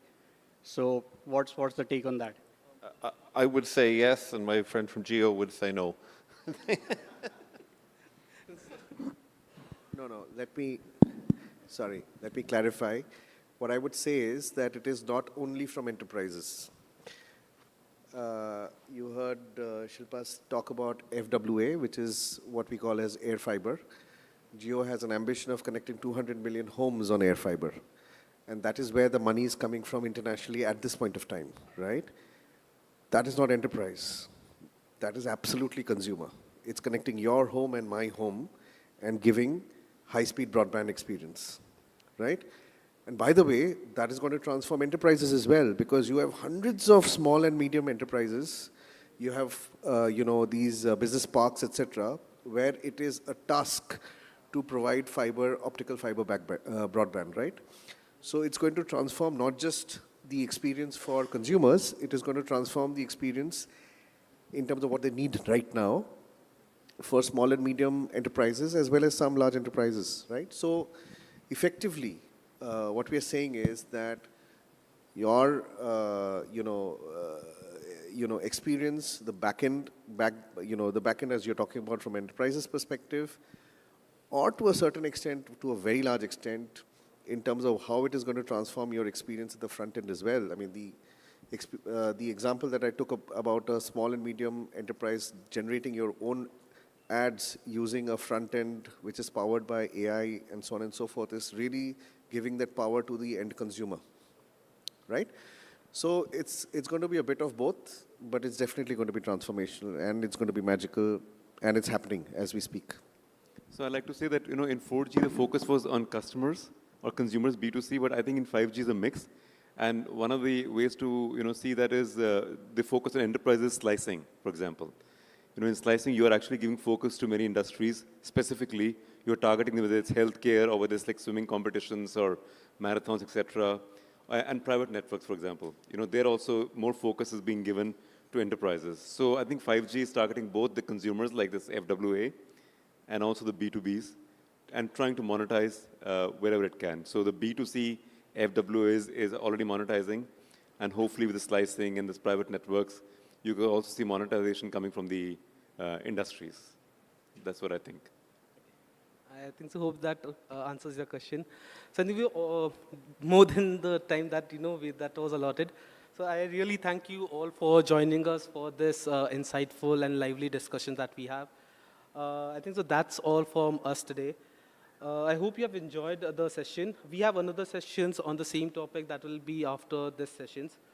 Please give a round of applause to the panelists, for the wonderful insights and their stories that they had from the industry. So thank you all. Thank you for the session.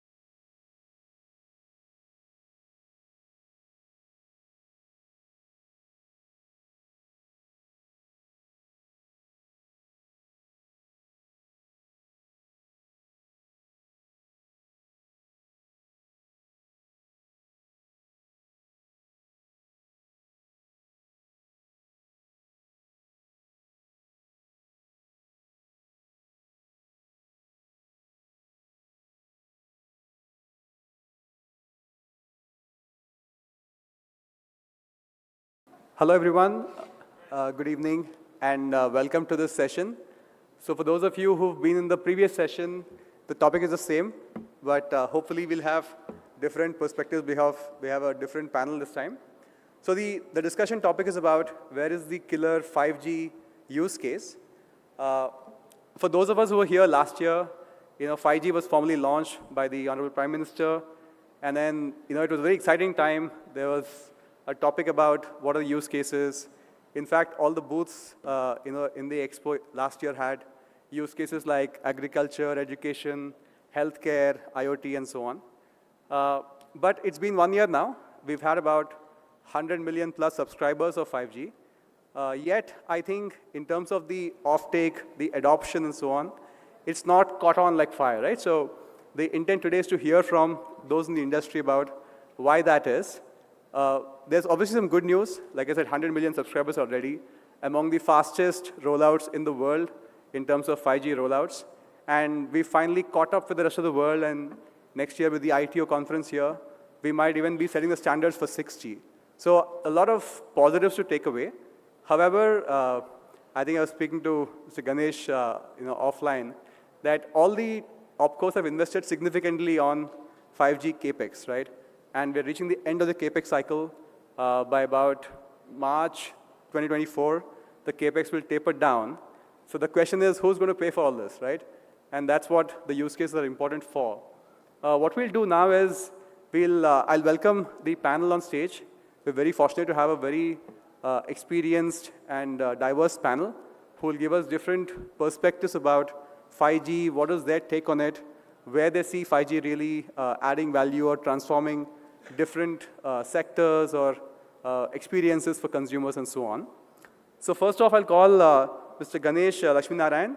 He is the CEO of Airtel Business from Bharti Airtel. Mr. Ganesh, please join me on stage. Next up, I'd like to invite Mr. Arnab Das. He's the VP of Advanced Connectivity Engineering at Capgemini. Next, Mr. Hriday Vikram. He's the Chief Sales and Marketing Officer of NextWeb Technologies.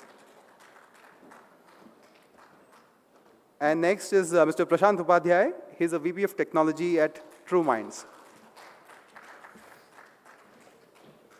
Welcome, everyone, and great to have you here. So like I said, we have a very diverse panel. We have a representative from the OpCos, like I said, who've spent all the CapEx, and now they're very keen to see a good use case to monetize it.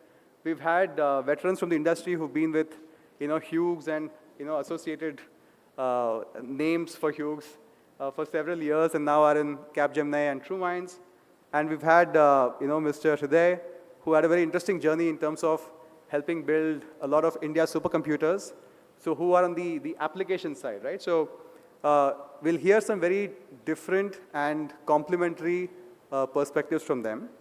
So what I'd like to start with is probably hear from each of them in turn about taking a stock check, right? It's been 1 year out since 5G was launched.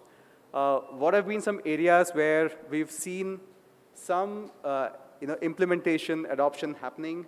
How does it coexist with other technologies, right? So we've just about finished 4G when 5G came along, and then we have other technologies like IoT, we've had cloud, we have a lot of other technologies coming in, right? So how is 5G coexisting, and what are the different roles that 5G will play vis-a-vis the other technologies? And from then, personally, what are the use cases they're excited about, right? So maybe, in the same sequence, Mr. Ganesh, if you want to start off with. Everybody has 5G. Your bandwidth has gone up. Your bill have remained the same. Your bills have remained the same. So it's gone up as well. Good, good, good. Then you're paying for 5G. That's a killer use case. No, I think on a serious note, this is a big investment. If you look back at 4G, I'm not sure whether we asked the question, where is the killer 4G use case when we launched 4G. But it did transform our lives, right? Today, you can't imagine living without 4G, without data, which is how you do exercise online, how you get teaching done online. The killer 4G use case is actually work from home. That's a killer 4G use case. We're all sitting, working from home, doing video conference, which we could have never done if 4G wasn't there. So, I mean, our hope is that 5G use case is just around the corner. We don't know that yet, but from our vantage point, one we are having a lot of hope for is this fixed wireless access. The 60% of the country still does not have fiber. So hopefully 5G will help us bring high-speed bandwidth to that 60%, which we are launching now. I mean, Airtel has launched it. So we will expand that, and hopefully that will be an important one customer experience for underserved people today in terms of data, but also will make us some money. On the B2B side, we are seeing some green shoots. We already have implemented about 5 5G private networks. There are some significant problems we are solving for manufacturing and distribution companies, ports, mines. But this is early stage. I think this is early stage. The consumer B2C killer use case is not there, but there are definitely signs of B2B use cases which are coming up. So thanks for that, Ganesh. I'm audible at the back. When I was standing at the back, I was facing some challenges hearing the panel members, but hopefully am I audible at the back? All right, sounds good. Okay, so I was listening to Ganesh, and I can understand your pain, Ganesh, and you know, all the R&D guys and 3GPP says 5G is the solution. And then Ganesh asks, but what was the problem? So that's the crossroads we are at. What can you possibly do with, 10 Gbps, which you can't do with 1 Gbps? That's a question which everybody is asking. So here I go, Ganesh, and I'm going to tell you what you can do with 10 Gbps, which you cannot with 1. Are you ready for that, guys? We're talking about the 5G use cases, so let me give you some. All right, and you might throw them into the dustbin, but nevertheless, I'll still spin them. I'm from TrueMinds, and I'm a core R&D guy, so I write code for the 5G core, right? So I just took my creative hat. I was thinking for the past few days when Chaitanya contacted me for this panel discussion, and I said, okay, just leave the code aside, and just put on a creative hat and see what kind of 5G use cases can be there. So let me begin with one, and that is drone. Now you'll say everybody's talking about drones and all that, but I'm not talking just, out of my hat. I actually own a drone. I recently bought a couple of drones. One is a normal drone. It's a DJI Mini 3 Pro, right, which you can take up and then it clicks the photos and, and it's a lot of fun. You can go to my YouTube channel and watch those videos. But the second one which I'm excited about, and that is an FPV drone. Now what's an FPV drone? An FPV drone is a first-person view drone. It has 3 components. One is the drone itself, which has a camera. The second is the VR goggles, which you wear. And I own all that, and I've flown that. And then you see what the drone sees in your goggles. And then you have a motion controller in your hand. And then you fly the drone. You control it. You can go through the windows of a car if they are open. You go around the trees. You can hoop around with that drone. You can go high. You can go low. And you see that on your VR goggles. It's an immersive experience. It's an out-of-the-body experience. And once Indians get addicted to this drone, everybody will be flying drones, I promise you, instead of kites on Rakhi and on 15th of August. And if we reach there, I'll tell you why 5G will be helpful over here. You need to, what's a 5G use case, killer use case need? You need high throughput, you need low latency, and you need to solve a practical human need. That practical human need is a drone once we get addicted to it. Why? Because you need to have stream of data coming in terms of the images back to your VR goggle. If it doesn't come, it's no good. You'll crash the drone. You need to have very low latency from your motion controller. I move the motion controller like this. The drone should immediately move, otherwise it will crash. And even today, with the drone which I have to put an SD card on the drone to store the images over there. Because it cannot get me back the data in the real time to produce a high quality image on my base station site. Therefore, I propose to you, Ganesh, that encourage everybody to buy the drones, implement a private 5G network on that drone, and it can stream the data live to me. Even if I lose a drone, or if I know that the drone will never come back because I've taken it over a volcano, I'll not lose my footage in 4K, and I'm getting it back to me. It's a classic use case. which, you can get the Indians addicted to it and put 5G on that, and there you go. Come on, guys, we need some encouragement out here. Chaitanya, can I go with another use case? Absolutely. All right. Now, let's say you want to learn car driving. So you have those Dhaiya car motors and Sonu car motors going on. Let me spin up another use case. Why do I need a guy to sit by my side while learning a car? I've got a connected car, and I can just dial up someone out there as a virtual car instructor for me. He can control the car, he can put the brakes on the car, and he can see exactly what I'm seeing, and he can help me drive and learn driving a car. Again, he needs low latency, he needs high throughput, because he wants to see what I'm seeing, and of course, if he's braking the car, it should stop, right? This is another use case. Now, you might say that this is going too much. I mean, learning a car is too dangerous and all that. Men have two fears. So let's water it down. Men have two fears. The first fear I'm not going to talk about over here because it's a family show, Chaitanya, isn't it? The second fear the men have is whether they can do parallel parking or not. Now, suppose I want to learn parallel parking, and if my car is connected, I can hire a virtual instructor, go secretly to a place, and he can tell me exactly how to do a parallel parking. He can control the car, he can guide me, again, high throughput, low latency. Even if I've learned the car, for the first few rides, I feel confident when I have a navigator with me, isn't it? All of us need a navigator because I'm too scared because I've just learned the car driving. Why can't I hire a navigator who's virtually there for me? Please be with me for the first few rides. Tell me if I'm missing my lanes or if something's coming behind me and I'm not watching it. That virtual operator, the virtual navigator can be connected to me through, not in this case private 5G, public 5G. And I'll feel confident. And I can hire him on demand. It'll create jobs. It'll give you a killer use case for 5G. And there you go, Ganesh. Why not, I say? I have some more use cases, but that's later. Thank you, guys. Hello. Okay. So that was I think that was intended to shake you up after a little bit of a long session and a little bit of a long-drawn discussion and just coming back from tea, etc. But really coming back to the topic, the killer app, which seems to be suggesting that it's a singular thing which somebody needs to find magically.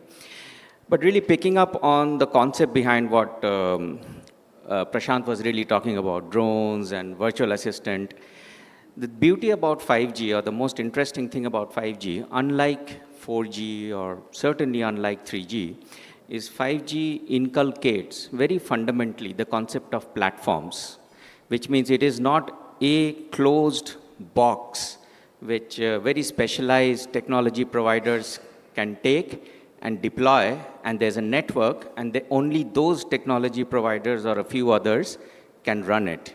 And if you have to launch a service on it, create a service, deploy it, do the service monetization, it is only a small ecosystem, largely vendors who control it.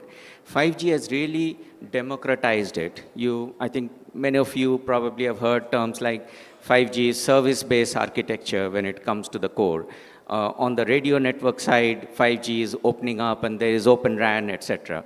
What does all this really mean? It means that all the data that is available in the network, all the functions that when do you connect to a user, what is the quality of service you give to the user, when can I predict that there will be a bunch of users, they will need a certain type of service, all of this information is available today in an open and democratic manner driven by standards, which means one can really deploy a platform on top and expose that platform through a marketplace or through network as a service or any kind of service that operators can conjure up, and we will discuss it in the next part, which brings in innovative people, the creative people like Prashant, and you never know which one or which small organization or a startup will design such an application which can truly use the power of information that is available in a network, which 5G by its architecture makes available, right? So the best thing here for 5G you probably don't need to look for a killer application. You probably need to design the networks, design services which make the network available to creative application developers. And that momentum, that growth of the ecosystem, the pricing model, who makes the money in the application eco chain? What does the operator get? What does the application provider get? This is what will drive the consumption of 5G. This is how, if you look at it in 4G, what really happened, the network quality improved a lot from 3G, but then OTT, over-the-top application providers came, people like Netflix and all kinds of video services, YouTube on the go and etc. They're getting all the subscribers, they're getting all the valuation on NASDAQ, etc. The operators are, saying, well, we just remain nice plumbers, instead of 3G having a small pipe, we have put a fatter pipe in 4G. 5G truly gives the opportunity to operator to design services where they can take a share of that. The applications need not always be purely OTT. And and that is what will generate the revenue. And you don't need one superhuman to come in and say, I am the killer app and operators will only make money out of it. That will not happen, right? So that was my point. Platformization and 5G technology allows you to do it, and that is the biggest hope that is driving, strategy of operators to go from 4G to 5G. If you stay with 4G, you will never be able to do it. So that's one of the things. Thank you. So first of all, while the other fellow panelists were, presenting their thoughts, especially when Prashant was speaking, I thought that I should Google that if the fellow panelist is quite impressive and capable of overshadowing you, how should you behave? So I thought that I should check how should I behave. But anyways, I'll carry on the way I had thought that I'm going to present my thoughts. Yeah, I'm Hriday Vikram. I'm the Chief Sales and Marketing Officer with Netweb Technologies. So although Chaitanya has introduced me, I belong to a company who have produced some of the fastest supercomputers in the country. So yes, there is also one of our, identification for us. But apart from that, we are also one of the OEMs in the history of India who have produced the full-fledged 5G ORAN or a private 5G solution. And that's how I think we have gained some experience, some knowledge in this space. So based on that only I'm going to speak about. And anyways, my fellow panelists have got much more information, much more knowledge compared to me. So yeah, so first of all, since we have already discussed about 5G use cases, and especially the word added killer 5G use cases and all. So as I mentioned, we belong to private 5G space, and I would like to have the liberty to speak a little or touch upon that part. So coming from, from that standpoint, I would like to share that there is also a piece called private 5G that exists. I hope many of us are aware of it. And if those who are not aware, I'll try to cover some details about it. What is it and what is all that? So first of all, India is actually catching up very fast to adopt private 5G. Let me just put it in a very simple way. And as Arnab has very rightly pointed out that, typically what is the major revolution with 5G is that it has democratized the complete space. And I think that is the biggest contribution, I would say, of 5G to this industry. This is how I see it. And the best part is that although I may not be aware of those killer use cases, I will only touch upon those use cases we have experienced while remaining in touch with the customers who are talking to us. And I'm going to share inputs basis on that only. So number one is that the use case what we have seen is that the campus-wide network is something which is the simplest use case. We are, finding on daily basis, we are interacting with some of the largest enterprises in the country.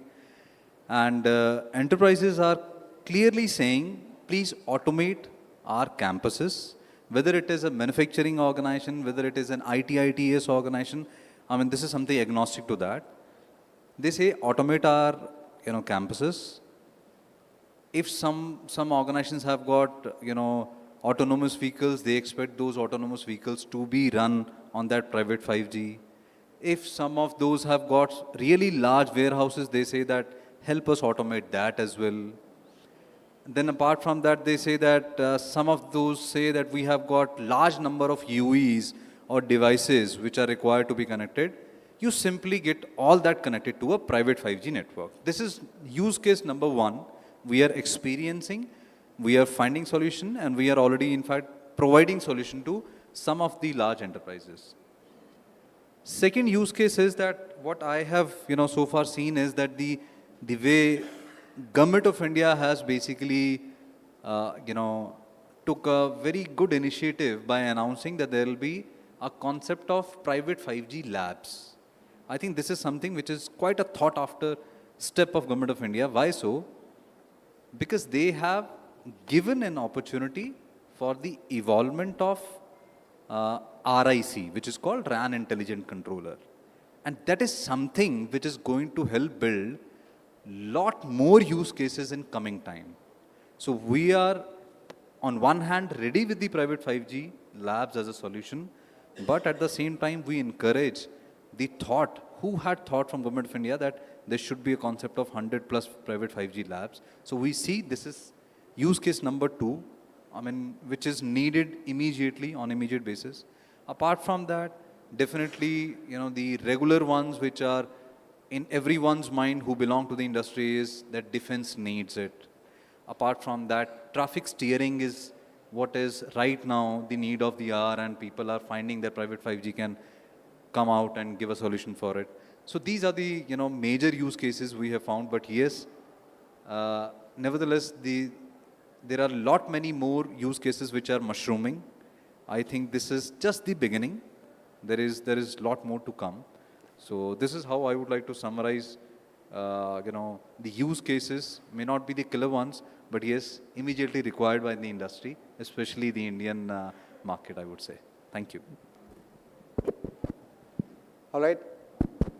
Thank you, panelists, for a very interesting sort of opening statement. And Prashant surely woke up the entire audience here. So thank you for that. So my name is Chaitanya. I'm a partner with KPMG in the consulting team.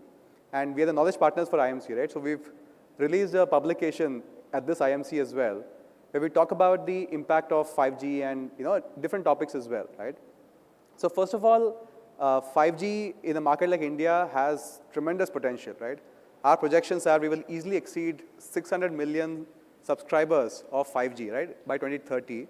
Right now, we have 800 million internet users. Of that, a big proportion will migrate, right? So that is a projection based on past trends, right? So the question really is, what is the trigger point? What is the inflection point? What will help really accelerate the transition? So the way we look at it, there's two use cases, right? The B2C and B2B. On the B2C side, all of us have, smartphones with speed test, right? If you do a speed test right now, I did it just before this.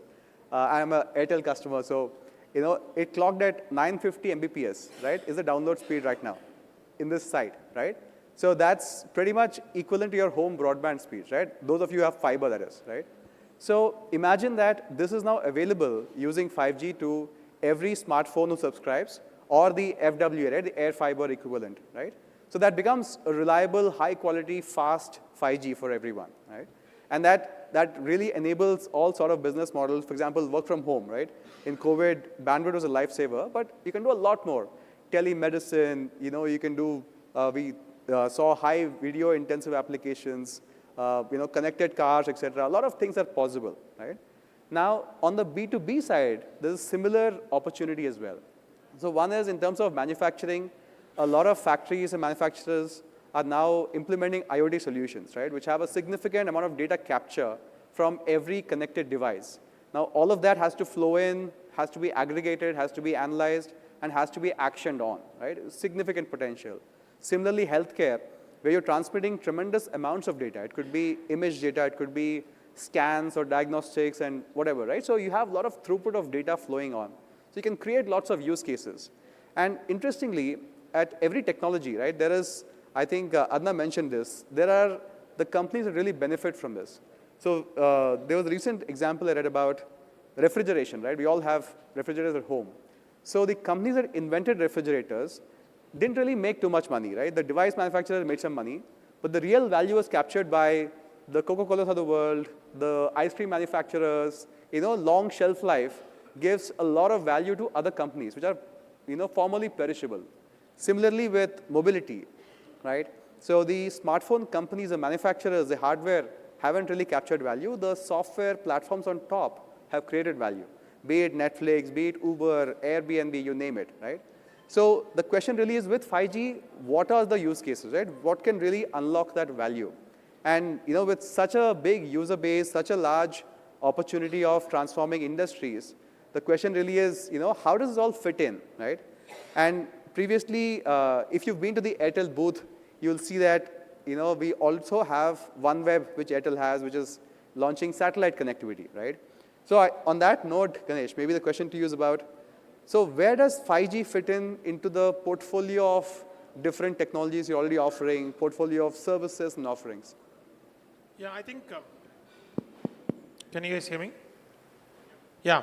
So if you look at our company, we have kept multiple forms of communication open. So we've got 2G still going. We've got 4G. We will continue to keep 4G alive for quite a bit of time. We have 5G. We have NB-IoT, which will power about 250 million smart meters in the country. So there is multiple forms of communication we keep going. On the 5G side, we touched upon two benefits of 5G. One is latency and bandwidth. There are two other benefits of 5G. Any of you? Two other benefits? Anybody who knows what are the other benefits? Okay. So one is, it is the density of devices it can support. 5G can support about 1 lakh devices in a square kilometer. The most populated city of Mumbai is 76,000 people in a square kilometer. The second thing is that the ability of 5G to slice spectrum, just to give a slice of spectrum, which is a private spectrum, is much more easier to do in 5G than 4G, right? So if you go to our lab, we've got a 5G as a backpack, private 5G as a backpack. If you imagine that you are in a disaster situation, a fire or a flooding, and the whole internet had to be shut down, you need the firefighters, the first responders to have a reliable, secure network to communicate not only voice, which they can do today with walkie-talkie, but images. Now this creates a 5G private network in a square kilometer radius, and 400 odd people can talk to each other, send messages to each other, because we are able to create a slice of the spectrum. Today, if you look at these cameras behind, the way they communicate is there is a fiber running, right? With 5G, we could create a slice of the spectrum nationally where all these people can carry you don't have to carry their big vans with satellite dish perched on top. They could actually create their devices. The unfortunate part is these devices are not 5G ready soon, but they will be 5G ready soon. They can actually communicate high definition video with very low latency on that slice of the spectrum. If you look at ambulances, 10% of the ambulances, people on the ambulance die. And every ambulance, if it is fitted with life-saving meters, images, sensors, while you are on an ambulance or a patient is on the ambulance on the way to the hospital, those devices can be transmitting real-time data. In fact, a doctor can look at the patient as they are on the way by creating the slice of the spectrum, right? And if you look at the density of devices, the drones which will come on board, the automated vehicles which will come on board, will really make use of this 5G thing, right? So I don't think we should, everybody, I think there's a little bit of a hype behind 5G. So everybody is saying, where is the 5G use case? But the 4G use cases didn't come as soon as 4G came on board. 4G use cases came much later. The ability to order pizza, hail a cab, do Swiggy, Zomato, whatever you guys do now with 4G came much later. And I think it's been a big revolution in a way. I sincerely believe this will come. I think 5G has got some very unique advantages which will be exploited by the very smart startup ecosystem you have, right? I'll just give you this example. Today we talk about a lot of IoT, smart meters. You know what is the most successful IoT use case which has made money for a lot of people? Can you guys guess? Which use case you think has made a lot of money in IoT? No. No, not yet. You see this, you pay this UPI payments. It says 10 rupees is paid on Paytm, PhonePe, all of that. That's the simplest IoT use case, which every UPI, Paytm of the people are making so much money on, because it makes the job of the seller much easier, right? Because while you're serving you, that message keeps paying. They don't have to check on this. I think the ingenuity of Indian startup will bring some very interesting use cases. We are very hopeful. Thank you, Ganesh. That was very interesting. In fact, I was reminded of one more IoT use case which a lot of people perhaps unknowingly actually experience it. Those of you who have a water purifier at home, they nowadays have an IoT built in, which tells both you that the filter needs to be replaced and the company also, right? So it becomes more proactive instead of you having to call them. So I think it's just a matter of, like you say, imagining the use case and using the ingenuity. I think next maybe Arnab, similar question to you, right? So when you talk to enterprise customers, right? Again, they have a variety of investments to divide their budgets into, right? Which include the sensors like the IoT, it includes the platform, analytics, it includes cloud, it includes multiple things, right? So how do you see 5G coexist in the investment portfolio of an enterprise? Hello? Okay. So the funny part is, the enterprises, yeah, personally they would all read tech journals, they know 5G, the buzz, but when they come into their offices, the chief CIO or chief product officer, chief of operations, they are looking at their problem statements from how do I bring in business efficiency? How do I do my cash to lead generation smoother? How do I avoid wastages and loss of material in transit, etc.? This is the language they speak. And when we go, we are all from 5G background. We know what Open RAN is. He writes the code for UPF, which is the data plane of 5G. We go and talk about private network. It will give you 6 Gbps. The latency is less than 10 milliseconds. We can do precise positioning of 10 centimeters. And they're kind of, my problem statement is when a truck comes into my warehouse, I need the turnaround time to be brought down by 30%, and you can take a share of that optimization if it works. This is the language they speak. So the main thing there, to really, the technology supports, but the way we position the technology, the 5G as a connectivity, especially to enterprises, you have to speak the business language of enterprises. Whatever be it, it's a warehousing company, it's a consumer product company, it's a, it's like a retail company.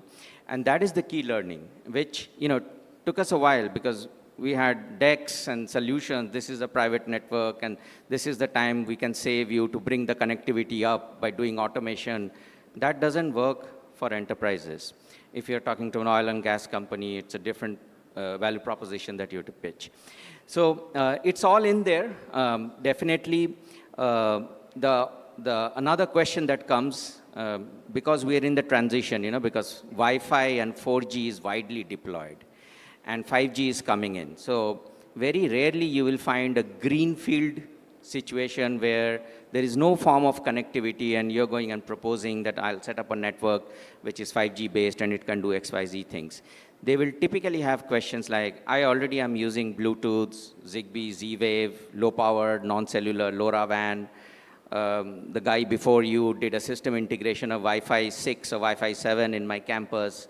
So in the brownfield context, what really can 5G bring in, So do you go and say, no, rip and replace, and I'll give you, instead of 80 Wi-Fi access points, you'll have 2 5G base station or 2 antennas in your campus, simpler.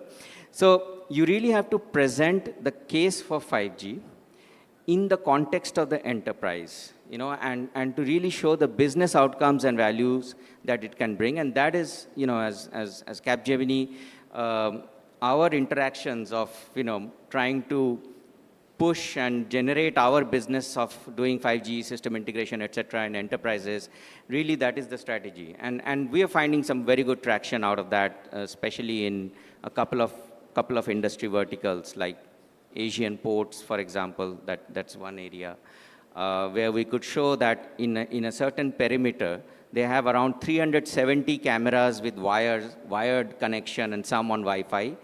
That the efficiency and the number of places you need to place cameras when you have 5G as, continuously taking the video and putting it down into the central server for doing a surveillance application for automatic intrusion detection and all of that. You could bring down the number of devices that is actually procured and deployed and operated in that same perimeter. So those are the kind of things, and you have to show the business outcomes, efficiencies that you can bring in, and really try and help the enterprise to see the ROI from deploying 5G. That's, I think, the key thing there. Okay, great, thank you. I think we heard a very interesting point about, when 4G came in, right? Nobody was talking about use cases, but right now we're talking about use cases, right? One of the differences is that in 4G, we were a laggard, right? We were deploying it much after the rest of the world. So by the time we had actually implemented, a lot of the business models were already proven, right? So it was just a matter of adopting them in the India context. But in 5G, we are pretty much on par with the world. So in fact, we are also discovering the way as much as the rest of the world. And we heard Prashant talk about some interesting use cases. So, in Abu Dhabi in June, I had the opportunity to sit in a driverless car, which had a safety driver, but still it was a fully autonomous car. And I think the possibilities are truly, truly exciting. But I would really not trust a driverless car on Indian roads, that's for sure.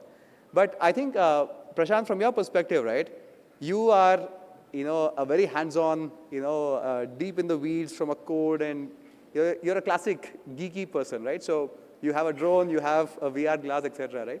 So what are some things, like you said, you mentioned drones, for example, right? What are some other things that, 5G, only 5G can do, which 4G can never dream of, right? Anything else that comes to mind? I was just waiting for my turn, so I've got my turn now. All right, so thanks, Yatana, and Ganesh, thanks for just warming up the show, and you gave some very good use cases. If it's not copyrighted, I can use it in the other panel discussions, so thanks a lot. Now, I got another use case for you, and that is defense. Now, look at our country. We are surrounded by hostile neighbors, aren't we?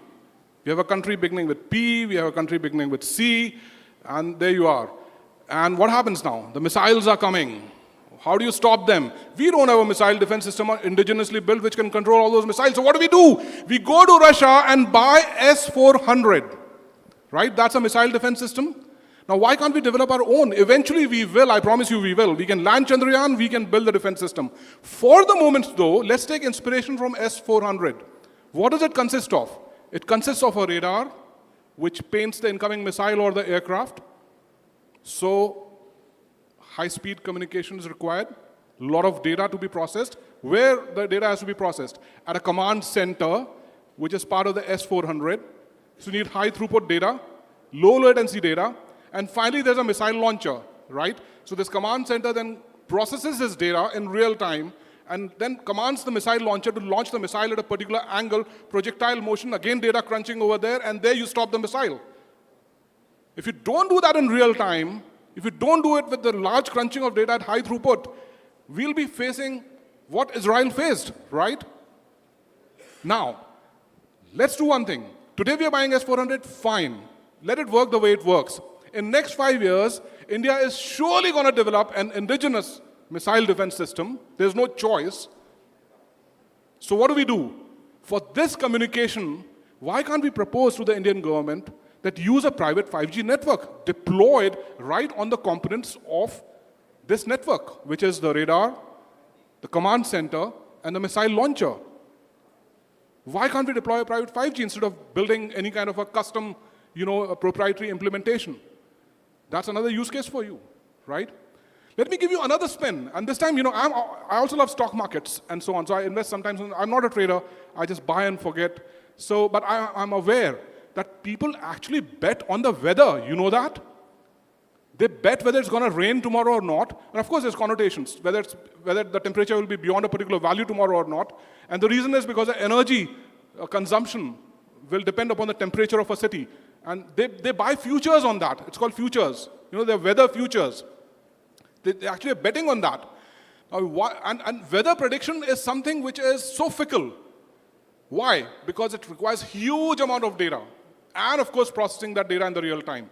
Why can't we have sensors which are, spread out and a specialized service is created where 5G is used to number crunch this data, huge amount of data, so high throughput, low latency, and then give a value-added information to those traders who are willing to pay for it so that they can buy the futures accordingly and win in the stock market. I know, a wild use case, but a use case nevertheless, Ganesh. So there you go. The second part, I would agree. The first part, if I tell you what all we are doing with the defense government, I have to arrest you and I have to arrest myself. So there is a lot going on with the defense which we can't talk about. I think the country is pretty advanced when it comes to using technology for defense, but unfortunately, that keeps under wraps. So, thanks a lot. Thanks, Ganesh. I think that partially answers my question. I'm excited about it. Back to you, Chaitanya. All right. No, thank you, Prashant. Your use cases never disappoint. Thank you for that.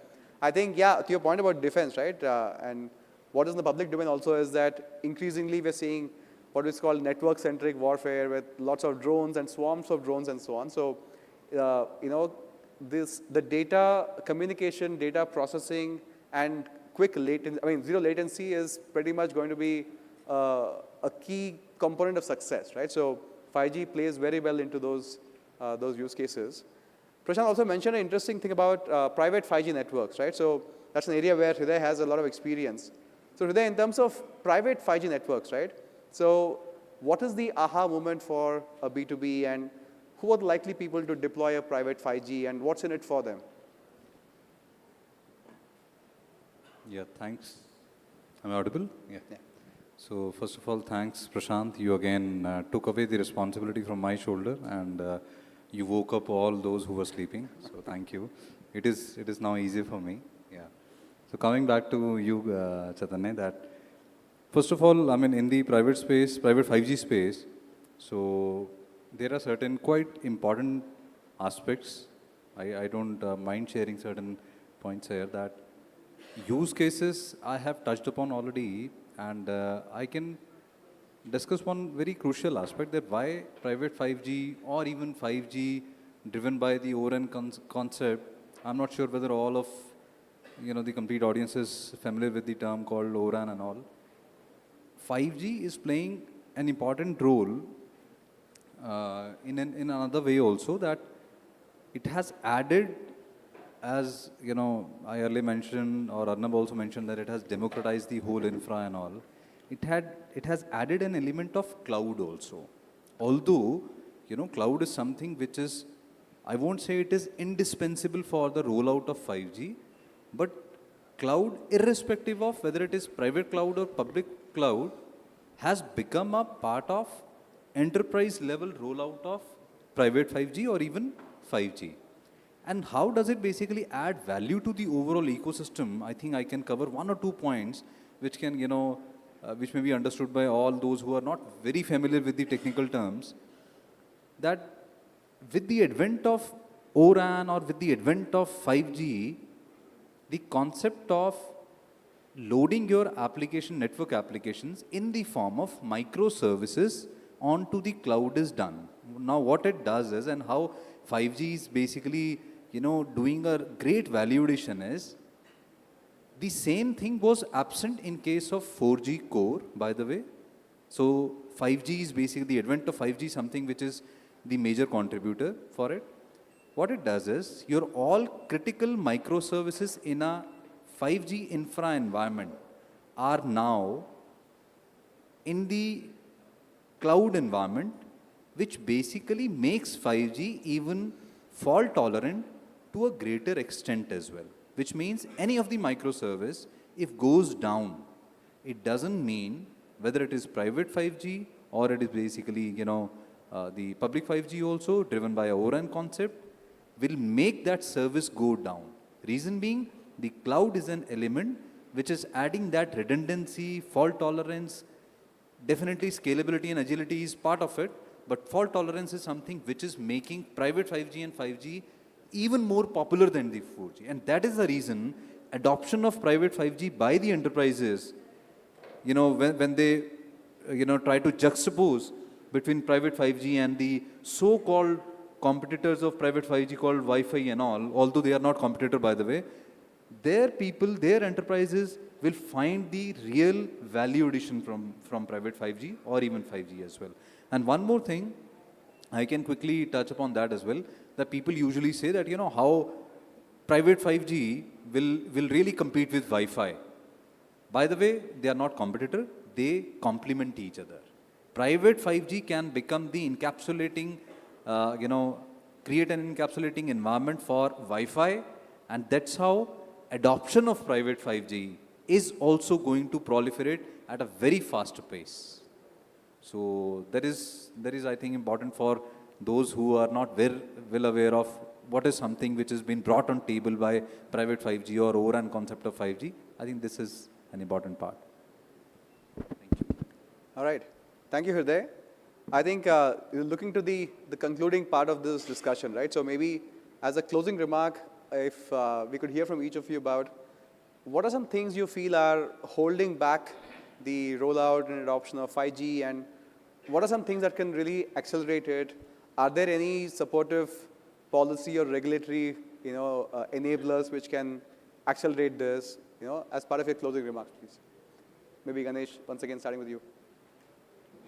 I'm in close period, I can't comment on policy. No, actually, I think the policy team of Airtel is very closely working with DOT. There are some backhaul use cases. There are ways to monetize telecom APIs for the monetization of this technology, which are working very closely with them.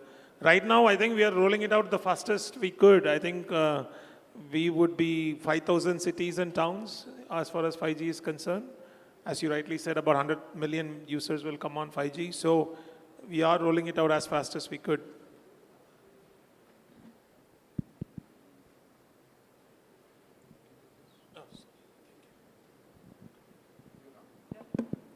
So thanks for that, Ganesh. So now I have to put on the intellectual face as well, because somebody's going to watch it later. So what's holding back 5G? Well, to sound pedantic, I'll give you a simple example. I talked about drones, right? Are we encouraging drones as a hobby in India? I'm not sure. Are we incentivizing? Because that's a potential 5G killer use case. Not only are we not incentivizing people to buy drones, the drone which I bought, the DJI Avatar, which is the FPV drone, cost me 1.5 lakhs. Now, who in their right mind would want to buy a 1.5 lakh drone for a hobby work which you can crash anytime and then you lose all of it with no insurance? Plus, you get the tag of buying it from DJI, which is an enemy country, It's coming from China. It's a Chinese company. So you get that stigma as well. So I think, and to give you a further example, I went to Jhansi recently, Rani Lakshmi Bai and woohoo, and I went to the fort over there from where she jumped with a horse across the wall and, the famous story. I wanted to fly my drone over there, and they wouldn't let me fly the drone over there. Apparently some security concerns. I couldn't for the life of me imagine what would be a security concern in Jhansi to fly my drone above the Rani Lakshmi Bai fort. I would say that incentivize the drone industry. Make Indians addicts of drones. They should not be flying kites, they should be flying drones. Incentivize the automotive industry. Make sure that they have 5G-enabled cars, which can be remotely controlled. Incentivize that industry. And it's not the work of DOT alone. It's a policy framework which will span across multiple ministries, and where operators can weigh in with their influence with the government and try to drive the policy framework across this. And I have another thing which I would request likes of Airtel and your friendly geos, is that 5G provides something which is additional to 4G in terms of protocol. In 4G, you have an IP connectivity. You provide an IP pipe, right? You make use of TCP and UDP over IP, and you provide the IP connectivity between the UE and the cloud servers. In 5G, you have additional two technologies beyond IP. It can provide you an Ethernet connectivity between the devices. You can be on a LAN. And not only that, you can also have a raw PDU connectivity, which means no need of Ethernet headers at all. I can send a 4-byte data on a raw PDU session, and which can be used by millions of, for example, sensors, which can send short bursts of data. And that's why Ganesh was saying that, you can really utilize the density with the amount of data which will be produced over there. Make use of this Ethernet PDU session. Make use of this raw PDU session, And I would beseech Airtel to try to figure out use cases where Ethernet PDU sessions and the raw PDU sessions can be utilized beyond the erstwhile IP connectivity which 4G was providing. I think that will give you a killer use case. It will help you deploy 5G more effectively. Thank you. Well, so that was a pretty intense opening up of the plumbing that Prashant proposed in that last bit. But the concept is something that I completely endorse, which means the concept is that the network is the infrastructure and the operators are super masters of that. What is really needed is to involve or incubate the ecosystem of application developers. And trust me, 5G absolutely supports that. Something that you asked, that what is it that you can do in 4G that you can't? So most of the traditional 4G, barring the very last phase of 4G, had no concepts, for example, to pick information from your radio network, from your transport network, and from the UE, the handset, and through an API, make an application aware of how the user will move in a certain direction and what will be in the next 1 millisecond or 10 millisecond, what will be the data requirement of that user. Imagine if this information is available to a VR application developer. They can write the most intuitive, immersive application that provides a consistent user experience for a VR headset users connected on 5G. And today that is possible by not any proprietary technology. There are functions like NEF, network exposure functions, application function AF. Prashant probably knows all of that, he's probably coded that. Make this available to the developer ecosystem. So launch services which allow developers to come on board and develop applications that make use of the information. It helps the operator. You can probably get a share of the revenue of the developer. It's exactly like the AWS and Azure concept, where developers create applications for the cloud and it gets monetized between the cloud service provider and the application developer and the consumer, the actual enterprise. That is absolutely possible in 5G. So don't stop at providing the best connectivity with 900 Mbps uplink, downlink, but also launch services that allows the developers to use the 5G ecosystem. And that is when the consumption will really go up. Whether it's a consumer application, whether it is a B2B application, it will happen. So this is, I think, the next step after the base stations and the KPIs and site reliability engineering of all the sites. After all of that is working, that is still the plumbing of 5G. Launch services that allow developers to come in. That's what I would say can really put the killer application find on turbo, I would say.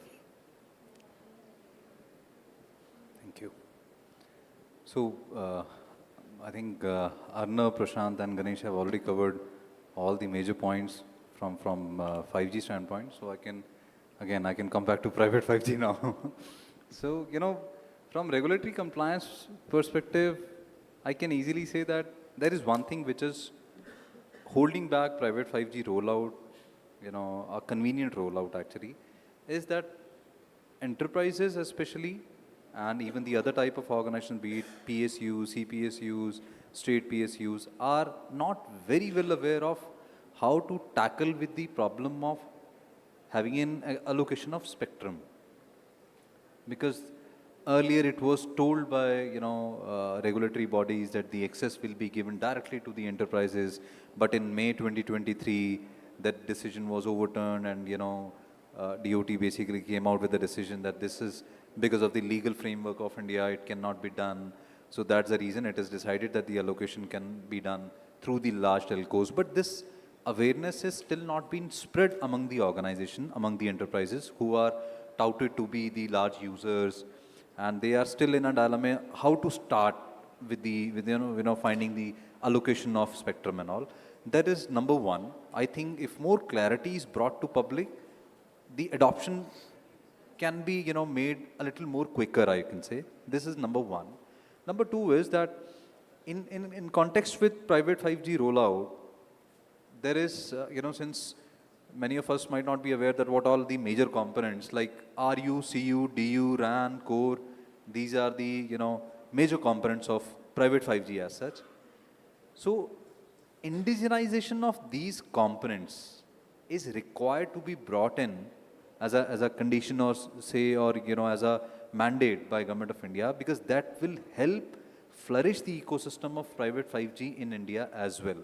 Because as I mentioned, it has already democratized the whole IT infrastructure, the infrastructure of 5G. Now, since it is already giving that liberty to multiple organizations to collaborate and provide private 5G solution, this is the time. If the indigenization is mandated, this will help flourish the complete ecosystem. So I think with this, I complete my submission. These are the 2 points in my understanding which can really bring, rollout a little more quicker. Yeah, thank you. All right. Thank you so much. This has been a very, very, thought-provoking discussion. Unfortunately, out of time, so we can't do audience questions, but I'll just take a minute to sum up. I think the topic of 5G is, there's a little bit of hype, obviously, but there's a lot of excitement as well. First of all, the increasing number of devices which allow people to use 5G in a big way. We already have mobility. We heard about drones, and with the Make in India policy, hopefully we'll have a situation where we can encourage more drone production. Likewise, Apple launched the Vision Pro, the virtual reality kind of headsets. That's a form factor which can encourage 5G usage. Similarly, connected vehicles. Increasingly, most of the vehicles now, the cars coming up, etc., they have a screen, so that's a monetizable real estate. So there'll be applications built on it. Similarly, we talked about B2B, right? So a lot of ways of consuming 5G kind of applications. The second one is applications itself, right? So we talked about different applications, including defense. We talked about healthcare, connected vehicles again, lots of other use cases, right? Similarly, on the enterprise side, lots of use cases. But I think Adnan made an important point, just like what is called the iPhone movement, right? There's an app for everything. So we will need the developers, the startups, etc., to also be creative and brainstorm on what are the applications they can imagine, they can think of, right, to create, which can leverage the 5G technology. The last part is adoption as well. I think all of us, are now used to a subscription kind of economy. Once you get used to subscribing to something, it is very hard to go back to the old days, right? It's true of everything, right? Once you've become a 5G subscriber, you will never go back to being a 4G subscriber. Once you're a paid Netflix subscriber, you'll not go back to the free tier, etc., right? So it's about getting, the first wave of adoption going. And once it is there, you can see expansion in terms of the usage. So I think, like I said in the report, we've clearly articulated that 5G and other technologies in Make in India can have up to 1.6% contribution to our GDP, 600 plus million subscribers. So the potential is really enormous and something which is very exciting.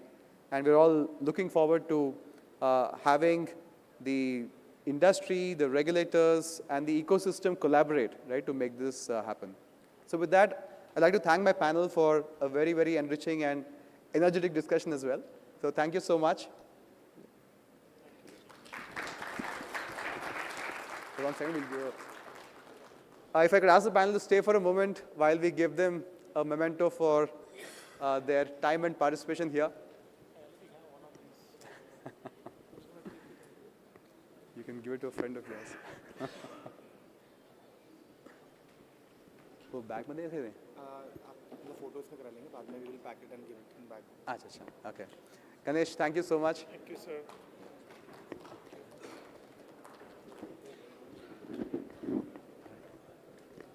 Prashant, thank you so much.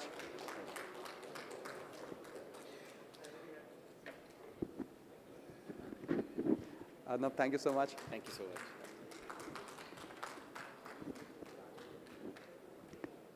Hidayat, thank you so much. Thank you. Thank you for being a great moderator. Sure.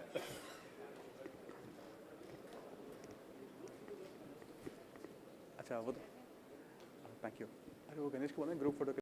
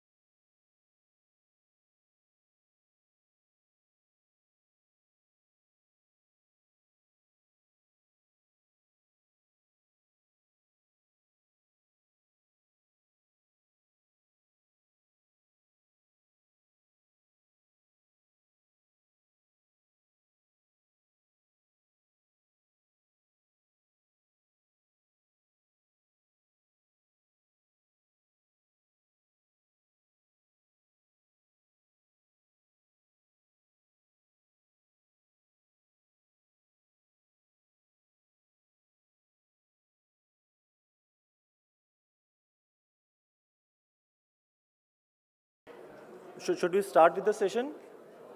Yeah.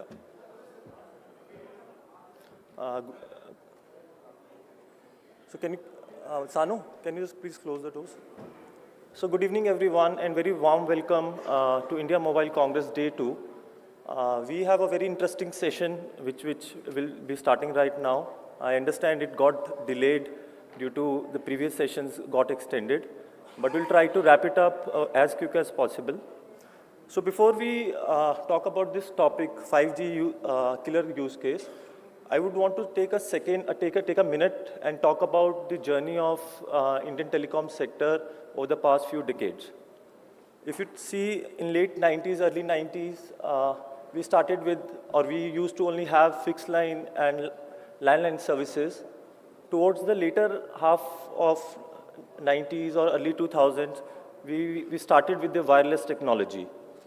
At that moment, the wireless revolution started in India, and over the last 2 decades, we have seen how it has matured from 2G to 3G, then from 3G to 4G. Last year at IMC itself, Honorable Prime Minister Modi, he launched 5G services. And it has been 12 months in which India has developed themselves or made themselves ready for 5G services. And India has progressed really well in the deployment of 5G as of now. If you see, if you talk about 5G, there are 3 critical factors which needs to take care of if you want to assess how a country is progressing, right? To start with, the first one is on the deployment side, how efficient we are in the deployment. So if you see India's story in 5G deployment, we started with few major cities where 5G was initially launched. But in the span of last 12 months, we have seen that 5G has been launched at major of the cities and the rural villages as well. If you talk about deployment specifically from the network perspective, over last 1 year, we have seen around 400,000 plus towers specifically set up for 5G services. The second parameter which I want to talk about is the adoption of services. So we have seen in India, in period of 12 months, more than 100 million customers are there for 5G services. So we have, and as per some surveys, we have potential to take that number to 700 million in next 5 years. So if we see completely on adoption side, we have a lot of potential, be it from the consumer side or from the enterprise side. So future looks very, very bright for 5G services. Then if we talk about performance of 5G, right? So we have seen in last 12 months, the data download speed capacity has increased 4 times in last 12 months. So average download speed, maybe in September 2022, was around 12 to 13 Mbps, but it has grown up to 45 to 50 Mbps now. So we have clearly seen that there is an increase in performance of data services in India, and that would go up in the coming few months. Now, if I want to invite our key panelists for this session, we have experienced panelists who have joined us and for this session and they are from across different industries. So we have experts from 5G manufacturing domain. We have participation from consulting side as well. So I would like to invite Mr. Amit Marwa, who is the head of marketing and corporate affairs at Nokia. So he possesses an experience of more than 25 years in telecom domain, and he specializes in technical sales. So during the session today, we'll interact with him and we'll seek his experience, or we'll discuss his experience, how India's journey had been so far. Secondly, I want to invite Mr. Sanjeev Kumar, who is Chairman and Managing Director of Telecom Consultant India Limited. He possesses more than 30 years of experience serving telcos. So prior to TCIL, he has been part of BSNL, MTNL, where he was in charge of network deployment. So his expertise is in network domain. Next, I would like to invite Mr. Vikram, who is a senior director at SENA. Again, a very experienced veteran with 25 years plus experience in telecom domain, focusing on sales of technology and enterprise services. Before Sena, he has also a vast experience of working with other leading manufacturers in telecom space as well. Next, I would like to invite Anup. She has joined us from the US. She has flown specially for this event a couple of days back. She is a Chief Operating Officer at EDX Wireless. Her expertise is in domain of network planning and RF planning.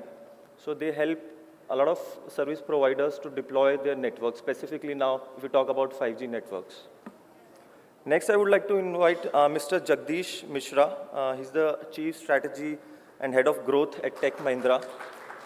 He possesses experience of over 25 years, and he's responsible for generating new growth businesses and play a vital role in sales for his organization. Last but not the least, I would like to invite Mr. Jaspreet Singh. He's a partner with Grant Thornton, and he's a market leader with the firm. He manages large transformation engagements focusing on workforce transformation and digital transformation.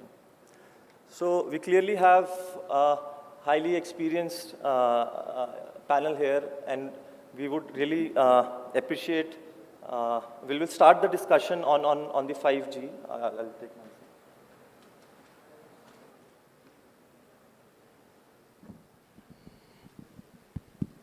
So thank you everyone for joining in, and I understand it's late in the evening and you all have prior commitments, right? So I'll try to wrap it up as soon as possible. So I'll start with Amit Marwa, right? So sir, the question to you is, so we have seen transformation in telecom space, right, from last few decades, right, from 2G to 3G, 3G to 4G, and now we are moving towards 5G. And in last 12 months, we have seen a lot of development happening in terms of deploying the 5G network, and we are currently in build stage of 5G deployment. So sir, what, according to your experience, do you think, what would be the key sectors where 5G will bring a lot of change and value add to the customers, and how enterprises will also gain a lot from this 5G? So if you can share, sir, your thoughts and experience on it. Thank you, Arun. And by the way, we are showcasing the first live 6G demo in our booth in a prototype way. So I'm just saying we're talking about 5G and we're moving. So this is how the technology is moving extremely, extremely quickly. You're absolutely right, and I think you said that in the last 10 months, what India has done, no country in the world has been able to do. The fastest deployment ever of any network across the world has happened in India. People used to say, when I used to come for earlier panels, that are we late on 5G? And I always used to say, no, we are not late. We are at the right time. But today, India has shown that after being so-called late also, we have started leading the world. So kudos to the whole ecosystem for making that happen, and including the government. Sakyaji is part of it. Having said that, yes, deployment has happened. We did a lot of things actually during the deployment. You know, the same deployment that we have done, I mean, 350,000 sites, not sites, I would say, base stations plus deployed. But how could that happen? It has never happened in the world. We did something called digital deploy. We improved our tools. We could, actually, we were at one point of time, I think we were doing like 30,000 sites a month, which was unprecedented in any environment, never heard of.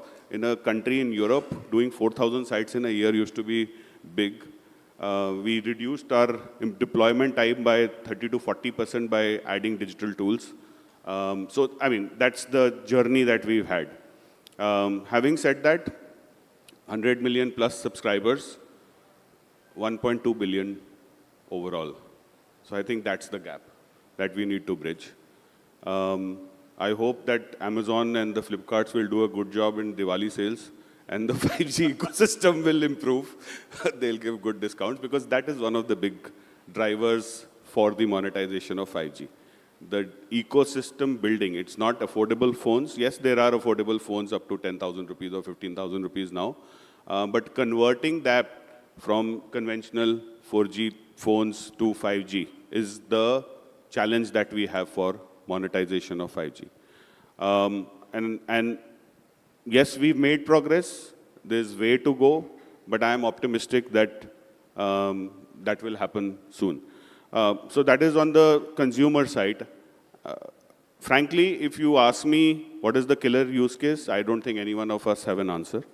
But I will tell you that from a deployment which has happened in the Americas, you know, the broadband connections which have been deployed in the last 1 year in America, 90% of those have been on fixed wireless access. So that is just an example. I'm not saying fixed wireless access is a killer use case, but fixed wireless access is definitely a big use case which can help to monetize the network that has been deployed today. And that is the need of the hour. That is a requirement in India. Home broadband, fiber to the home is a challenge, and fixed wireless access can bridge that challenge, both in the urban as well as connecting the rural, where, you know, you could actually, I mean, we do some CSR projects, and I can tell you from that example, wherever broadband had hit that village, it could be a small village, you know, there are like 100 Wi-Fi connections which emerge out of it. So one broadband connection, and the whole half of the village is using that. Now, imagine you could take a fixed wireless access network on a wireless 5G into a small village which has maybe 50 homes, and all of them can share somewhat the 5G experience, or at least the bandwidth that is there. So definitely fixed wireless access is one big use case I see. The other you talked about is enterprise. Now, in enterprise, why has enterprise or private wireless on 5G not happened? I mean, that's the question everybody asks. And the simple answer to that is that 10 months of deployment, huge focus on enabling the country to become 5G enabled. And the regulatory ecosystem, and I'm not saying it's good or bad, that spectrum is with the CSP. So when the spectrum is with the CSP, the deployment of private wireless or enterprise kind of 5G use cases has to flow through the CSPs, which is a fair model, and I think it is workable. It has worked in rest of the world also. Yes, there are different models, and spectrum can be allocated to the industry, et cetera, but I'm not getting into that debate. Looking at the situation that is today also, and I say that on behalf of the operators, you know, how much focus they have put in the last 10 months in just getting reach and coverage in the country is commendable. Now, if you expect that in these 10 months, you know, 5,000 factories should have also been converted into 5G, that's a big ask. And why it is a big ask is, now you have a situation where everybody is questioning ke monetization kaise hoegi. And even the operators are struggling and thinking that now we have deployed, how do we make money out of it? So this is going to be the time of creating that use cases and actually focus by the CSPs towards the enterprise to make other use cases happen on 5G. Thank you, Amit. I think so very interesting point you have spoken about. You have mentioned that India started this journey a bit late than the other Western countries, but the speed which we have deployed, I think so we are at par with the other countries. And also you have spoken about the investments which are going in to build the network as of now. So currently, we can presume that India is in a build phase where they're building the network and infrastructure, and the next stage would be where they'll build the use cases which can then be used to monetize the 5G use case. Thank you so much, sir, for your time and points. Moving on and taking this forward from here, next I'll go to Mr. Sanjeev Kumar, right?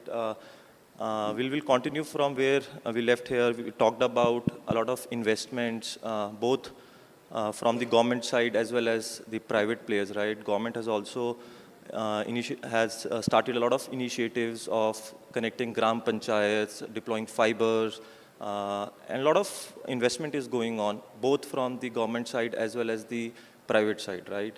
So how do you feel the service providers will make it or monetize this opportunity, or how will they sustain this? Because we still feel that next few months or a year would be again building the infrastructure up or consolidating the infrastructure till the last mile connectivity. So how the service provider, will they face any challenge, or how will they sustain this high capex time which is going on right now? Thank you. Other than spectrum, the biggest capex investment of any telco goes to RAN infra and the connectivity infra to these BTS sites. The India has its own unique challenge as far as these two infra are concerned. If you talk about laying of optical fiber connectivities, where for 5G you need every site to be connected on fiber. The local bodies and the right-of-way owning agencies, they treat it as an opportunity to make revenues than treating it as a utilities. So this put a lot of burden on a telcos to spend more money on paying reinstatement charge for laying last mile optical fibers. On RAN side, India has the stringent RF norms, and that needs to meet the coverage and capacity objective. Operator required to put more number of sites per square kilometers. So this again need more capex requirement. India is another unique country where our spectrum is fragmented. One operator have many type of spectrum, 800 or 900, then 1800, 2100. So that means the operator has to put up number of RR radio sites, radio equipment to air those spectrums which are allotted to it. So now how to address these challenges which are quite unique to India? There may be some which are operator dependent, some require regulatory framework or regulatory intervention and policy guidelines. From operator point of view, to reduce their RAN expenditure, if RAN infra, active RAN infra can be shared by the operators, this will be a lot of saving, capex saving for the operator. Yes, there may be some challenge, like there is one operator who is offering a 5G service on SA modes, other operator are offering on NSA modes.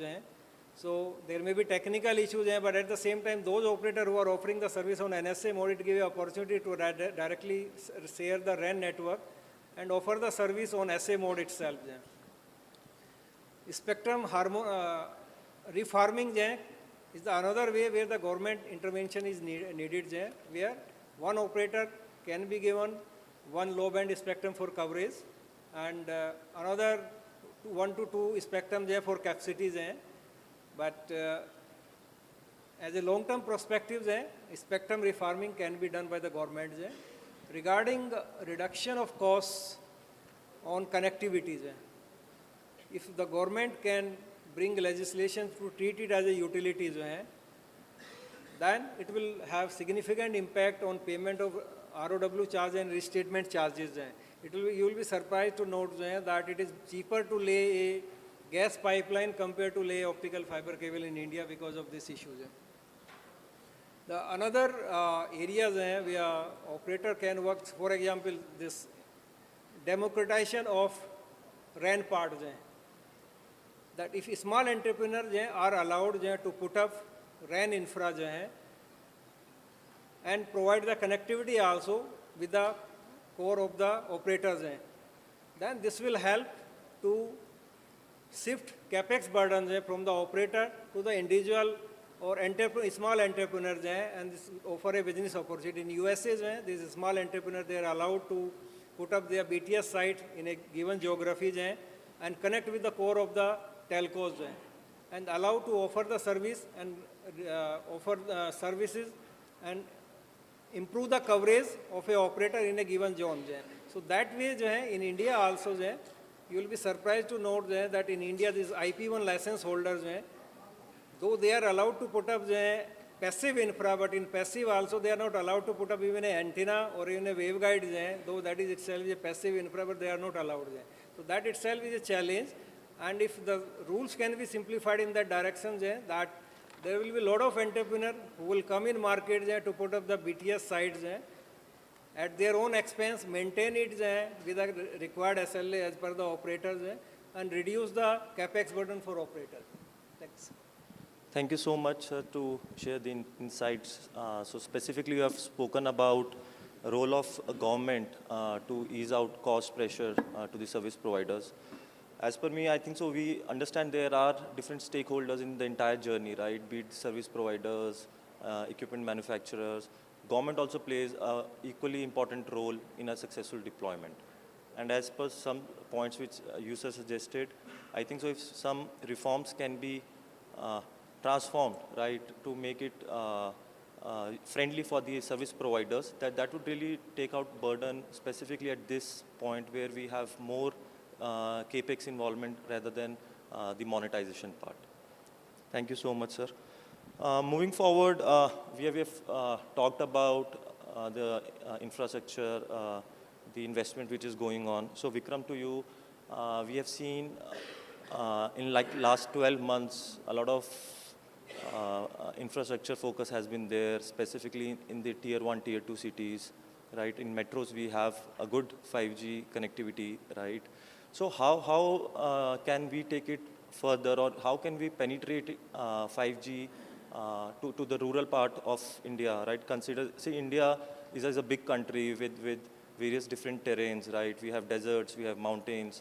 So how difficult or what would be the challenges service provider will face while taking it to or taking it too deep further to those remote geographies?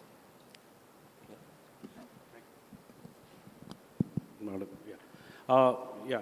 So, Arjun, thanks for this, right? I agree with what Amit was talking about, right? I think a commendable job done by the operators the first 12 months, right? We were all here in the IMC last year when it was launched and getting to 100 million. Their focus was really on going deep, going to as many towns and getting as many subscribers, right? And definitely handset prices falling has been the most important vector for the uptake on, on the pull-through on 5G conversions. But, that being said, I think this is addressing more around the urban piece of it, right? If you move to the rural piece, I think first you'll have to move, ITU has recently adopted a standard which has been jointly developed in India by IIT and TSDSI, right? And that standard, once deployed, right, I think the operators will be able to go into the remotest of villages, right, and penetrate and, at a lower cost and get maximum subscribers. Again, FWA would be the killer use case, which would, apart from high-speed consumer broadband, right, which would be used, as Amit mentioned, the villagers are innovative, and you put one FWA connection and you see the spread, right? And that's actually going to impact the economy also, because just in the previous session we heard the impact on GDP, right? And we are a rural-based economy, right? A majority part of our economy is from there. Now, going a step further, I think we are also an agriculture-driven economy, right? So agriculture will become a very important use case when it comes to, using 5G IoT powered sensors, where the farmers will be able to actually study the soil quality, improve crop yield, right? And, basically improve the overall agricultural productivity, right? But I think the other important thing is also the underlying transport network which the operators will have to build. So yes, there is fiber penetration in rural broadband, in rural villages as a part of the Digital India project. But I think, the operators will have to continue deploying these transport networks, which would be the underlay, right, for the 5G penetration to increase in the rural networks. And, once you have to deploy more use cases, these networks will obviously have to be more programmable and automated, right? But that will obviously move from urban today. They're still doing it in urban, right? So that will move later to rural. But to summarize, I think, definitely urban, good job done, more use cases will come, but rural, go deeper, deploy the standard, go get the high-speed broadband customers, start deploying FWA, and then move into killer use cases like agriculture for rural. to have an overall impact on not just the growth in subscribers, but also the economy on the whole. Thank you. Thanks, Vikram. So India is still a rural-dominated society, right? And agriculture is one of the highest contributor to our GDP. So what I feel is, in addition to agriculture, education is one of the important use case, specifically for rural sector, right? Because in urban sector, we can see, yes, education has transformed over the last few years, but with the use of technology and 5G, if we can also transform education specifically for rural India, that Yeah, absolutely. Actually, education and healthcare, right? Yeah, both of these. So that will indirectly or directly contribute to our economy as well. So thank you so much, Vikram. So moving forward, so we have a panelist who has came specifically from the US. Anup is here amongst us, right? She's a Chief Operating Officer at EDX Wireless. So she has been associated, or she has more than 20 years of experience in telecom sector, and she helps clients to launch 5Gs globally, right? So Anup, we have seen a success story of India 5G story in last 12 months, right? A lot of good work done. India is the fastest deployer of 5G globally as of now. But still, if we can learn from global best practices, so we should do that. So what, according to you, can be the learnings for India to make 5G more penetrable and to make it more successful in future? Yeah, sure. Oh, sorry, it's really loud. Yeah, sure. So talking from a planning perspective, what we've seen over there, that when it comes to 5G, we're looking at use cases such as, massive IoT. We're looking at low latency. So planning becomes very different, and it's a different ecosystem. We're virtualizing the core. The RAN is getting smarter. So as that gets smarter, we also need to get smarter about planning. It's not just pushing at your base station and turning it on. That's just physics. What we're doing now is looking at the ecosystem. Has AI, machine learning, it's getting more mature. Having those as part of the ecosystem helps the plan. So such as, what we're seeing there is people looking at digital twin a lot more, which we've been looking at and helping with.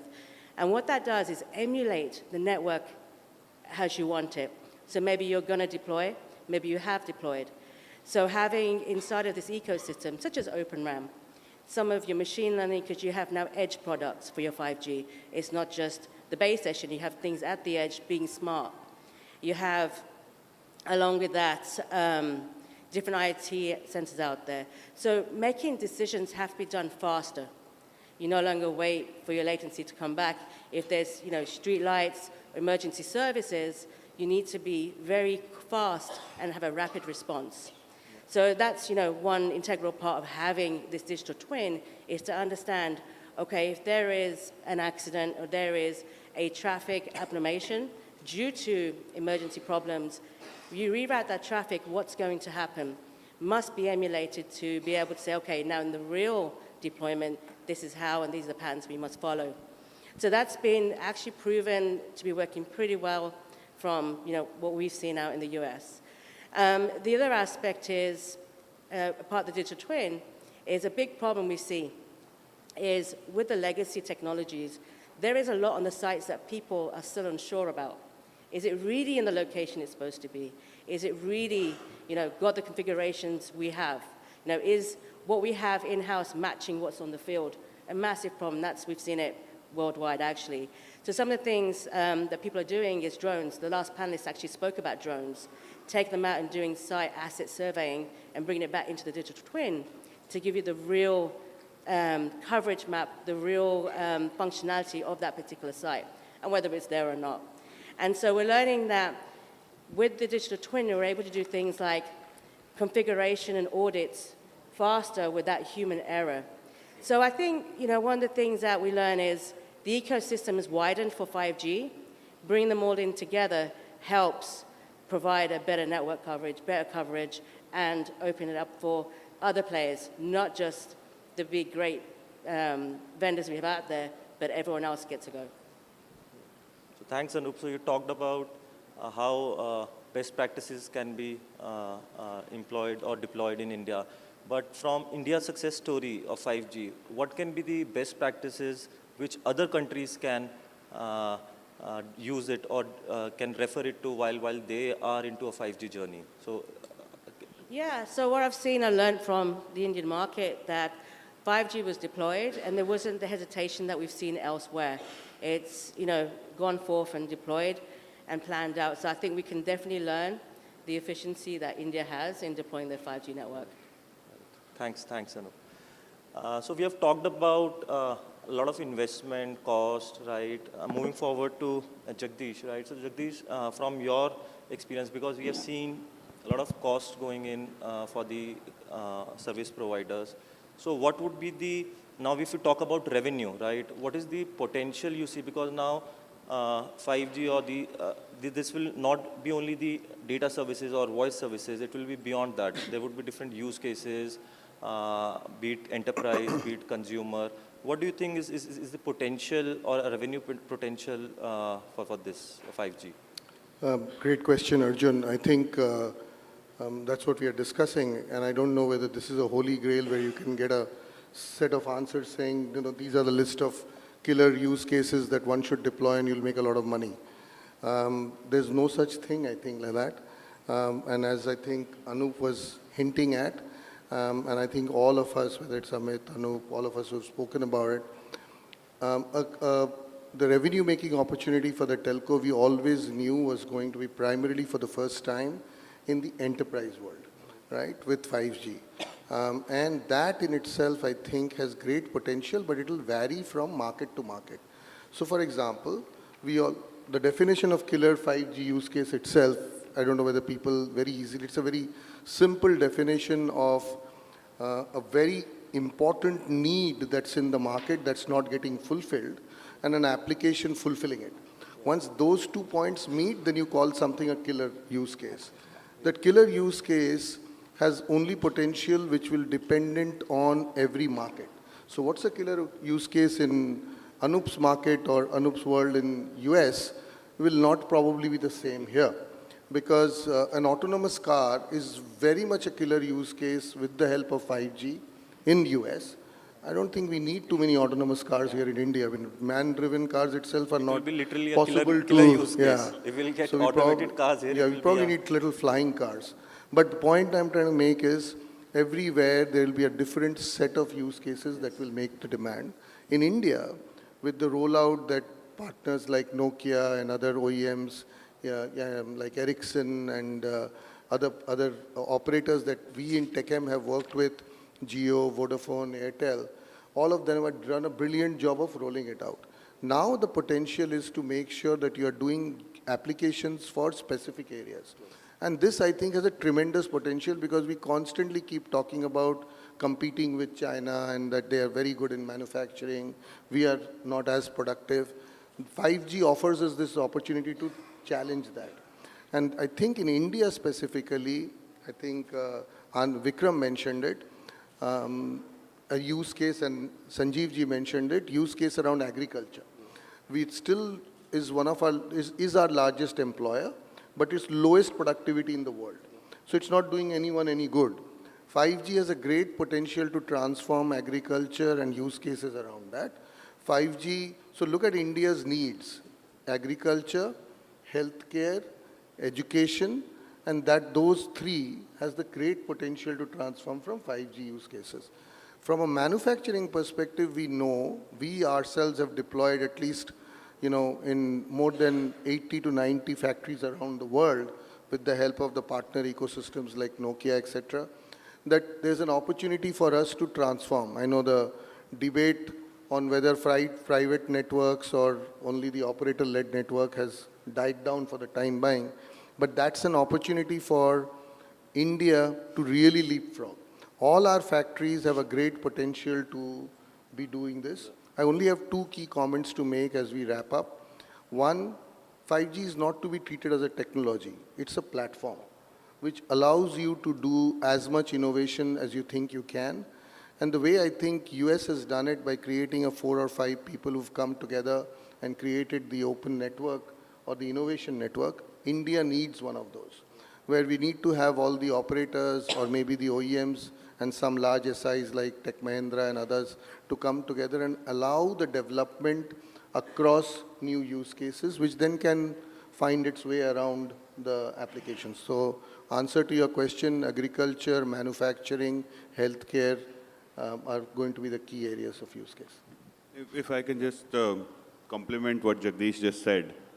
You talked about digital twins. For all your information, we have a digital twin in our booth of our Chennai factory, which is manufacturing 5G right here. So actually, if you want to witness this, you can do it. But coming to the point about industries, I again say 5G monetization in India, this is the right time. And why I say this is, we've been having debates about enterprise using or factories using private 5G or private network for 2 years. And the biggest debate and why it is not happening is, where is the ROI? How it will happen?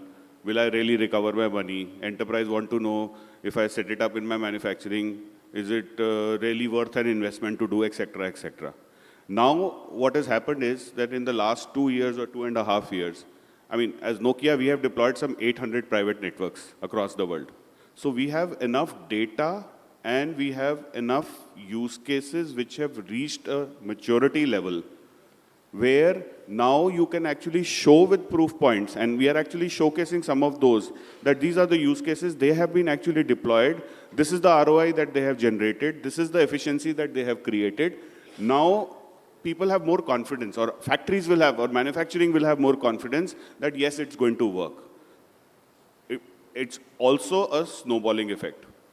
You know, it is just the first 10 people starting it, and people realize that, oh, this is absolutely the right thing to do, and it will from 10 to 100 to 100 to 1,000, it will happen very fast. No, you're absolutely right, Amit. For example, we did one of the plants of Mahindra in Chakan in Pune, and that's a complete robotic-enabled plant. We did it together with Nokia, and I think the only way, the question I think everyone is probably going to ask is, then why is it not taking off? What is stopping it? I think it lies right here on this side of the stage.